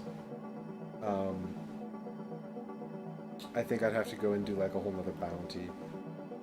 And I just think that, I mean, to be fair, we have the information broker quest here. We could buy that. But, like, that's 2 more turns, you know? Actually, to be fair, we could have bought that this turn because it was face up. But that's not actually helpful. I thought that would help us with something else. Yeah, it's not bad. Anyway, Cad Bane's turn. Let's do it. He's just going to continue... Well, he's going to head over to Ryloth to pick up Jyn Erso, basically. He's got so much money, he's not going to do anything. He's going to buy... Oh, he's going to buy the armored vest. Damn it. Oh, he can't. He doesn't have enough gear slots.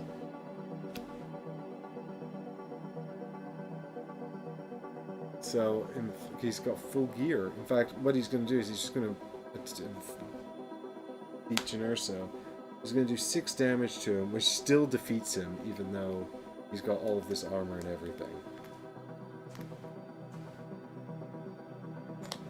But he also gets 2 fame, which puts him on 6.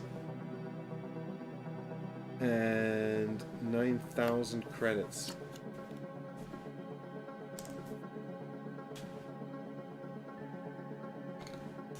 I mean, he should be spending some of this money for points. Usually the AI has cards that trigger that. He's got this encounter step, but he needs to be on a planet where he needs to get this card at the right time. That's the thing. He hasn't and be on a planet where there's no bounty. He just hasn't had this card at the right time to buy 2 fame. I mean, he's still actually 4 fame off winning, so that's pretty far off. We didn't do any jobs. I'm kind of sad. I wanted to show you guys a job. Well, we'll do one job, actually, right at the end. The sort of final card of my ambition. I've literally just focused the whole game on...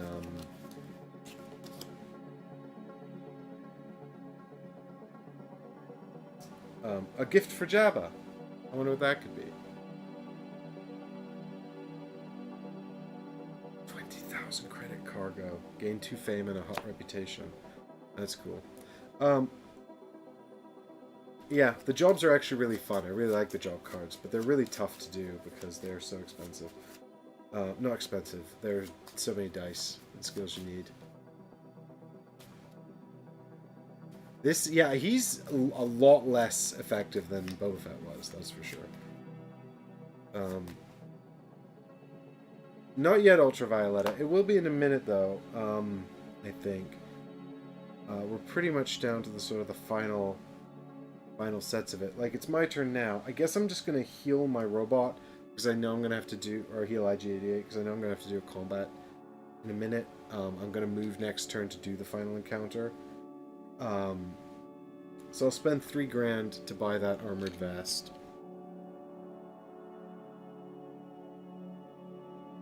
So I get 7 back.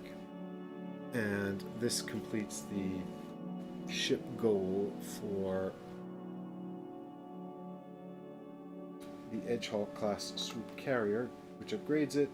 Now as an action, we can lose a reputation with your planet's faction, gain 4,000 credits, plus 1,000 credits for each of our crew members. We really don't need to worry about that. So the one problem we've got, really, is that we don't have piloting on the crew. But we might be okay. What is the... So here on Cantonica, we can find out... we can find crew, and we can also gamble. So we might as well have a Cantonica. Well, we can do either Cantonica quest encounter, or we can do... this encounter here, but we're so close to becoming Pirate King, and we're very, very close. We've got all of our goals sorted out. We've got the best ship in the game. We got 8 fame now that we've completed the personal objective of the ship, so we're very close. And new crew, got a more crew. Oh, we have a double crew slot. Oh, brilliant. Okay, so that's good. We need to find a crew with piloting. Maybe this orange crew, or maybe we take a gamble on a Cantonica card. Bonbon's back. I can hear you, little one. I can. Yes, hello. Welcome back.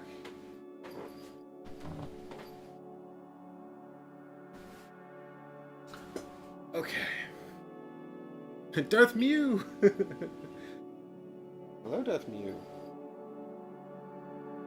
Yeah. She'll come and destroy space in a minute if we're not careful. Right. Thank you, Steven, for being so on the ball. I'm really impressed with how on the ball you are, by the way. So, orange token or planetary encounter? What do you guys think?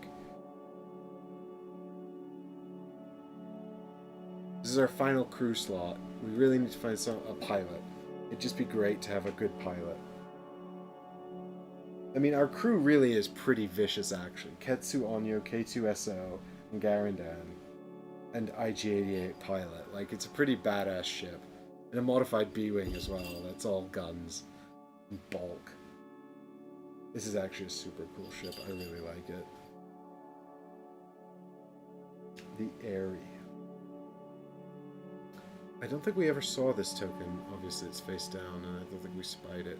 Oh, we could spy it with Garandan, actually. We could have a look at it and see who it is. And then if we don't like it, we can just have a card encounter, or we can check out the yellow token. Although I'm pretty sure we looked at this one. I just can't remember who it was. So, let's spend 1,000 and scope out the orange token with Garandan. We didn't look at use his ability yet this turn, did we? So, it is... Oh, it's Lando. He's not a good pilot. He's good at influence, which we don't need. So, I guess we're going to do a Cantonica card and hope for a crew thing.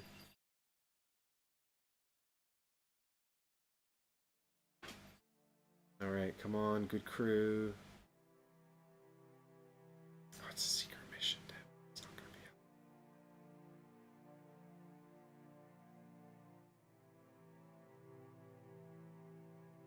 out. I hear you're putting together a crew for a job, the Rhodian says. I know someone who might be interested. She's one crew of another player in your space. You and that player each test influence. If you pass and they fail, take the chosen crew. I don't really want that. Damn it.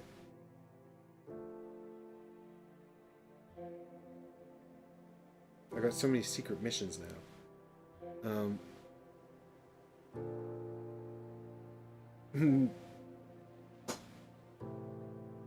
But Lando blew up the second Death Star driving a junker cargo ship. That's true, Emma Fours. And honestly, I'd take it up with FFG why he doesn't have the piloting skill. I think he's got influence and knowledge. Stephen, the AI does have crew. It picks up crew. It just, neither of them have piloting, so I don't care. You can't use them. I mean, should it be getting an extra movement from the astromech? It probably should have. I don't think that would have made much of a difference, though. I'm almost certain it wouldn't have. But it probably should have been using this crew, actually. I just forgot, because it's hot. It's hot in space. You wouldn't understand unless you're up here with me. Right, so... Oh! Hold on. Those claws are sharp. Darth Mew is using Force Claw. Okay, right, here we go. Yep, so stand up.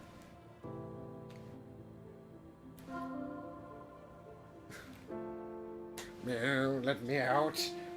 I will not be contained, not even by you, the pirate monarch.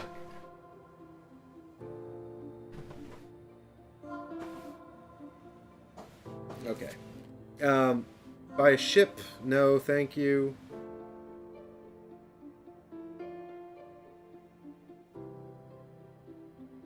Okay, so actually, because Cad Bane has just stood up, and that's pretty much all he can do. He is on a planet, so he's going to gain 4,000 credits. Oh, I should have flipped that over, which would have moved the huts towards me. They're so far away. 1, 2, 3, I guess. Oh, he'll probably encounter the huts then. Yeah, he will. He'll blow up the hut patrol for $5,000 and lose a rep with them. just because he's got nothing better to do this turn. But first he's gonna swap the cargo over, get 4,000 credits. I mean, he's collected so much money, but he hasn't got anything to do with it. And I'm so surprised because Boba Fett kept buying fame with money. And it was literally on his card. Okay, so... yeah, now because he's on a... I mean, it probably doesn't help that we haven't been killing the patrols, because also he should be fighting the patrols, really. So now he's actually going to do a combat against this patrol. So it's his 5 dice versus the patrol's 3, and if he kills it, he gets 5,000 credits. He would get a fame if it was a higher level patrol, but it's not. But...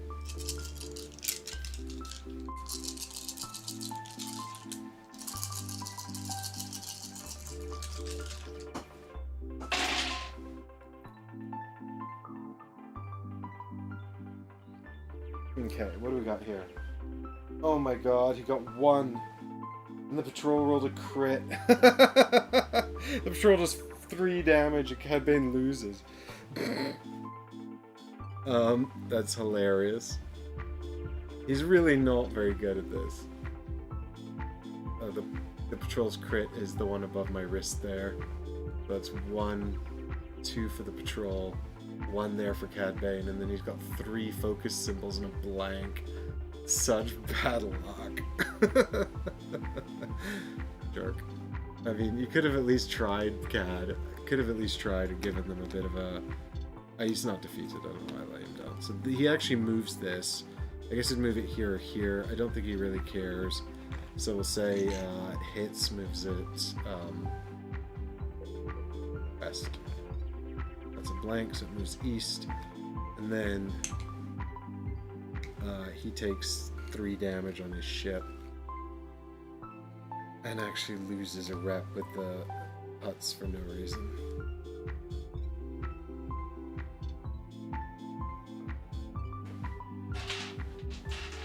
What a dummy.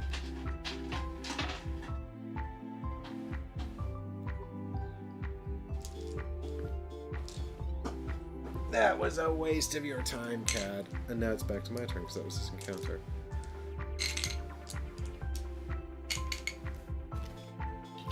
And I guess we're just going to go and encounter this final card that we need. We're on 8.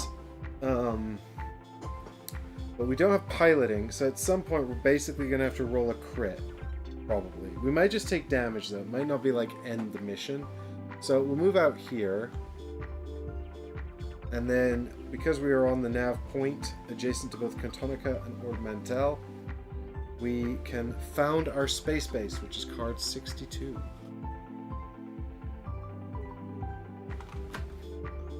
So excited to find out what our space base is all about. Now there's just one card 62, so... How have you been flying around without a pilot? Yeah, I mean, it's a good question. Just sheer dumb luck, actually, this whole time. Kind of amazing, really, that I made it this far. But I am a robot, so, you know, when we did get into trouble, I don't need to breathe or anything, so that was kind of helpful. Ketsuanyo, she's got a spacesuit. Close the eyes. Button mashing, just pure button mashing. You attempt to disable the station's defenses remotely by slicing their systems. Test knowledge and then test tech. If you pass both tests, skip to step 4. Well, I do have knowledge and I do have tech, so that's good. So here we go. Knowledge first, I guess. Knowledge. This is Garandan. We've had him since the start. We knew we'd need him. Is that a crit? Nope, it's a regular hit, but that's fine because we are proficient. So that passes knowledge. Now we're going to test tech. Oh, that's a failure. Because we are only proficient, and that there are no hits there. So, we don't get to skip ahead. Let's read on and find out what happens in step 2. Failing to take down their systems, you decide to make a stealth approach. Test piloting, and then test stealth. Okay, well, we don't have piloting, but we do have stealth. So let's test pilot. Well, we test piloting first, so we need a crit here, folks. Let's swap out these 2 dice for some luckier dice. I'm going with my classic X-Wing dice here. They never let me down. Here we go. Crit, please! It's not a crit, so we failed that. Boo! This is the first time they've ever let me down. I don't understand. You've been spotted! You have no choice now but to destroy the station's defenses. Fight a ship combat against a space station 5. Well, that'll be fine, actually. I have 5 dice. And I have... what else do I have helping me here, actually? I don't think I have anything else helping me. I have IG-88's power.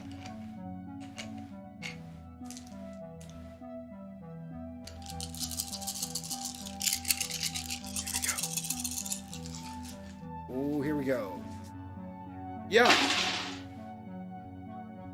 Uh-oh, the space station rolled a crit. But I rolled 4 crits! That's insane. That's actually insane. Hang on. Look at this. What camera am I in? Hang on. Okay, wait a minute. Here we go. Is that right? What do I want? I want this one. Look, that's a crit. That's a crit.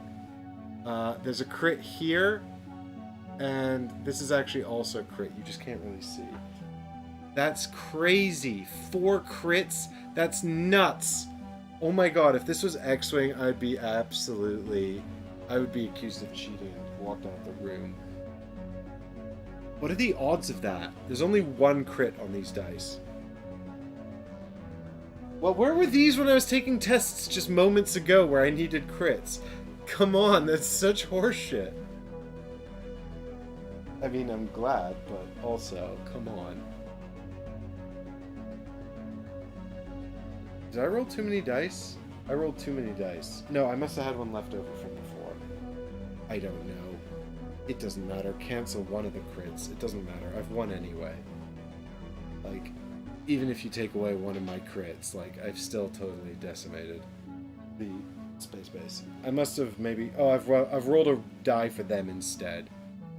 Okay, that's... Oh, no, I haven't. There's their 5th die. That's fine. You can take away one of my crits, and I cancel one of their hits with the ion cannon, so it's still 6-3.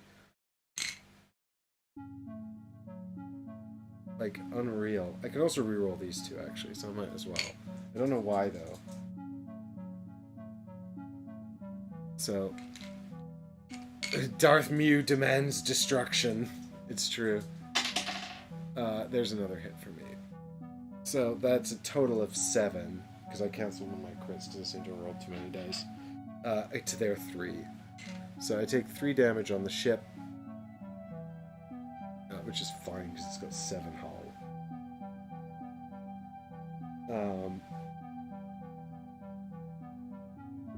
Yeah, and then we proceed to stage 4 of the card. All that is left to do is board the station and eliminate the crew. I mean, we're just brute forcing it. We tried all the subtle stuff, failed basically everything, and now we're just brute forcing it. Fight a ground combat against station security, strength 5. If you lose, repeat this step. If you win and you're not defeated, you win the game. Okay, well I only have I have effectively 6 hit points thanks to the armor. But I've got ground combat strength of 3, 4, 5. Also, crits. My enemy's crits are cancelled in this example, and also I can change a focus to a hit thanks to my vibro knife. So I think there's 5 dice. They're all going to be crits again, I promise. Against their 3. So we need to also not take a bunch of damage here. So let's see what happens. Come on, all that's left to do is take out the crew, and this space station is mine! The Corellian passenger is like, why am I here? I just wanted to go to the trailing core. I couldn't be further from where I wanted to be, and I don't want to be in a space fight.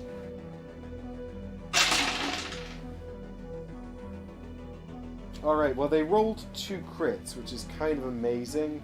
So I'm really glad I kept K2SO for this. So here's a crit that they rolled, but it becomes a hit because of K2. Thank God.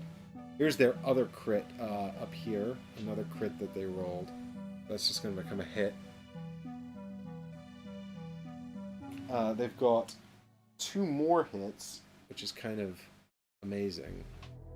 So they've rolled a total of 4 hits, and their final roll here is a focus. So that's lucky, because if this was also a hit, I'd be defeated, and that would suck.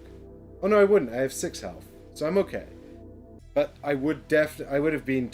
They would have had a 6 and defeated me if it wasn't for K2SO. So thank God I kept him. Now I do have a crit here, which is good, but I've got a hit here, and I've got a focus symbol here, which becomes a hit thanks to the vibro knife. So I do actually think that's enough to win it, because that's 4 to their 4, and attackers win. Ties. But I'm going to throw both of these remaining dice anyway, thanks to IG-88's reroll ability, just to see if I can't get a bit more damage. And please, Darth Mew. Well, that's a crit and a hit, so that is amazing. So that gives me a total of 7 to their 4. So we've destroyed them and taken over the base, which also means we win the game. I mean, we could go to see if we can get the final 2 fame, which we don't need according to the rules, but I wanted because I'm a proud gamer. Cad Bane's still on 6. I mean, if he hadn't kept giving, he'd be on 9, I think, and much closer to winning if he hadn't sold like 3 points for money that he just clearly doesn't need. But crushed it. Awesome. Darth Mew is the real power behind the throne here. Her dark force powers just manipulating those dice in the end to achieve us victory.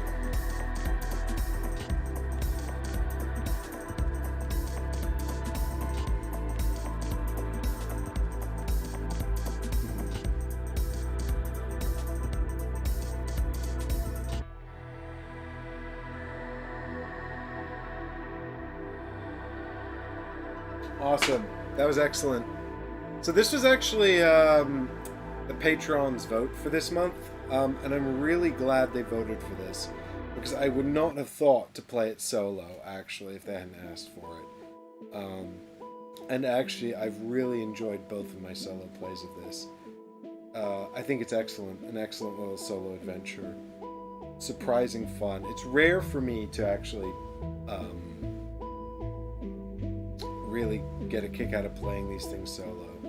But there's actually, I've discovered quite a few board games through solo play for the channel. Like, you know, I'm much more of a collaborative player typically, but oh, Difter, is the music loud again? It might just be on this screen. Have I somehow doubled it on this screen? I bet I have. Hold on. If I mute it here, can you still hear it? No, you probably can't. Hold on. Do I have...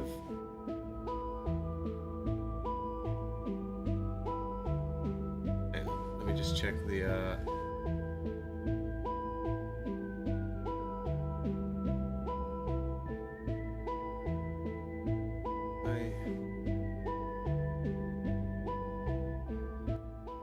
Yeah, I had the audio doubled on this screen, that's why. In this scene. Is that better? It's just because I've got so many scenes set up for running these live streams. So many different scenes. Good. Thank you, Ultraviolet, for letting me know that. Yeah. Yeah, I do. Oh, yeah, that's the... I would, yeah, I don't know why I can't hear that on the monitoring, actually, but I should have picked that up probably on monitoring. But yeah, I thoroughly enjoyed this. I really have enjoyed this as a solo romp. I do enjoy this game competitively as well, but like I say, it's got some issues. And it really is just kind of flying around space and doing things. It really is just kind of variations on pick up and deliver. This is actually this final card we saw there as well is effectively what's called a sort of a job in the game. You can get loads of different variants of this. This is quite a tough one because it's one of the end game cards for one of the ambitions, but there's all manner of job cards, and the job cards will have you going through these numbered decks. And we saw some of these cards were crew, but some of them are also jobs. You can see a bunch of them here actually that are just, I won't show you up close up because of spoilers, of course, but there's just loads of these different job cards, and you'll find some with the same name as well that you have to draw at random. We didn't do a single job in this one. We were pretty much just hyper focused on bounties, but that was cool. And yeah, go check out. I actually haven't watched back the one I did with Ollie and Chris. I It's probably going to be pretty rough compared to the quality of our new stuff because we did that years ago. Actually, but hopefully it's still watchable anyway. Yeah, and I guess I prefer this to Zia for sure, Brian. But I don't know about how this stands up to the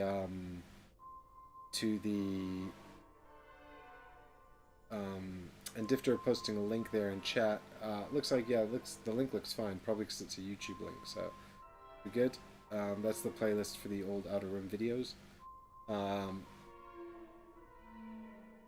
So, hooray!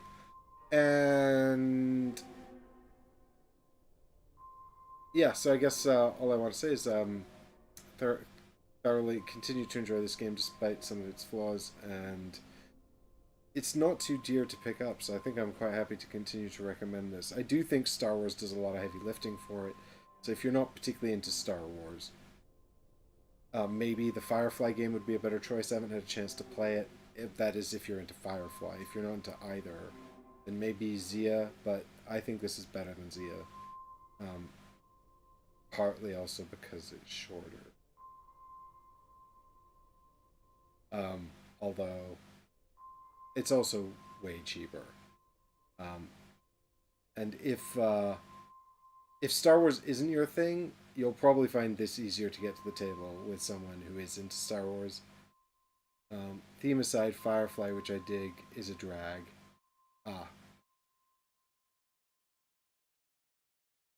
Shame. Isn't this Firefly game Gale Force 9? Like, they're pretty hit and miss. As a publisher, I don't know who designed it. But Star Wars, yeah. I mean, I do like the Sons of Anarchy game, which is also Gale Force 9. A very different kind of thing, of course. But, I'm just thinking off the top of my head. Brian says it's long and fiddly. Yeah, I mean, this is pretty fiddly, actually. All things considered, like, obviously watching me do it here where I'm, like, just executing it because I know how to play the game. But, like, actually, like, these dice were a weird choice. They obviously, like, the focus and symbols were obviously... They obviously just didn't want to mold new dice. Like, because the rules for doing tests and things are clearly built around the dice they already had, rather than, like, specifically making dice for this game.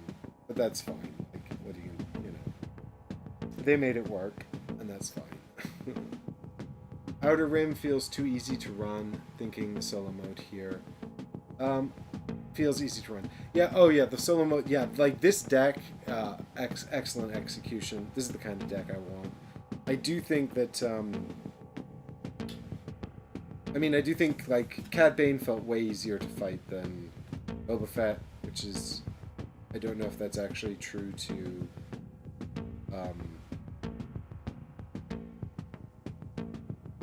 true to the lore. Is Cad Bane, I guess Boba Fett is, like, the bounty hunter guy. Or I don't know if maybe it's just the way the cards came out in that game, but, I enjoyed when we stole the Imperial ship. That was a standout moment. I also enjoyed that we did just one or two major bounties. That was cool. Boba Fett kills Spoilers, Steven. Spoilers. Shh. Shh. I've not seen it. I don't mind actually, but people might. I'm gonna hide your comment. I can't. So. I don't know what to do now. We'll just not go back to that screen. Anyway, that's it for the show for now. But I wouldn't have thought to play this solo if it weren't for the Patreons who recommended I check this out, and we wouldn't have done that without their say-so. So if you want to check out the Patreon content, then you can do so on Patreon.